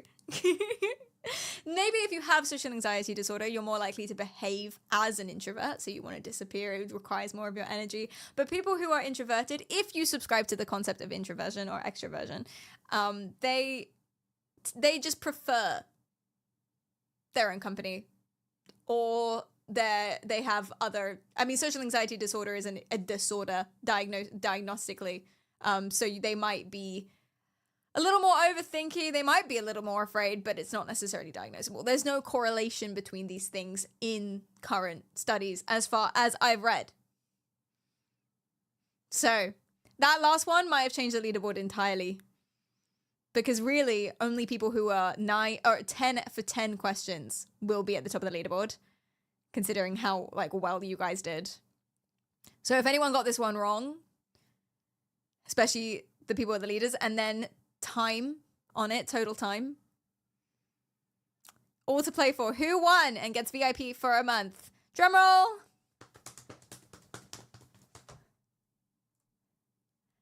It's Boogie! Oh, Siri. Siri was leading for that entire game. I'm sorry the last one caught you out. It's honestly purely on the fact that no correlation has been found. That's purely what it is, but we have to go with that. Boogie, congratulations! And in the lead by 5 whole seconds. 5 whole seconds. It's VIP time. Wait! Are you even on Twitch? You are on Twitch. Oh my god, yeah! YouTube for the win! Wait, you might not... That might have just been a random person. Can I make YouTube VIPs? I don't even know. Okay, I'm gonna investigate this. That was a YouTube win! YouTube chat win! YouTube doesn't have VIPs. That's okay. I'm gonna think of you as a VIP for the rest of the... Every time you come in, I'm gonna be like, VIP Boogie Woogie. And I'll pay approximately 7% more attention to your messages. I made a Twitch account too. Same name? If it's the same name, I VIP'd you. Let's go.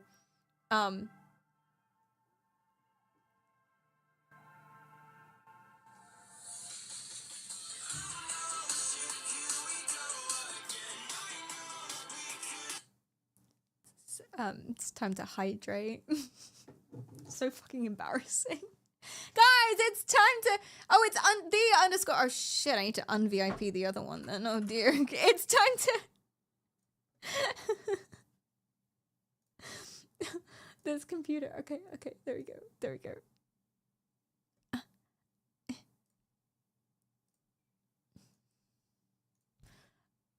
Un-VIP Boogie Woogie.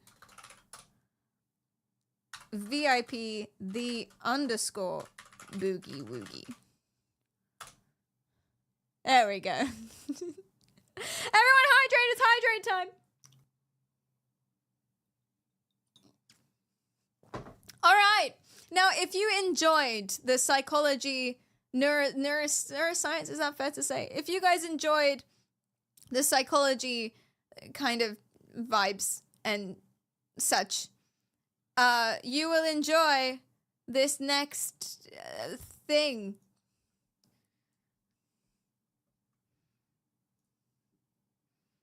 Turn your phone off at work, Perry. I know. Wait, you guys turn off your phone at work?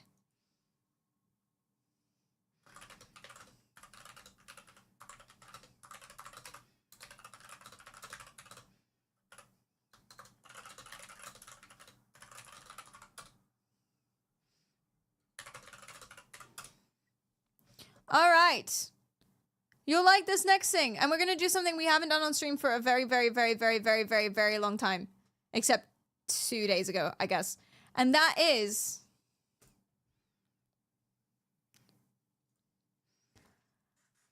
play a game normally.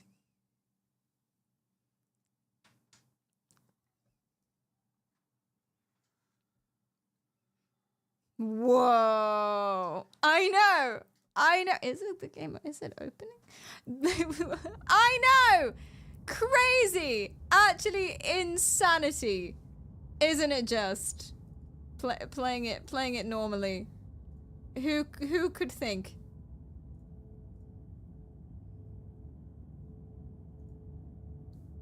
Cool. I put on a game capture so you get the full screen. Bang. Down. Okay. It's kind of a horror game. It's a cosmic horror game. So I don't believe there are jump scares or anything. It's just like a little spooky vibes. Don't worry about it. I just need to change one thing. Excuse me. I'm gonna check that if I click off it still goes. It does. And then some of the screen is cut off. But maybe I can fix that. There you go, fixed. All right, let's go.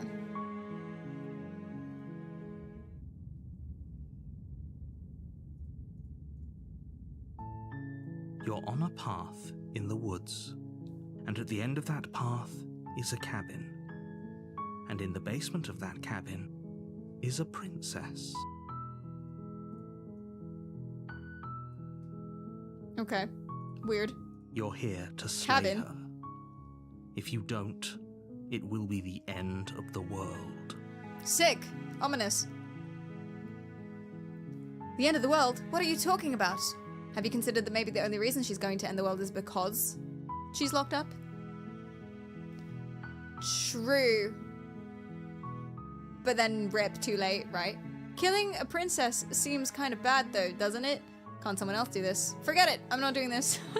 Have you considered that maybe I'm okay with the world ending? Do I get some sort of reward? Okay, so this is a big psychology game, basically. I've heard. I don't know much else about it, but I think something that I'm noticing that they're doing already from the get-go is they're overwhelming us with choice. It's all part of the unease, I believe. Do I get a reward? Sweet! Viva la revolution! Yeah, killing a princess seems kind of bad. Just a random, not necessarily a princess, but just a random person. Are you a monarchist? True. Is slaying a princess that much worse than slaying a fisherman or a True, miller or justice. a seamstress? If anything, slaying a princess is much better than slaying a seamstress. Seamstresses contribute something of value to Like society. he's purposefully misinterpreting me. What about just a person in general? I don't want to kill anyone. I don't want to kill anyone. What are you talking about, end of the I'm world? talking about the end of everything as we know it. No more birds, no more trees, and perhaps most problematically of all, no more people. Oh dear. You have to put an end to her.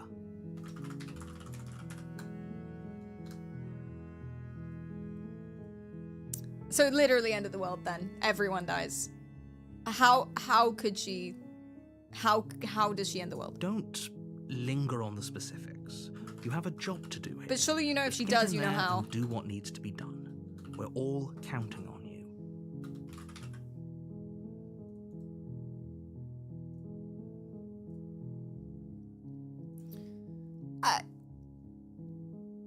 the lack of willingness to give me information. I have no reason to doubt him, though.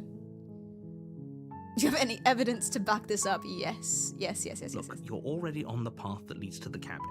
Why would you be here if it weren't to complete a very important task? You've made it this far, you might as well reach the end of your journey. So he's trying to play on the whole vested interests, foot in the door phenomena. He's playing on that. You've already done it, you might as well.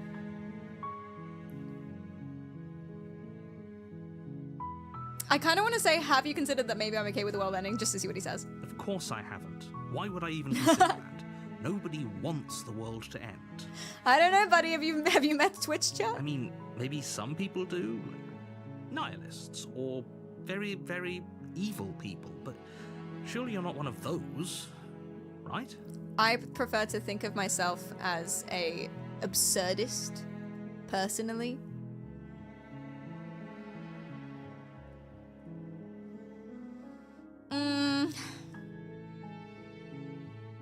Look, I'll go to the cabin and I'll talk to her, and if she's as bad as you say she is, then maybe I'll slay her. But I'm not committing to anything until I've had the chance to meet her face to face. Then I guess we'll just have to see what happens. But a word of warning. If you go in prepared to hear her out, she could easily trap you in her web of lies. And the more you listen to her honeyed words, the harder it'll be to pull yourself out. That is a danger of having a conversation with anyone, including him, actually. Then each and every one of us is doomed. So, I don't know how I want to approach this. If I was approaching this like a game or like a movie, which it is, I would just trust the narrator and just be like, yeah, princess, end of the world, killer, good. Because it always pisses me off so much in movies where everyone is telling the hero or whatever, everyone's telling them something, like, this is bad, do this, and then they don't do it because, oh, I'm a moral person, and then they die. But if I'm approaching this like a human being and trying to immerse myself and imagine myself in this scenario, then I'd make a very different choice. If it was a movie, I'd fucking kill the princess. All right, Viva la Revolution, let's go. You know what I mean? Blood, blood, blood, blood. But if I'm immersing myself and doing this like a person, and given the nature or the category that this game is in, I think I'm gonna go for that. I'm gonna really get involved and do what I would do. So sure, go, talk to her.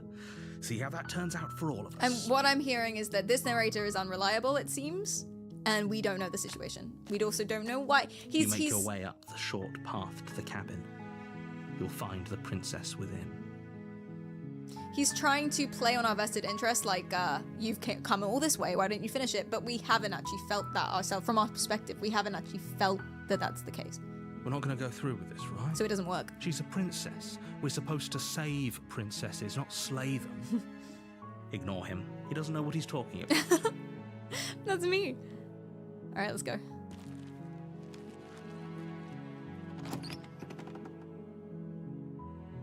The interior of the cabin is almost entirely bare. The air is stale and musty, and the floor and walls are painted in a fine layer of dust. The only furniture of note is a plain wooden table. Perched on that table is a pristine blade. But no guards or anything. This is a very weird place for a princess to be locked up who's going to end the world. So therefore, the idea that he's talking as if that's objective given fact, she is going to end the world, doesn't have a lot of credibility anymore. Because if that was a given fact, then other people might believe you, and then, you know. Guards would beat you up, see last stream. I did get beat up a lot by guards. The blade is your implement. You'll need it if you want to do this right. I mean, I'd still take the blade, I think. In case she kills me, I'd still take it. You take the blade from I'm the not table. stupid. It'd be rather difficult to slay the princess and save the world without it. If she's chained up, can't I just, like, you know? But that is harder. Oh, look, guys, my cursor changed. It was my hand before, and now I have a knife in my hand. That's sick. Let's go. The door to the basement creaks open, revealing a staircase faintly illuminated by an unseen light in the room below. This is an oppressive place. The air feels heavy and damp, a hint of rot filtering from the ancient wood. If the princess really lives here, slaying her is probably doing her a favor. She's trying to bias me, no? Wouldn't freeing her also be doing her a favor? Her voice carries up the stairs. Who's there? She sounds dangerous. It's almost as if she's the one in charge down here. Don't let it fool you. It's all part of the manipulation. Hi, just checking in on you. Hey, I think I'm here to kill you. So our goal here is to talk to her and figure out, I guess, what the truth is. Or at least, you know, put any doubts to the side as to whether or not I should be killing her, just for ourselves. So what I want to do is I want to make her feel as at ease as possible, gain her trust, and have her trust me. So I should say something like checking in. Oh, it's been so long since anyone's come down here. I was starting to think they'd forgotten about me.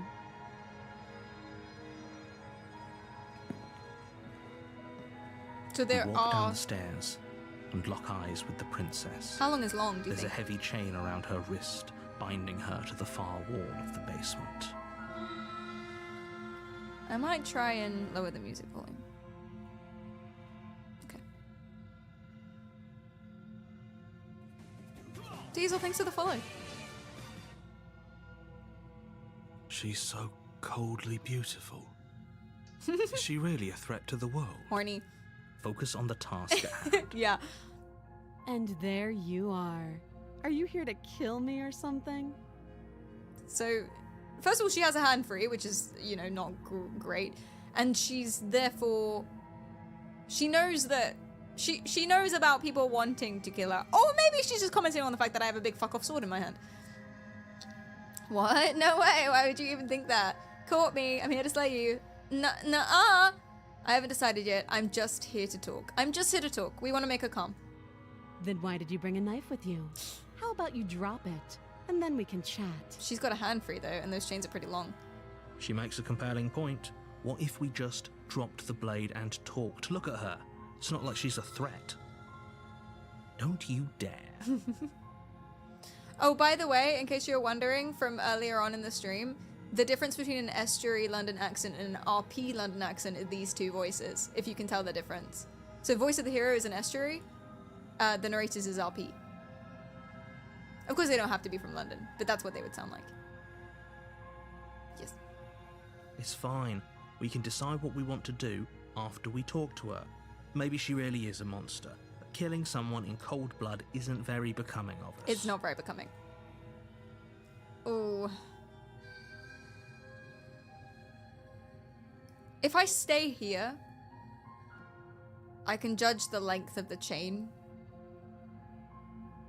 And if I can drop it near me, I feel like if I'm trying to keep her at ease... Her body language is very open. I'm gonna drop it. The blade tumbles out of your trembling hands and drops to the floor with an unceremonious clang. Thank you. Maybe now we can just talk. Against Oh, your I came better closer. judgment, I shouldn't have done that. You step forward to speak with the princess face to face, unarmed. Did I lock the door behind me?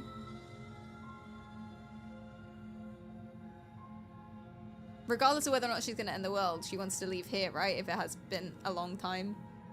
So her best bet is to attack me and run. If I didn't lock the door behind me. Was the door even locked? Where the fuck? Why are we in a cabin? We'll be fine. I don't know what you're hoping to accomplish here, but I can assure you there's no reasoning with her. Just make sure you don't forget about the blade on the floor. You're going to need it. We're closer to it than she is, I guess. Sniffer is not an option. So here we are. What an awkward start to a relationship. Relationship's a weird choice there. A relationship? Are you coming on to me? Right? don't jump to any weird conclusions. We're two people who have met each other. By definition, we have a relationship. I still think that's a weird way of speaking. I don't know how long she's been down here, though. We can't, like, judge her for everything. But, I mean, that's literally what we're trying to do. We're trying to judge her. That's a weird way of speaking, and it feels manipulative to me. I'm here because you're supposed to end the world. There's people out there who think you're going to end the world. I feel like she might know that, but I'm not sure. We want to make her feel at ease, so what's your name? She hesitates before answering. You can address me as Your Royal Highness, or Her Majesty. Any honorific should do, really. Note the lack of detail. You can't trust her. That doesn't mean I can't trust her. How long have you been down here? Too long. She is super vague. Again, she offers no specifics. No matter how hard you try, you'll never get a straight answer out of her. But trust goes both ways, right? So, I don't know. Maybe.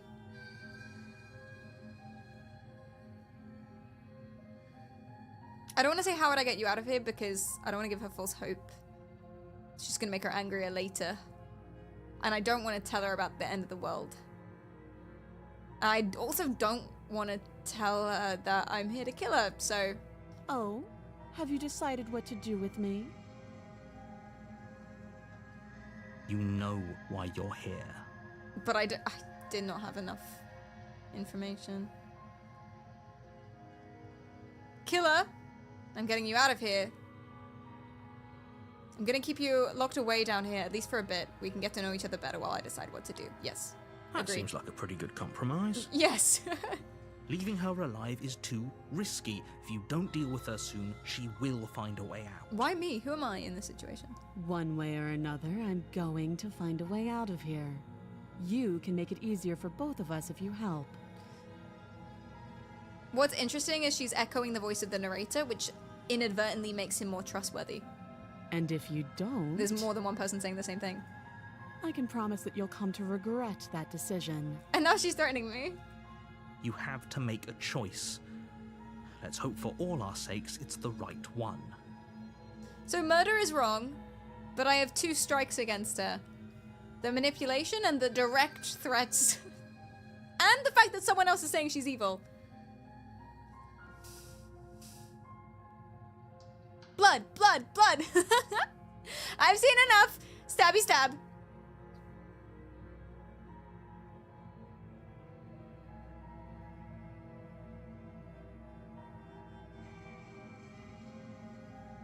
I don't feel comfortable with any of these options. But that's the point, isn't it? Because they're not comfortable.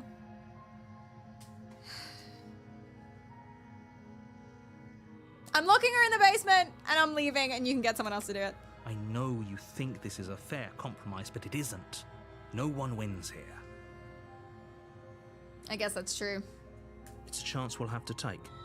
We can make this work. If we just stay here and keep watch, no one has to die. You're making a mistake. Damn. You turn your back to the princess and make your way to the stairs. It won't be long before I slip these chains. And once I'm out of here, there will be hell to pay for leaving me behind. Oh, I heard the blade. Did we pick up the blade? Slip these chains? She can't, right? She needed our help to get out of here. But do you hear the conviction in her voice? I don't think she's bluffing.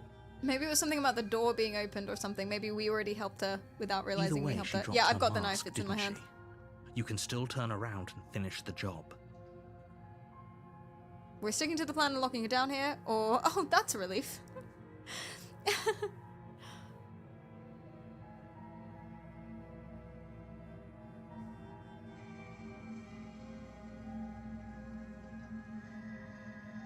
A bad decision is better than indecision. Fine. It's never too late to do the right thing. Now hurry. Fine, I've got 3 strikes against her. Not really any strike in her favor except the fact that she's a human being and murder is bad. So, You fuck charge it. the princess, blade trembling in your hand, but you've already lost the battle. Oh no. She casually sidesteps your thrust before knocking you to the ground with a single blow from her elbow.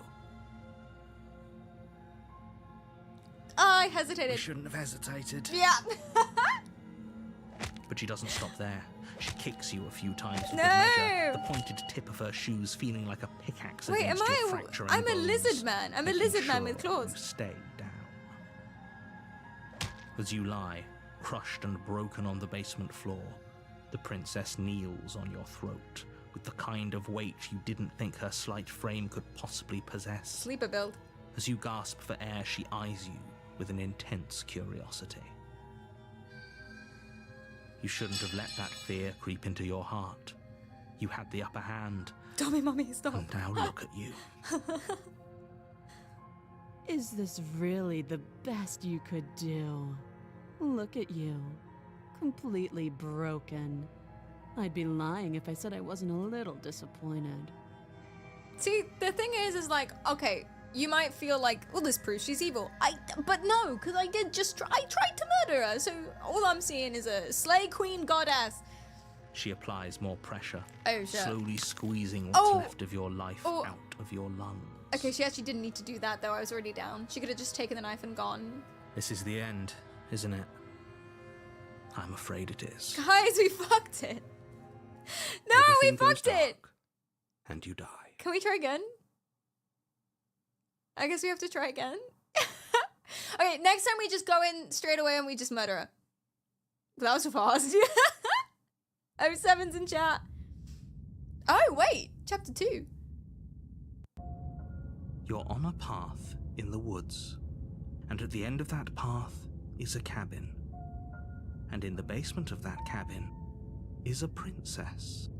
His voice is different. Oh, this is brand new.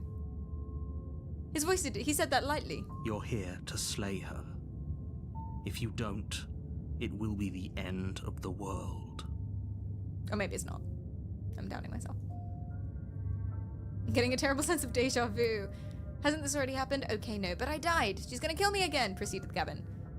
A terrible sense of deja vu? No, you don't have that. This is the first time either of us have been here.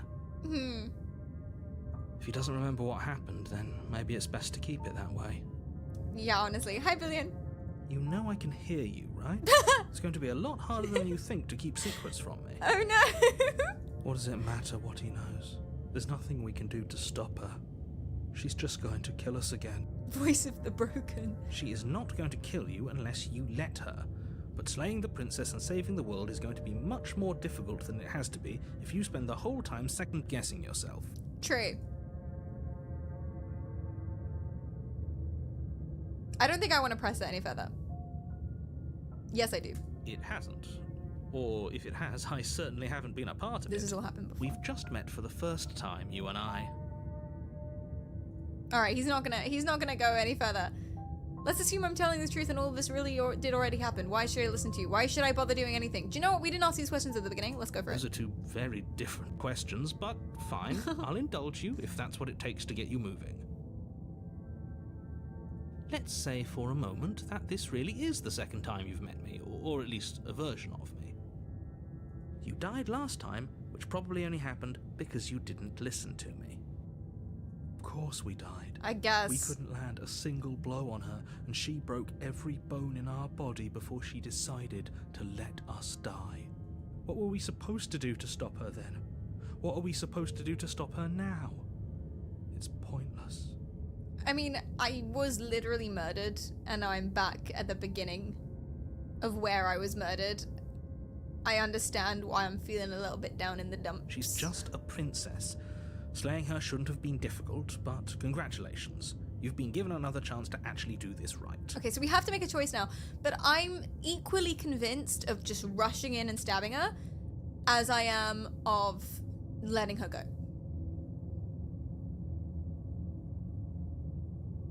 She killed me because we were gonna kill her. Most likely. He's still being shady. I still have 3 points against her and no points for her, except that she's a human being. And I believe your other question was something along the lines of, oh, what's the point of doing anything? If you're asking that, it sounds to me like you're making the rather dangerous assumption that your actions last time around didn't have any consequences. Well, they kind of didn't. I'm alive. What do you mean? Of course there weren't any consequences. The princess killed us, and Yeah. now everyone's right back where they started. That sounds pretty consequence-free to me. Yes, but in this purely hypothetical scenario, that begs the question of how you got back here. Did time simply rewind itself, or were you instead transported to a different world entirely? That's a very good point, actually. Like, but that's why I'm asking him for an explanation. He says purely hypothetical. Okay. If it's the latter, what do you think happened after you died? Maybe I died before I got here. Do you think the people there lived happily ever after? Bro's mocking you. Or I know. do you think the princess, left unhindered, brought about the end to everyone and everything, just like I told you she would? If she ended the entire world, why should we even bother? We might as well just walk up to that cabin, break her chains, and let her do whatever she wants. It's all the same in the end. It's giving Marvin from The Hitchhiker's Guide. Just because she's capable of ending the world doesn't mean you're not capable of slaying her. Both of those things can be true at the same time. So chin up. Chin up. I believe in you. Perry, I did a thing. You did. What did you do? Hi. Hi. Welcome. Chin up. Should I push for more information or should I just make a choice? Just be quick about it. About this princess. Okay. What should we ask? Who locked her in the basement? Good question. She killed me last time around. Can I make sure that doesn't happen again? Redundant question. All she did last time around was beat me to death. How can someone like that end the world? Stupid question. To quote you from last time around, she's just a princess. Why was she strong enough to beat me to death with her bare hands? Prejudice question. Who locked her in the basement? People locked her in that basement, and I told you what this place is. It's a path in the woods. Don't overcomplicate things. Don't stop questioning things. God, you're ruining the game. All right, fine. If people locked her away, why couldn't they slay her? Also, where are they now? Look, I'm not supposed to say this, but it's because you're special. I knew it. You're the only person capable of doing this. It's a prophecy. Call it a prophecy, if that helps. But it's just the way things are. He's appealing to my hubris. But how do I... It's working, though. It's working.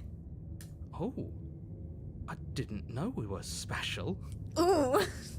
Of course you're special. Why else would you be here? I feel like he's sucking my proverbial dick and I like it. Who cares if you think we're special? As far as I can tell, the only thing special about us is that we get to experience painfully dying all over again. Why do I think Voice of the Broken is the most based one? I think are we... So we've added a new voice. Voice of the hero, voice of the broken. I just assumed I was the hero and that it was saying voice of the hero, but I'm not the hero, I'm me. And now I have two voices, the hero caricature archetype and the broken archetype inside of me. And they're behaving the way you'd expect them to behave. So therefore that means in the previous chapter when I was like, oh, it's not very dignified of us to kill the princess, that doesn't necessarily mean that's what I think. That's just what a hero would think, and that was the only voice in my head at the time. But now I'm growing more complex as an individual, or I'm thinking deeper about it. Love it. She killed me last time around, how can I make sure she won't do it again? You're being cagey, why aren't you telling me? Confront. Everything you need to know. Going into more detail would just overcomplicate an otherwise very simple situation and make your job more difficult. I wonder if it is simple in his head or if he's manipulating me. But that's the whole question, isn't it? Even if he's hiding something, I doubt it would help us. I'm sure knowing what he knows would only make things worse. Can we tone down the pessimism just a smidge? And now I'm arguing with myself. I'm not being a pessimist. I'm just being realistic. You're being annoying. This is me every single morning, like in the shower. Just ignore their bickering, and whatever you do, don't pledge yourself to her. I cannot stress enough how absolutely catastrophic that would be for everyone, yourself included. I have a question. If voice of the hero and voice of the broken are me, can we guarantee the narrator isn't also me? Or is that too meta? That's all. I think I'm ready. Now, if you don't mind, the whole world is waiting with bated breath for you to save it from ruin. A warning before you go any further. She will lie, she will cheat, and she will do everything in her power to stop you from slaying her. Don't believe a word she says. Lying? Cheating? Why would she even bother? She didn't need to do anything like that last time. Now, even though I'm pessimistically saying that, as in, oh, she didn't even need to do that, as if it's something like me, something about me, that's a cognitive bias, by the way, thinking it's about you when you've got no evidence to think that it actually is. Like, you pray for snow and then it snows. Do you know what I mean? I did that as a kid. That's why I think of it, because I did that a lot as a kid. It's a bias that we all have. Oh, he left the room because he doesn't like us, when really he just had a phone call or something. So that's what my pessimistic, cognitively biased, potentially symptoms of a depression voice is saying. But that actually raises a good point. We have no evidence that she will lie and cheat. This is just what the guy's telling us. She caught us off guard last time. We'll be fine. Let's just keep our wits about us. And even the voice of the hero, they're both doing the same thing, assuming it's about them. At least one of you still has a shred of sense. Just make sure you listen to him and not that whiner. Whiner! If that's what you want. I guess I don't have a say here. I hate how hard I'm relating. Why the emphasis in psychologist? Oh, the asterisk. Oh yeah, sorry. Oh, sorry. Exclamation mark, asterisk.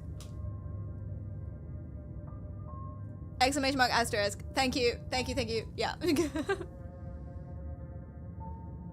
Because it's psychologist kinda. Welp. The interior of the cabin is larger and more grandiose than its humble exterior Wait, would what? suggest. The only furniture of note is a massive marble altar with a pristine blade perched on its edge. Holy shit, it's because I'm now scared. I died. She killed me. So now I see this task as way more daunting than it was. So you have to climb the ladder to get to the thing. The door's heavy. It's more of a challenge. The mirror, I'm looking at myself and being like, oh my god, can I do this? Whereas before it was like cabin, girl, sick. I assumed it was my choice, and now I'm like, this is a boss battle. The blade is your implement. You'll need it if you want to do this right. Why do we feel so small? Because we're scared. We don't feel small. Yeah. We are small. We are. This whole cabin is different from last time. You didn't say anything about the mirror on the wall. I want to see the mirror. You walk up to the wall next to the basement door. It's a wall. There isn't much to see here. Is he gaslighting me? What are you talking about? This isn't a wall. It's a mirror.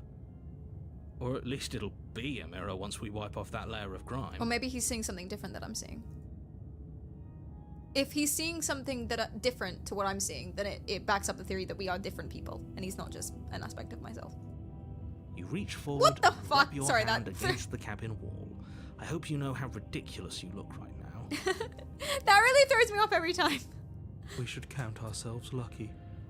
Some things are better left unseen. So it is just in my head. That means the narrator's probably a different person.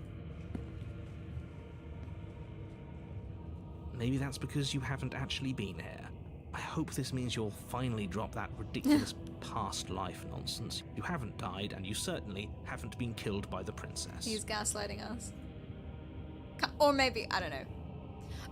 Okay, listen. Oh, I want to choose now if we're going to kill her or let her go. She killed us last time because I tried to kill her. After a lot of hesitation.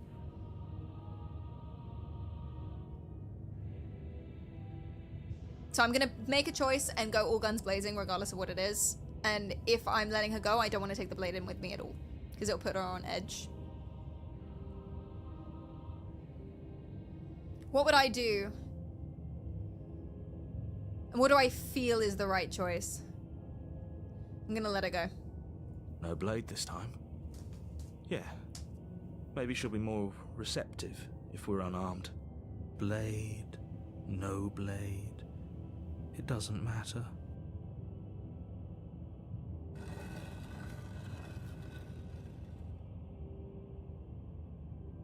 The door to the basement creaks open, revealing a spiral staircase. Harder to its descend. steps almost as deep as you are tall. The smell of incense drifts up from below. For a moment, you almost feel at ease. And it's grander. She has more power now. Huh.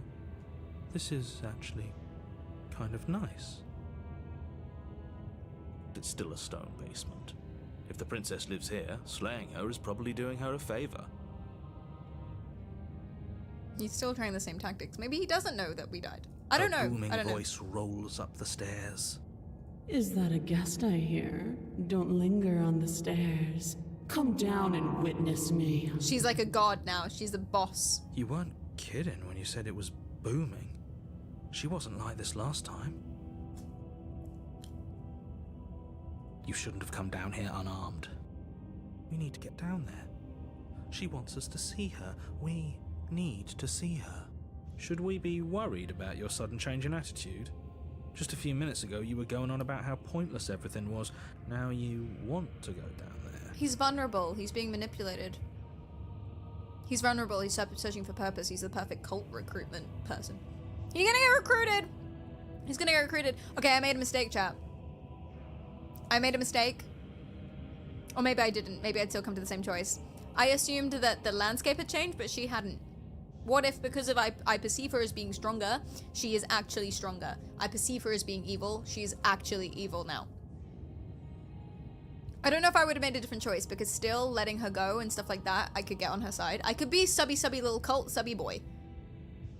It doesn't matter what that little voice says. He's not the one making the decisions. Though if his ramblings get you to the princess, they get you to the princess. Alright, let's go. Let's find out. Making your way down the spiral staircase is a time-consuming and exhausting effort, every step requiring you to clamber over one edge before dropping to the next. But soon the end comes into view, and you tumble to the bottom, entering the vast, temple-like room beyond. The princess towers over you, almost glowing in the weak starlight, her figure framed by a stained glass window. Her long hair billows around her, and a chain binds her wrist to the far wall. Okay, I may have fucked it. She's way more dummy mummy now, though. Lol. The chain is nothing to her. It might as well be a toy for all the good it would do. I told you it was pointless to resist But her. we're not being logical in our fear. We're not being logical. If the chain was nothing, why doesn't she escape? The little bird has returned to me. Oh, I wonder validation! what it wants. Validation! Past lives are real. Fuck the I narrator. see your hands are empty. You've already given up, haven't you? You aren't even going to try and kill me. How sweet. Do you think Dummy Mummy will like a little sub boy? And more than a little disappointing. Oh no. She's disappointed in us? Kneel. Okay. No. I don't want her to be disappointed in us, but are we going subby sub boy strat? Subby sub boy strat, chat. We're trying to win it back her favor. And then I get closer to them You toes. fall to the floor, knees painfully connecting with hard stone. That's my good little bird. Now, why don't we talk? Okay. The last time we met, you tried to kill me. And yet here you are again. This time groveling at my feet. What a wretched sight. What draws you back here beyond the empty halls of death? A narrator? Speak. The last time we met? I suppose that lends credence to our conversation in the woods. Still, whatever you do, don't tell her why you're here. It's best not to give her any ideas. I think the narrator genuinely doesn't know. He wouldn't have admitted to that if he did. Could we change the category, guys? Would you mind? Thank you. Thank you, thank you, thank you. Wait, have we been in Kingdom Come Deliverance this whole stream?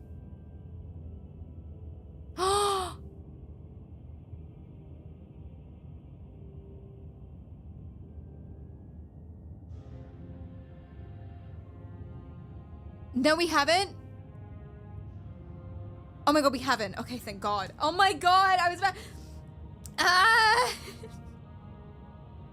We weren't just chatting. Okay, okay, that's fine. That's fine. I was... Weird. Okay, my category is different to the other category. Okay, we're in there now. Cool, at least. Thank you, thank you. I don't think I can refuse her. Sorry. You're supposed to end the world. I'm gonna bow down to her glory. Are you serious? Just don't say anything. How hard can it be to not say anything? You haven't felt her angelic fingers run along the edges of your mind. You haven't felt her nails dig into your thoughts. Okay, I feel like this was the specific thing that he was warning me about. Silent, silent, silent. Do you think holding shut your beak is enough to stop me from prying it open? Do you think your skull can save your thoughts from being seen? Can she do that? Oh shit, I just realized something.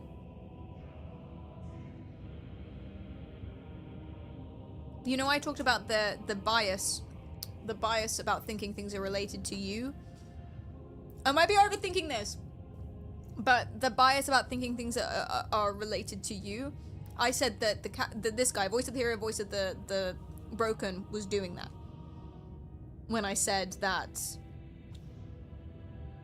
I don't remember what it was about actually specifically. I said he was doing that because he thought that, does anyone remember what I said? Damn it! It was something inconsequential. It was like, oh, she killed me because of this, like because I thought my actions were changing something. But then I literally said for myself right now, I said, oh, because I'm feeling a certain way, because I'm feeling scared, the walls have changed. I'm feeling scared, the house has changed. I'm feeling like she's more powerful because she killed me. I'm more nervous about it, therefore she is. What if it's nothing to do with me? Did I do the same bias for myself? What if it's nothing to do with me? What if she changed the castle? What if she is a god now because she murdered me? Did I just do the exact same thing that I called them out for doing? And I'm referring to us as them now, like fucking Smeagol. There's nothing she can't do. I'm overthinking it. I'm all in a I'm in a twizzle. I mean, regardless of which way you phrase it, I'm egocentric as fuck. It's true. Confused. I am confused. Meek. A chorus of submissive indecision. Ah! Is that why you came to me unarmed? It doesn't matter. All of it is easily brushed aside. But I don't trust at all how she's acting now, because I don't know if it's real.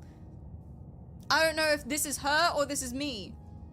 And there it is. I am destined to end the world. And this is more what I was expecting the first time. Something about that thought wraps itself around my heart. It feels like a fundamental truth to my being that I'd somehow forgotten.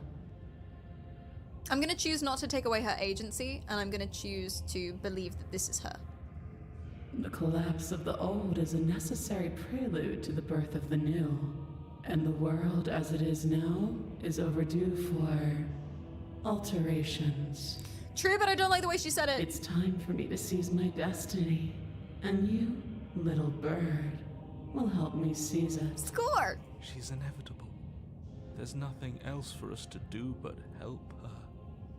Maybe she'll be nice to us. Maybe she'll be nice to us.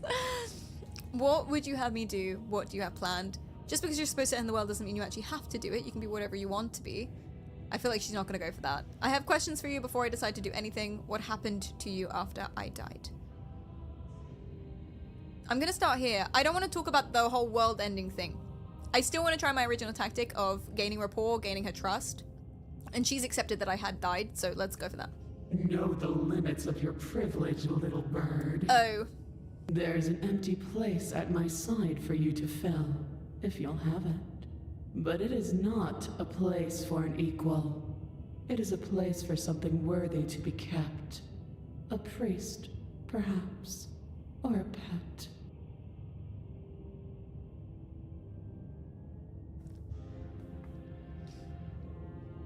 I'm gonna keep trying the whole equal thing. Trying to convince her you don't actually have to. This isn't gonna work. But I feel like for us, we should say it. This isn't about desire. This is about what I am. And I have little interest in discussing destiny with one that cannot see the divine truth that shines in my heart. Fuck, we're losing her favor. Okay, what do you want me to do? All you have to do is break these chains and set me free. So she can't break them herself then? Yeah. Why can't you just break them yourself if you're so powerful? Don't be rude. Of course she can. Oh my god. Maybe it's a test. He's right. It's not rude to question someone who's apparently trying to end the world. That's exactly why it's rude. We should know our place. We are Worm. I can, easily. But that isn't what I want to do. Why? The story of a terrible and bountiful god unbounded of her own will is no story at all. It's not worthy of everything I am or everything I'm bound to become. It isn't even worthy of what I was. The destruction in Genesis that's to follow in my wake is deserving of a song that can echo for eternity. Destruction and Genesis. Okay, one of those things is good, I guess. The song of you, being so struck by my glory, so overwhelmed by what I am, that you feel you must deliver me into the world. She's right, that's a better story. And from your act of utter devotion and submission springs a new dawn, a better dawn. Submit now, submit later. It makes no difference. Because in the end, no matter how vainly you struggle against me, my will triumphs over yours. Never trust someone. I never trust someone who thinks about storyline and stuff like that. Ah, that's not true. For the plot. Do it for the plot. I'm yours to command. Your will was so easily broken. Am I that magnificent? I mean... all you need to do now is break my chains. If this is what you want, then I guess How, though? there's not much else for me to say. We don't have, first of all, smash. Second of all, we don't have a sword. No. You can't just give in to her. Not when the stakes are so high. Not when you're so close. I won't let you do this. I don't really have another choice, do I? There's still something in the way. A greasy film inside of you where it doesn't belong. Trying to conceal you from me. Is that a person? No, it used to be a person. It's something different now. An echo. Weird. Is she talking about you? Weird. There's a... in an episode of Rick and Morty, they go to that marriage counseling thing and they make the physical monsters of who they see their partner to be. And maybe because we think she's super smart and super strong, she's now so smart and glorious and goddessful that she can see inside our head and see the narrator and is answering questions. But then if we are doing this, we don't know if we've also manifested the thoughts and not just her intelligence. Ah! I don't know! That's impossible. She's not supposed to be able to interact with me. You're a small one, aren't you? That's the first time in the whole game I didn't have to click to get the next line of dialogue. She cut him off, not me. Ooh! A shriveling little worm stretched beyond its limits. I am Worm. Trying to control things that it can't understand. No. What are you talking about? I'm just... I don't care what you are. You're mine. Oh my gosh, she cut me off too. I'm losing control. Rise, my little bird. Am I gonna have powers now too? Without hesitation, you're brought to your feet. Break my chains. And how are we supposed to do that? We don't even have a weapon. Good point. All you need to do is believe it's been done. Oh shit, that's proof. That's proof. This is my world. It's not an egocentric bias. It's my world. I do this. Okay, cool. Can I just not do that then? Now I have proof I can kill her, right? I can reduce her power.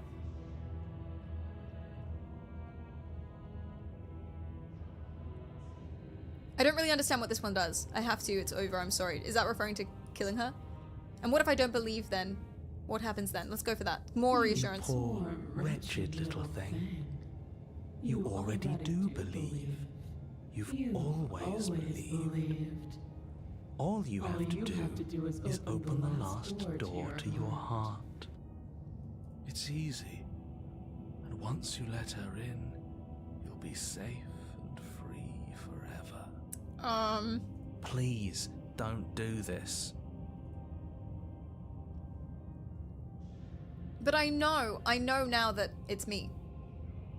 But knowing something is not the same thing as knowing something. There's nothing to be sorry about.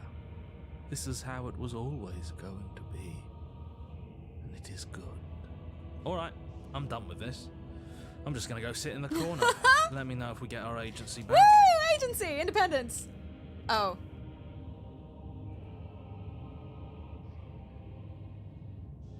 Oh, we don't have a choice. Alright, yeet!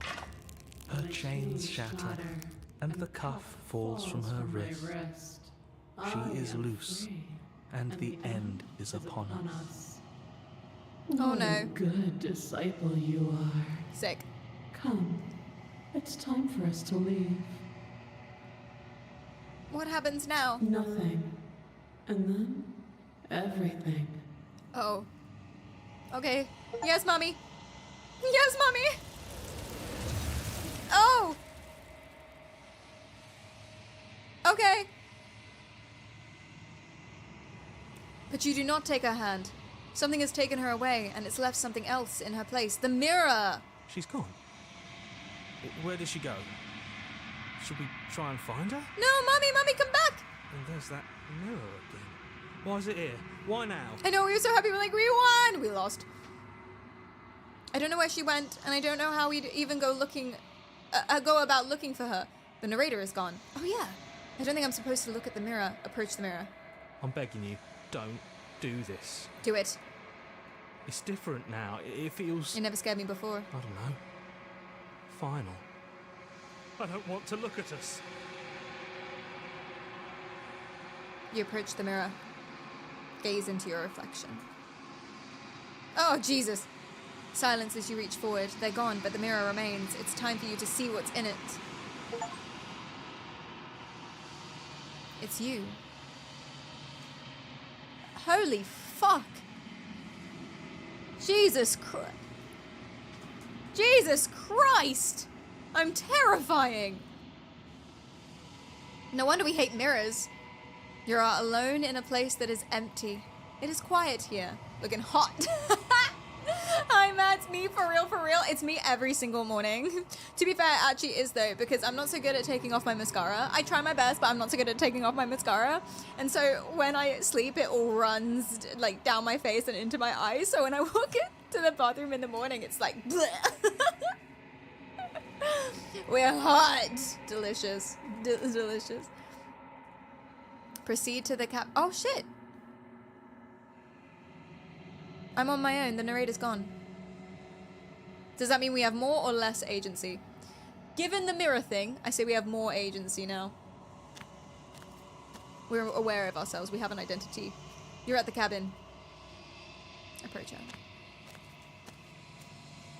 Something finds me in the long quiet and brings me the gift of a fragile vessel. Is the vessel me or her? The gift of the fragile vessel? Yes. Nerves and fibers to feel the worlds beyond. Perspectives to make my own. This one is dominance, a figure capable of bending everything to her will. She will make for an overwhelming heart. Do not mourn her, for she would not be able to mourn you.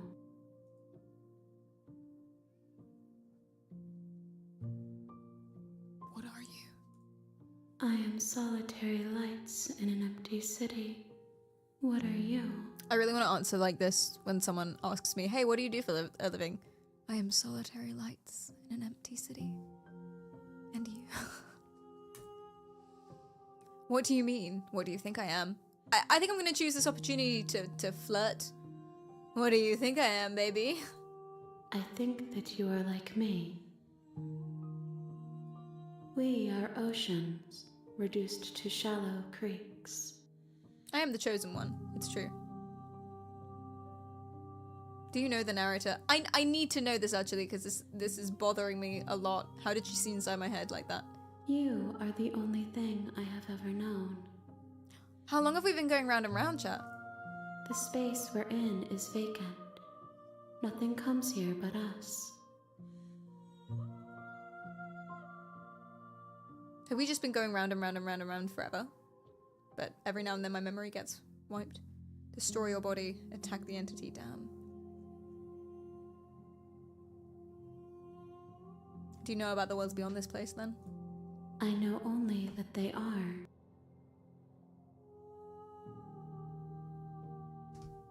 Is this the end of the world? How can the world have ended if we are talking? That's a good point. I did mean the rest of the world. Although I guess I've never known any other world than this, I just have the idea of a world that existed without us.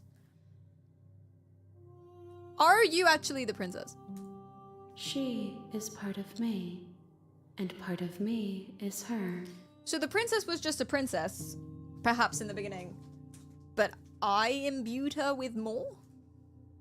She's now imbued with my consciousness or something? But does she know Batman? Were you always the princess, or are you just making her a part of yourself? You speak in circles. Yeah. Does it matter where one thing begins and another ends? For my satisfaction. Are you what sent me to slay the princess? Are you what trapped me here? I have only just now stirred to consciousness. So she wasn't... I brought her into being. I trapped you here, and I too yearn to be free. So we can't actually help each other. And I brought her into being, presumably. What happens now? Nothing, as we are. But I know that there are worlds beyond us, and that we are meant to reach them. There is no exit, but this vessel is a creature of perception. She can make you forget. Oh. If only you believe her to be able to. So we could start again. Bring me more perspectives, so that I may be whole. And perhaps then we will know our freedom. So she's reckoning if she becomes all-knowing and omnipresent and stuff, then we can escape.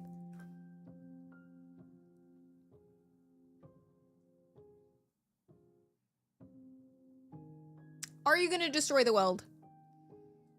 If I do this. Do I want her to escape? Ask of things that cannot be done. To destroy is merely to reshape, to remold. To be fair, this gives me a lot of peace and calm about climate change.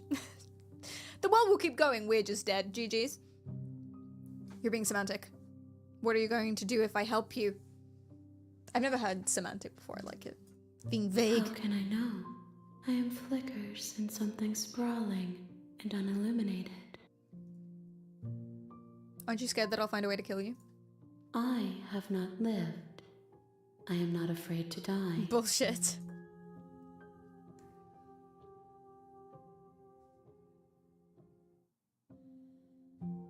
How many more pieces? More than you have found, but less than there are to find. Fucking hell. I am infinite. The rest will find their own way home. She is kind of insufferable. Is that it? Fine, make me forget. Let's go. She asks that I tell you to remember her. You won't. Oh! Holy shit. Everything goes dark, and you die. Chapter 1. Damn! You're on a path in the woods, and at the end of that path is a cabin. And in the basement of that cabin is a princess. She talks to us like a user license agreement. You're here to slay her. If you don't, it will be the end of the world. I kind of believe it, man.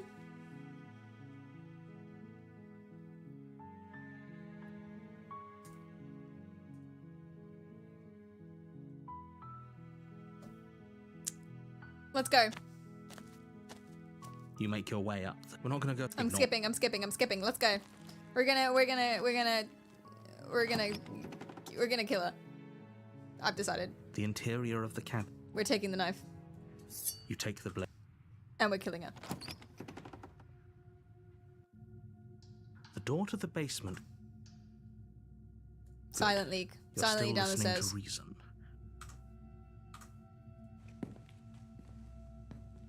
You walk down the stairs and lock eyes with the princess. There's a heavy chain around her wrist, binding her to the far wall of the basement.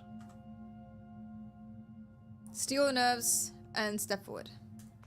You step forward, your grip on the blade tightening as you steel your resolve. Oh? No talking then? Fine.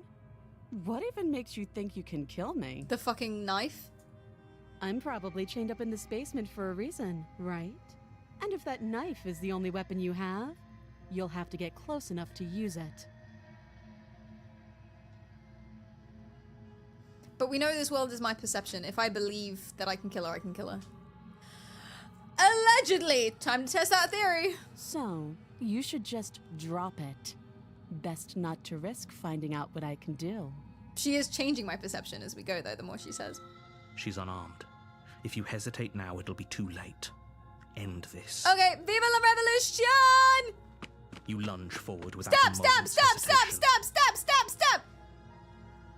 You feel flesh easily give way and look down to see your blade already sinking deep into her heart. Oh. Oh, this doesn't feel good, actually. I'm currently pretty confident in the cyclic nature of this existence. She wants more perspectives. Here's a perspective. Unless I'm wrong, she needs the vessel, and now we've killed her, and now we've killed our only potential chance of escaping. Perhaps this ends it too. Perhaps she's the one that's enslaved me. We don't know. This is it, isn't it? Either she was telling the truth, in which case slaying her is fine, or she was lying, in which case I'm now free, because she was the one enslaving me. Or a third thing, and we fucked it, and we're gonna just roam this forest for the rest of our lives. We'll find out. I'm almost embarrassed. I should have seen that coming. But I have to wonder. How is her voice, like, unchanged? She's so unfazed by this. Do you actually believe this was enough to kill me? Fuck! It's like she's convinced she can't die. Yes. Even as she lays there dying, she entirely believes herself to be alive. Oh! I forgot such an important part of this game. Of what she said at the end. I forgot. We are the same. Her and me, we both want to leave. We're both brought here. We're both trapped. I affect the world, as does she. She believes she's immortal. She's immortal. But it's over, isn't it? Well, she is anyway. She stopped breathing moments ago. That arrogant look still plastered on her face. But is it over? Really over? Something says no! Of course it is. She's dead. I'm not sure. I feel like she has to have some kind of trick up her sleeve. Of course not. That was too easy. I think too easy is real. I think that's a heuristic. It's over. You could check her sleeves if you want, but I can assure you that there's nothing hidden up there. We should make sure. What's the harm in checking for a pulse? Oh, take the knife first. Oh, actually, don't go near her. Double tap. Double tap, and then leave. If you go near her and she's like, stabs you, are we gonna die? Are we gonna fucking die? Double tap. Always double tap. I really don't think you should do that. I agree. And why shouldn't we? Is there something you're not telling us? True. I've told you everything that's happened with complete accuracy. The princess is dead. Your blade pierced her heart. There's no coming back from that. We have no evidence you told us completely accurate information.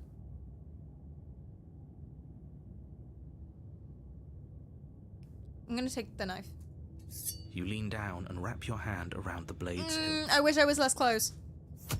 But as you begin to slide it out of its resting place, you feel a sharp and sudden jab in your I side. knew it. I should have left. What was that?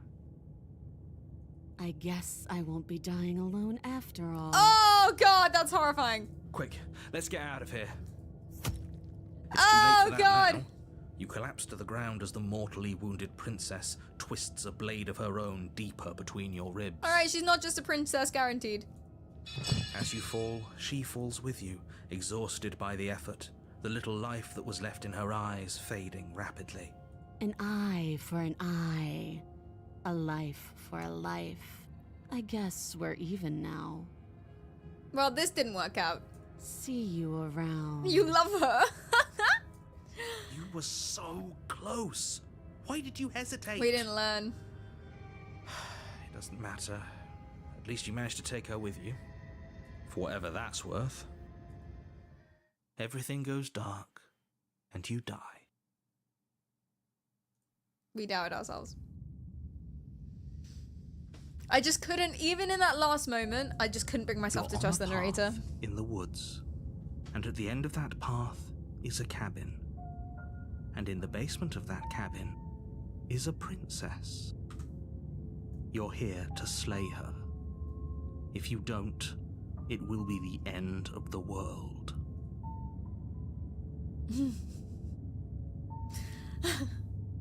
Okay, no. I already slew the princess, sure. She also killed me, but I definitely got her. Why am I here again? I can assure you that you didn't slay her and that she didn't kill you. People don't just spring back to life after dying, and the two of us are meeting for the very first time. If he doesn't remember what happened, then maybe it's best to keep it that way. This whole thing's a crock of shit. She's just going to pull a knife out of nowhere and stab us again. New voice! New drop! Voice of the cheated. This whole thing's a crock of shit. I like this guy. I like this better. Stabbed to death? Well, you won't have to worry about that. The princess is unarmed. Yeah, that's exactly what you told us last time. You said this whole thing would be easy, but after we sank our blade into her heart, she just got up and started stabbing us. Calm down. I assure you she has no weapons, so there's no reason to fear her. You were made for this job. You'll do just fine. I was made? Literally? Question mark?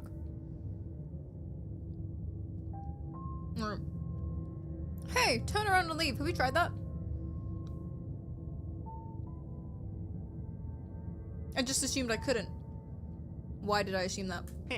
And away we go. Good call. Seriously? You're just going to turn around and leave? Yep. Do you even know where you're going?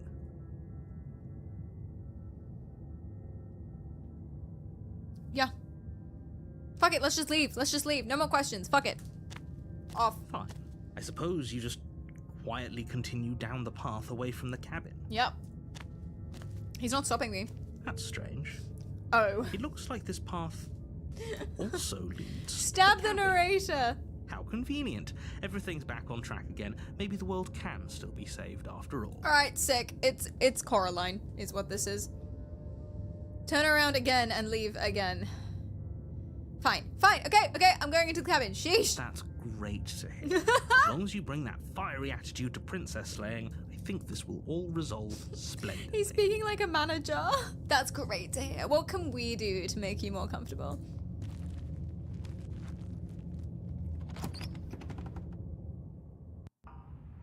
The interior of the cabin is a jagged mess of warped wood and broken boards, their splintered edges as uninviting as shattered glass.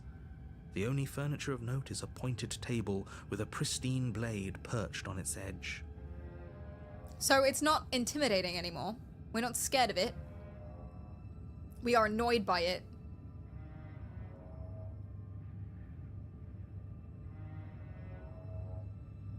What else could this represent? The blade is your implement. You'll need it if you want to do this right.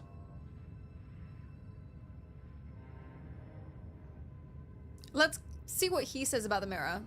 He might just deny it again. That's because there isn't a mirror. Yeah. There's a table, the blade sitting on the table, and the door to the basement. There's nothing else in here. I don't think he can see what's happening. There's definitely a mirror. There isn't.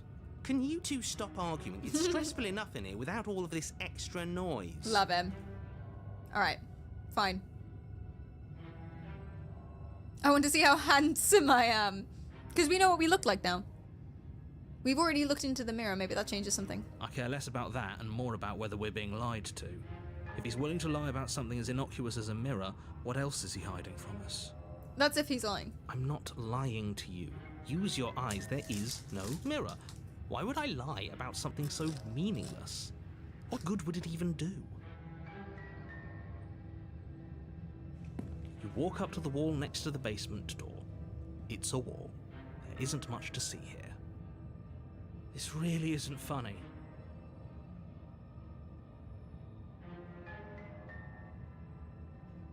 You reach forward and rub your hand against the cabin wall. I hope you know how ridiculous you look right now. Worth a shot. But it was there a second ago. Now it's gone. Yet another thing in here playing tricks on us. I hate this place. Feels like personality splitting. Oh my god, it does! It really does. Okay. Let's try again. This time, let's not die ourselves. You take the blade from the table. It will be difficult to slay the princess and save the world. It feels a bit better to have a weapon in our hands. Let's make her hurt for what she's done to us. Yeah, okay. I'm down. I'm just following the voices now. The door to the basement creaks open, revealing what must once have been stairs. The fractured slats look as if they've been torn from their source and violently jammed into the wall.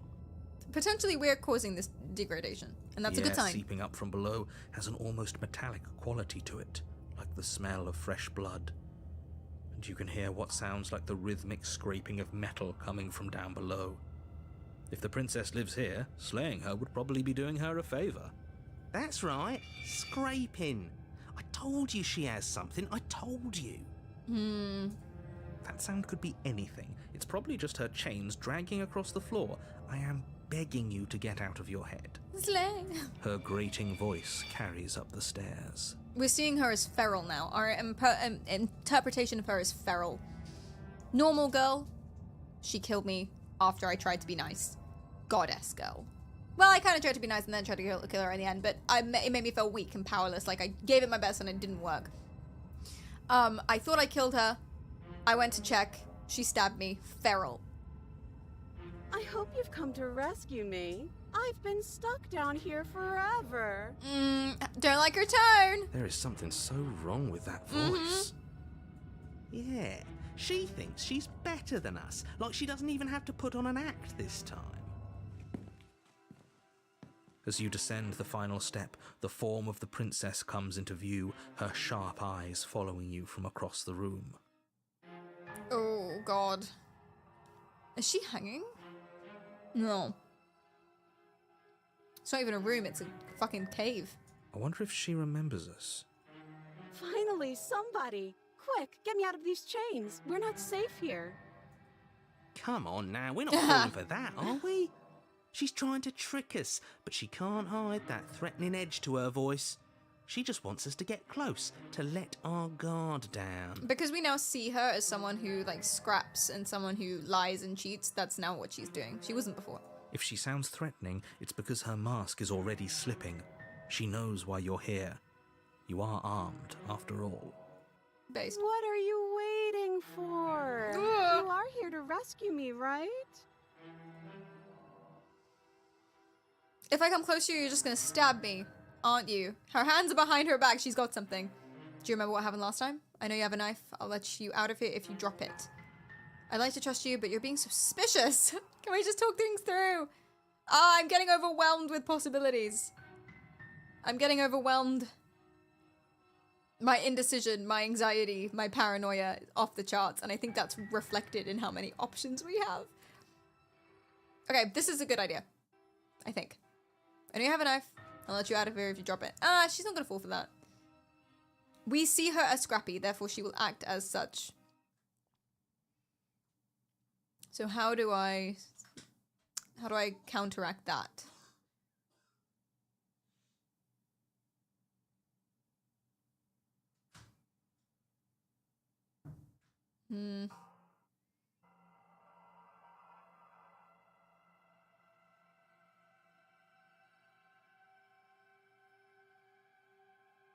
How do I counteract that?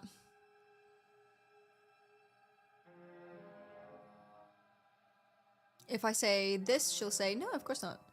If I say this, well, it's something. Last time?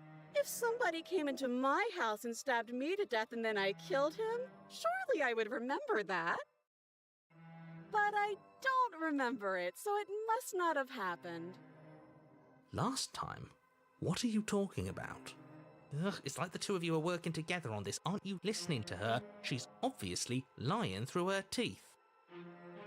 I'm terrible at spotting lies, and even I can tell something's up here. We can't be the only ones that looped back to the start. Someone else has to remember, right? Yes, something is obviously up, and we can all tell that she's lying. The thing she's lying about is how dangerous she is, not dimension hopping or time travel or whatever it is you think you're doing. She's lying. She's lying. She's gonna lie about all of it. She's gonna use all the tricks. But that's exactly what happened, so you do remember it.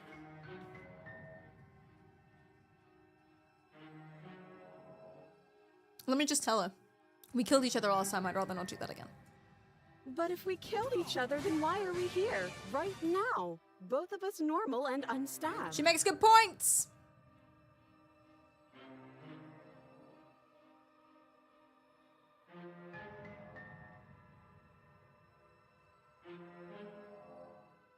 What if we're both honest with each other? I'm gonna keep trying. I'm just gonna keep trying to get her to admit it, and then maybe something will break down. Chat, I believe her. Hi, Sean. Yeah, I think that's what I'm gonna do. Whatever else I say, whatever else I try, she's gonna lie and then she's gonna stab me. Because that's my perception of her right now. That's what I think she's gonna do, so that's what she's gonna do. So I need to break it down. And the only way to break it down is to acknowledge that this is my perception and this is this one particular cycle, which isn't the objective truth. And if she admits, and I admit, and maybe the narrator admits, unlikely, that this is not the objective truth, then we can change it. Maybe. That doesn't sound like me. Fun. I have absolutely zero doubts that she is going to stab us if we get close to her. Yep. What if I just yeet the knife? We get one shot, but, you know. She certainly feels threatening. Just because she's acting like she's going to stab you doesn't mean she has the means to actually do it. True, we need to see if she actually does have a knife. But you know who is armed? You. So stop second-guessing yourself and do your job. Also, our problem last time, according to the narrator, is that we doubted him. So maybe we should trust him this time. But I'm nervous. Or hear me out, we slay the princess. That's a bit controversial, Ruby. All the more reason to jump into the deep end and deal with her right now before you waste any more time getting stuck in your head. What's the best way of getting over your fear? Confront your fear. Screw it. The princess falls silent, her smile unwavering as you charge across the room. Okay, she hasn't pulled out a knife yet, and her hands are still behind her back. I think we can do this. I think we can win. We just have to strike now, but make sure you keep your eyes on those hands. I don't trust her for a second. But your focus is broken by the horrible sound of metal slicing through meat. Was that me or her? Whose meat? Not ours, right? Hers, at first. At first? Then yours. Fuck, she had a knife. Of course she had a knife. We thought that she would. In our perspective, she did last time, which she didn't, but we thought that she would in our perspective. She did last time, therefore, of course, she does now. Of course, she had a knife. The fucking room change. I feel so... Ooh, trust the narrator. Ooh, trust the narrator doesn't know anything. It bamboozled me. Hee hee. Hee hee. How? What did she even hit us with? You stare down at your chest and at the long, thin blade she impaled you with. Where was she hiding that? And then the red, angry slit along the flesh of her thigh, where the blade had been nestled just a moment ago. It's still lodged in her leg, emerging from her knee, hinging up and out of her body like some extra metallic limb. What the fuck? Me. Bullshit. I agree. Absolute bullshit. That is nonsense. That is nonsense. You're going to die now. Yeah, no, I know. With a twist of her knee and a painful squelch, she does just that. Everything goes dark, and you die. Did she die too? Because we did stab her. Ooh, chapter 3. We haven't seen a chapter 3 yet. You're on a path in the woods. Oh, actually, that's No, not true. Fuck that. If we're gonna have to keep doing this over and over and over again, we're not starting in that goddamn woods every time. Based. We're starting in the fucking cabin. Yeah, skip to the good part. I love this guy. This is how I feel. What? The interior of the cabin is sharp, a constricting mess of curved and battered sheet metal pushing you towards... Wait, excuse me? What just happened? What did you just do? I controlled the narrator. Last time she was controlling us, now I'm controlling him.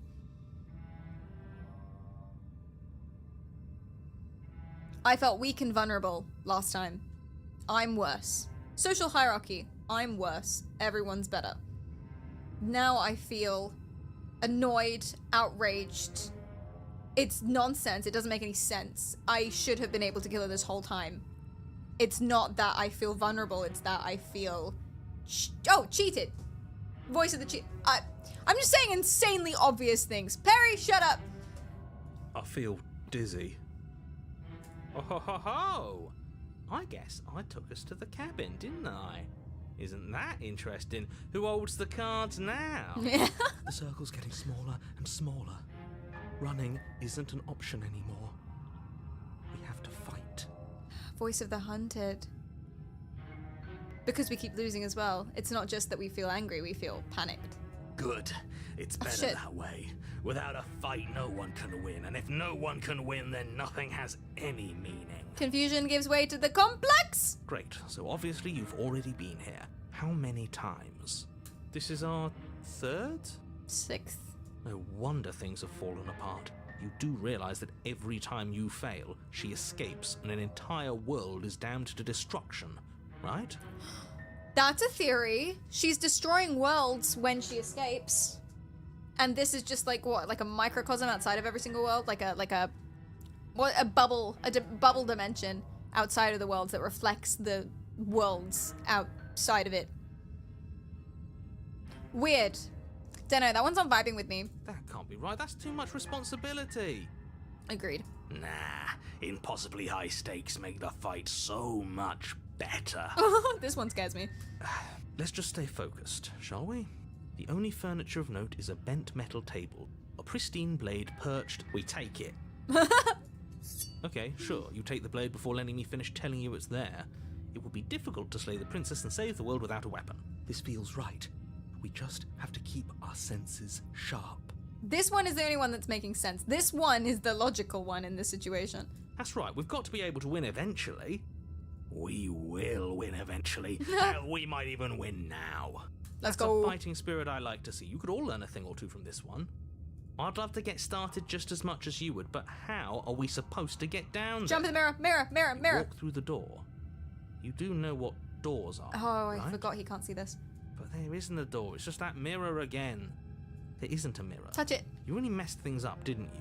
It's like you can't even see reality anymore. I like the idea. I like the touch. I don't know if they've done this on purpose, that when you touch the hallucination, it disappears. Like the mirror in the previous room, you touched it and it just was a wall in the end. Because that's usually what happens when you are having visual hallucinations. Sometimes, not all the time, as far as I'm aware, that can be what happens.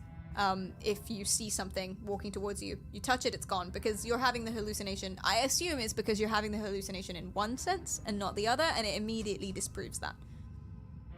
Potentially. I can feel the air coming up from behind it, stinking of iron and steel. He might be right. Could be a trick. If our other senses can't feel it, then we can't trust it. Touch it. If it's in our way, let's just break it and move on. Touch it. Lick it. You make your way to the door at the end of the room, stopping just in front of it. You really must think you're looking at a mirror. Well, it doesn't exist. Just reach forward and open it. Let's just fumble for the handle and be done with it. I don't care what we look like. I care about getting to the end of this mess. You reach forward and place your hand on the door to the basement. It creaks open. Bop it. Twist it. And the mirror's gone.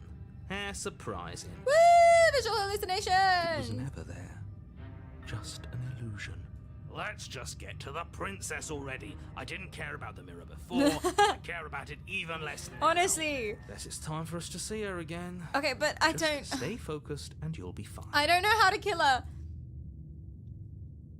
You step forward, but you don't get a chance to linger on the basement stairs. They are smooth and flat and metallic, an unintentional and unfortunately slippery ramp that quickly sends you skittering to the bottom. Scary, and I'm out of control. A part of me is. Your body tumbles onto the basement floor, and the form of the princess comes into view, standing at a distance. She's all jagged now. She gives you a wry smile. Hi. It looks like you don't have a way out, so I'm not going to play dumb anymore. Oh, God. But don't worry about how bad you did last time. That's part of the fun. Oh, God. She's got another thing coming if she thinks we're going down easy again. Pride makes us dead. The only thing that matters is survival. Yes, this one's spitting facts. Actually, does survival matter? We've died twice and nothing bad has come of it. That's a good point, we too. just need to find a way to win once. Nothing bad has come of it yet. Also a good point. Man, everyone's spitting today. Plenty bad has come of it. You've left at least one entire world to ruin. The people there mattered. So that's the theory, then. We don't know that's true, because we can only see from our point of view. I'm trusting the narrator more and more as we go on, but that's only because the world has gotten scarier. It's like the friends with your... The friend of my friend is my enemy. No, the enemy of my enemy is my friend. The past isn't real. There's only here and now. Your internal bickering is cut short by the wet sound of slicing meat. From the princess's arms erupt twin blades, glistening with her blood, the empty flesh of her arms flopping at her elbows like torn sleeves. What? The chain clatters to the floor. She's loose, and she is coming for you. What the fuck? You're going to make me walk over to you, aren't you? Stockholm Syndrome. Yes, that's what it is. Stockholm Syndrome. I like the narrator. Shit. She's coming for us and I'm out of ideas. Or, no, I don't think that's Stockholm Syndrome. It would make more sense if I had empathy for her, which I did when she was big goddess woman. I had empathy for her. But I don't know who my captor is here, so I'm feeling empathetic towards someone. We have to fight. Do we have to fight? Yes, she's gonna kill us. She's not gonna, she doesn't have any interest in controlling us. Or we perceive her to not have any interest in her controlling us. If we fight, we lose. If we surrender, she kills us. We try flirting with her. Just panic. She wins by killing us, right? So let's beat her to it. Think up something better. This is a hesitation. She'll kill us. I so want to try flying, but this is the right option in my head. But why is that the right option? The only thing that this might not do is let us respawn. Flirt, we're gonna flirt for the plot. I've tolerated quite a bit from you, but this is a bridge too far. Please don't try romancing the princess. She wants to kill you. She's going to end the world if you don't stop her. Yeah, do we have to flirt with the murderous monster? I'd rather not. I think we should. I'm into it. The voice of the stubborn is you guys, by the way. Can't say I mind either. If it weren't for all the cheating, I'd say she's pretty cute. She has a cold kind of beauty, as we learned from the beginning. Can we flirt by fighting her, though? Punch her sexily in the face. I know you want to kill me, but has anyone ever told you how gorgeous you are? I just feel like I really get you. I like you, romantically even. Maybe we can hash this out over a date. How about you buy me dinner before impaling me to death? Give her the look. The look? Oh, confuse her. You guys have a look, right? What's my look? It's really bad. I can't flirt at all. What's my look? Nah, it's bad. It's bad. It's bad. Maybe it needs more winking.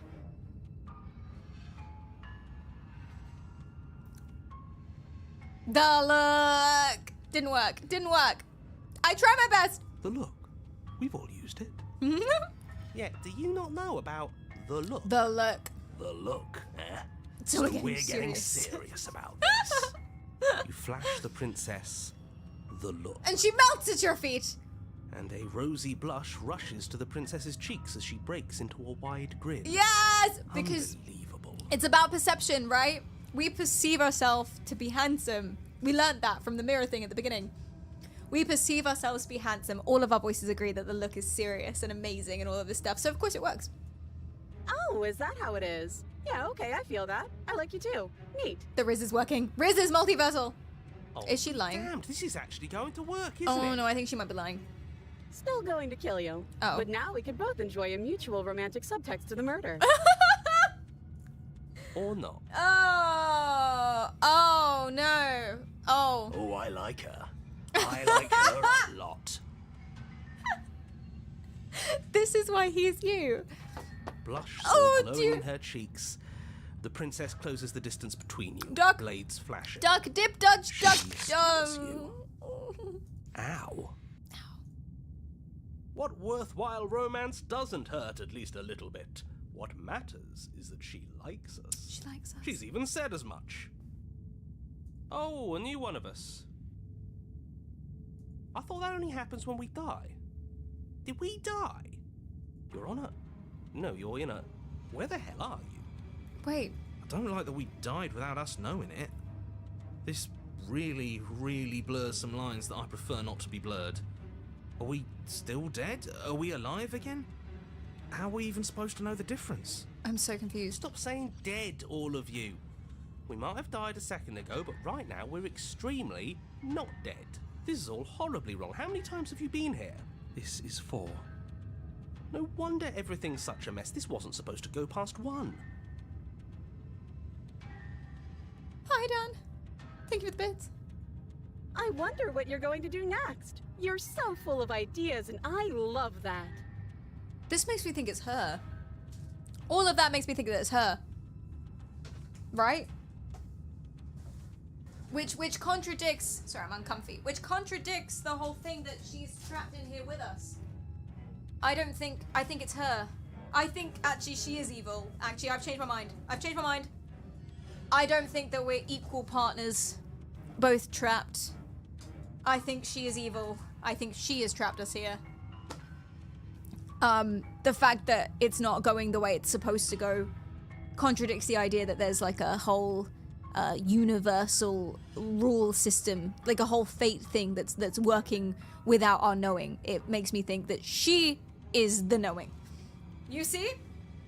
Or maybe the two of us have the same power. Maybe this is part of her power. But that power is perception, not want. She should perceive me as something easy to die. Why is she perceiving me as immortal? That doesn't make any sense.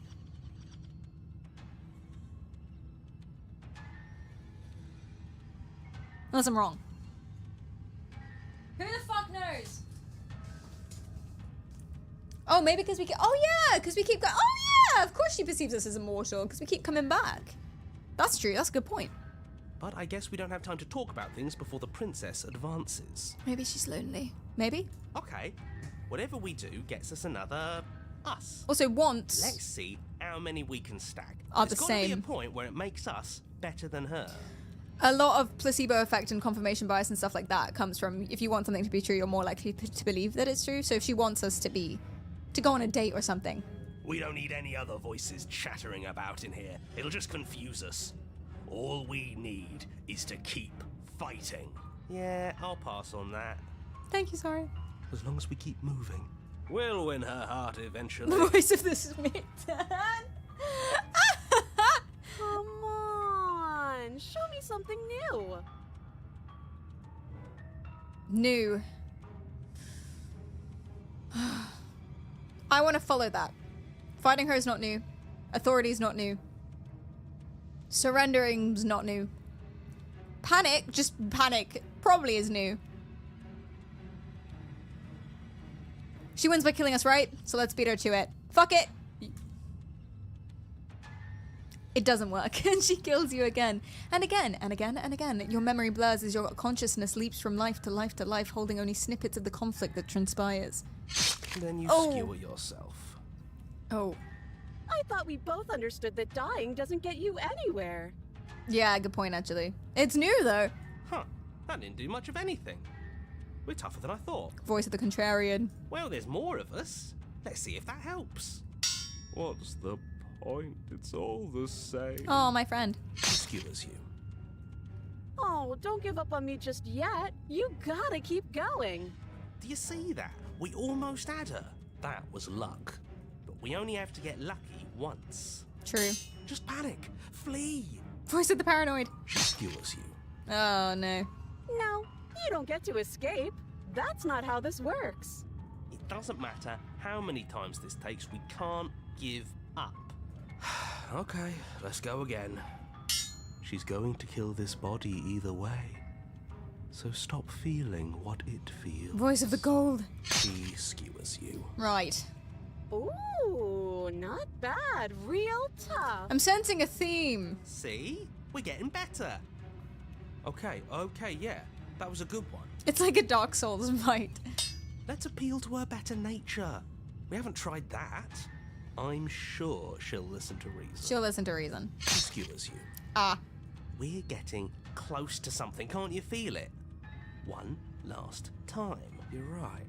One last time, that's all we need. None of this is working. Think. Each time she's getting more and more covered in blades. It's just every time this happens where our idea is reinforced. That's what this is. It's reinforced, it's consolidating. She skewers you. Yep. And then everything goes dark, and you die. Damn. Guess she got bored of us. Chapter 4. We've never gone to chapter 4 before. Your Honor, don't lose your head. We're in a cabin, and we'll take it from here. Everything feels like it finally fits, doesn't it?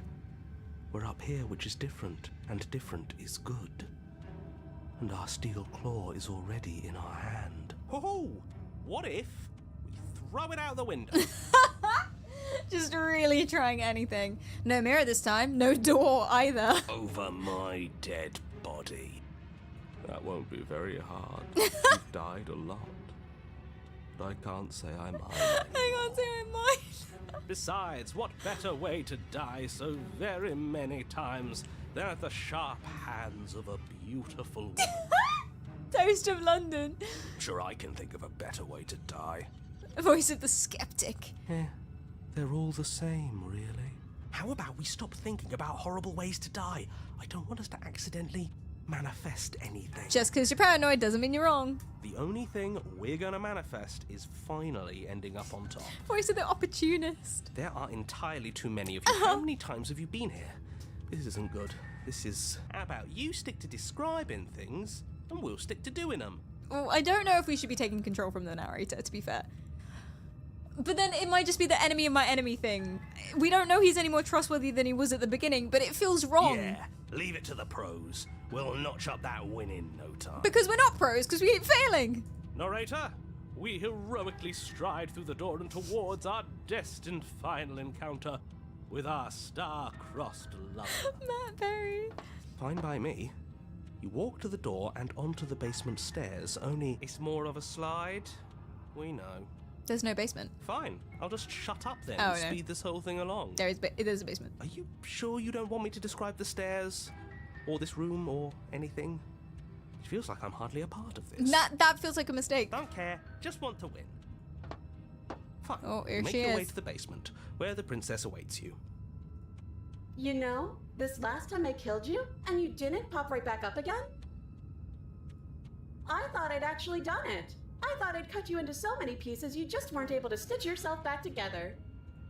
But I guess we're not done. That's okay with me. It's good even. I like that. I got something ready for you while you were gone. Do you want to see it? She just wants to kill me, though. Or she doesn't. I perceive her to just... I think she just wants to kill me, and therefore no matter what I do, she's just gonna kill me. I'm not going to wait for an answer. I'm just going to show you. It's worth it, though. Just you wait. And not for very long, because I'm going to do it right now.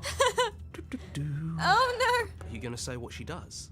Do you want me to talk now? Oh, my fucking God. Well, yeah, she says she has something new. I want to hear about the new thing. Yeah, me too. I think I speak for all of us when I say that I would like to hear you describe her new thing? I would like to know the new thing as well. The new thing would be nice. Really? Okay then. Here we go. Now.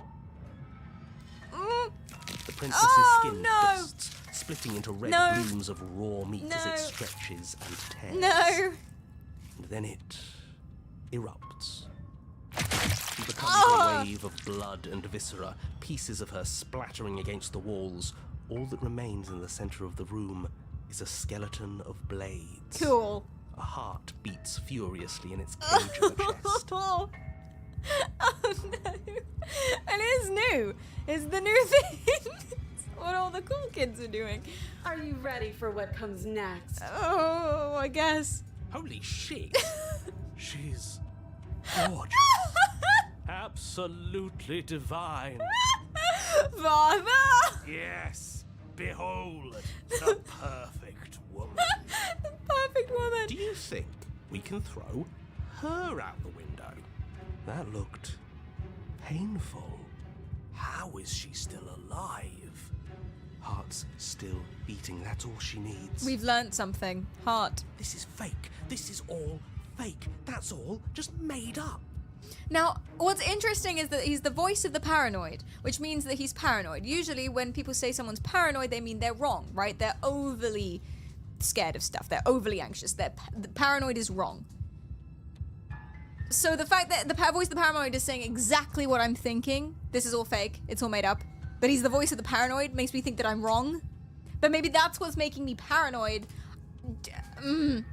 She doesn't even have a back anymore. How are we supposed to stab her in it? Lol. This is all just a sick joke. I hate existing. We're screwed. I quit. You can't quit. Where are you gonna go? We could just camp in the forest, man. All right, What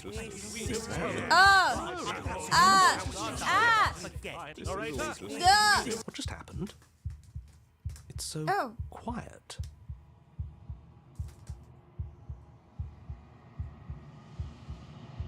Huh. I guess, yeah, it's my thoughts that are creating this. If I just, like, meditate and shit. GG. By narrator.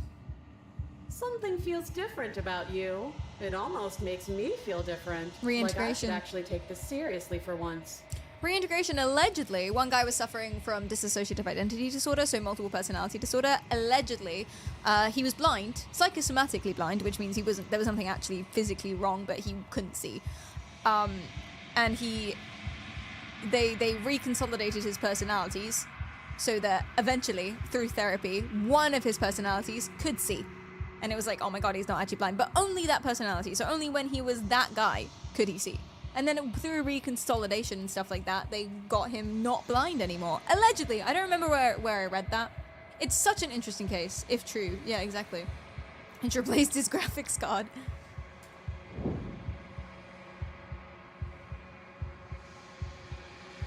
You do not act, and yet through that inaction, your body moves on its own.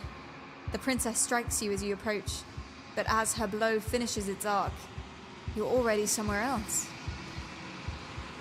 You're incredible. I am. Your weapons clash again and again, you and her entering a rhythm free of thought and free of self. There is only the dance, the ebb and flow, the shifting of the tides back and forth between you. The deeper you fall into your play, the faster your hearts pound, and the faster the momentum volleys between you. An endlessly building crescendo, and then an opening. Your blade strikes free of volition, and hers strikes too. Both strikes are lethal. Neither of you will survive, but neither of you fear what's to come. This is a good ending.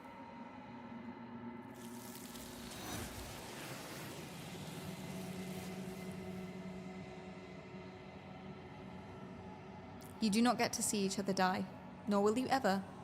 It's time for you to leave. Memory returns. You do so. Gaze into your reflection. Silence as you reach towards the glass. It's time for you to see what's in it. You've grown. You find yourself in the long quiet once again. Proceed to the cabin. You're at the cabin. Approach her. Flickering lights and empty cityscapes become pockets of vitality and movement. I am more than I was before. Whenever you are ready, I will wipe your slate clean once again. Are you the same being as you were before? How much have you changed? What does it feel like to change like this? When it's all done, do you know what you want to do? You know that at the end of this, once you're finished, I'm going to kill you, right? When I go back, it's as if an invisible wall closes around me. Why can I not do the same things I've done before? You've been kinder to me than anyone else I've met, thank you. You've been kinder to me than anyone else I've met. Why? What do you want me to bring you next time? Do you have any thoughts on this vessel? I'm interested in this one, actually. I want to know what she has to say. This one is a single-minded edge. She is cruelty, but she is also joy. She will make for a piercing heart. Do not mourn her. She is exactly where she needs to be.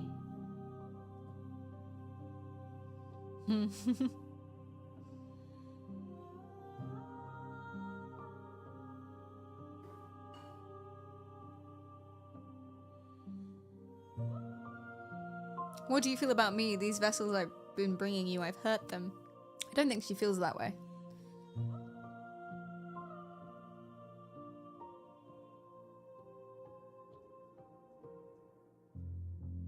You've been kinder to me than anyone else I've met. Why? Why wouldn't I be kind to you? You are the only thing I know that isn't me. How much have you changed? Is a child the same as an infant? I am an unbroken pattern, but every vessel gives fresh perspectives and carves new avenues of expression. I am different, but I am the same.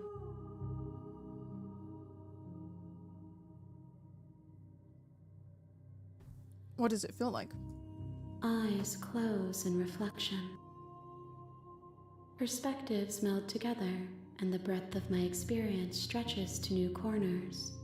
There are contradictions, conflicts in my nature, and there are familiarities that bind everything together. It feels correct. This is what I need to be. This is the only path forward.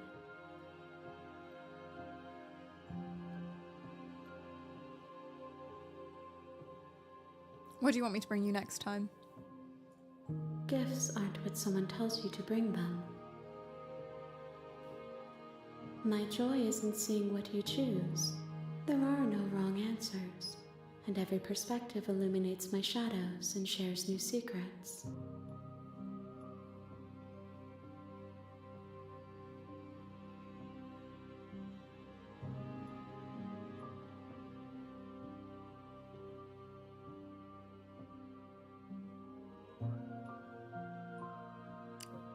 What about these ones? Attack her, destroy me.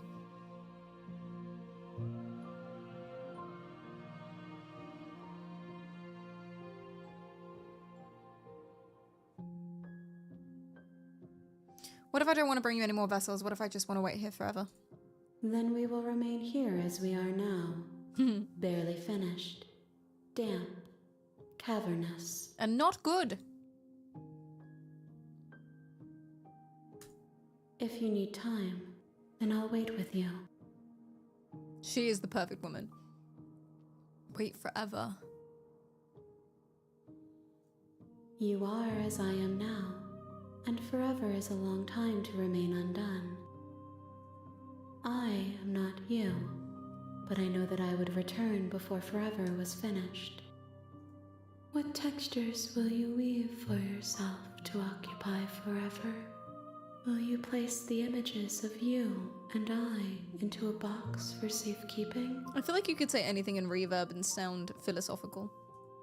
If you close that box, will you become another you in another world? An imaginary pattern repeating itself until it can no longer bear the weight of its hand-drawn cage. You'll always come back to the box, because you'll always want to know what it means to be you. I will be here waiting by your side until you're ready to return to mine.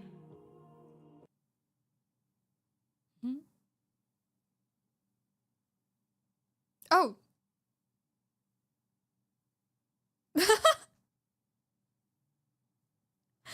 Oh shit. I didn't think it would do that. That's crazy. Oh my goodness. I mean, forever is a while, actually. Yeah, that's supposed to happen. Yeah, no, I felt it. The game didn't crash. The game... I really, really felt that one. Guys, I feel like we need to actually wait forever. Or at least a little bit. Don't you think? To fulfill this, I suppose. Oh my freaking god. I really wasn't expecting that.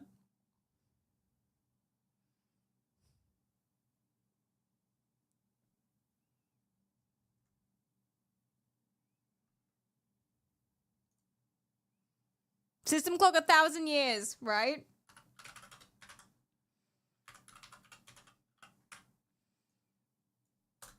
You have to wait forever. Forever.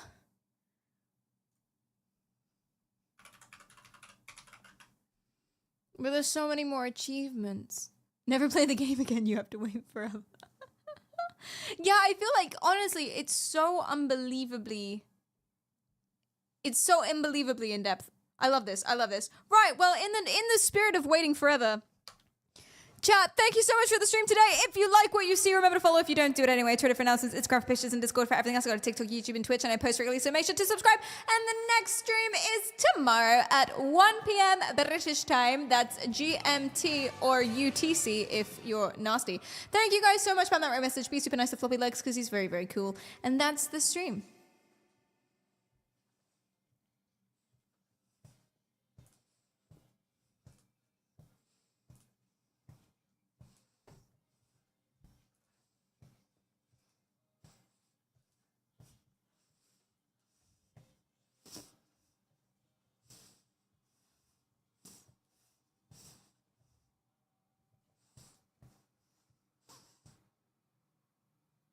I missed it. Wait! Fuck, he has 2 S's? What? Why would he do that? What a stupid username! Thank you for the catch! What a stupid user! Sorry, it's not. I'm victim blaming. Let's go to Floppy Legs! That's on me. I'm sorry. Good catch! I'm gonna click the raid now button then. Oh, it's like opening a microwave before the ding. Oh, I don't like it.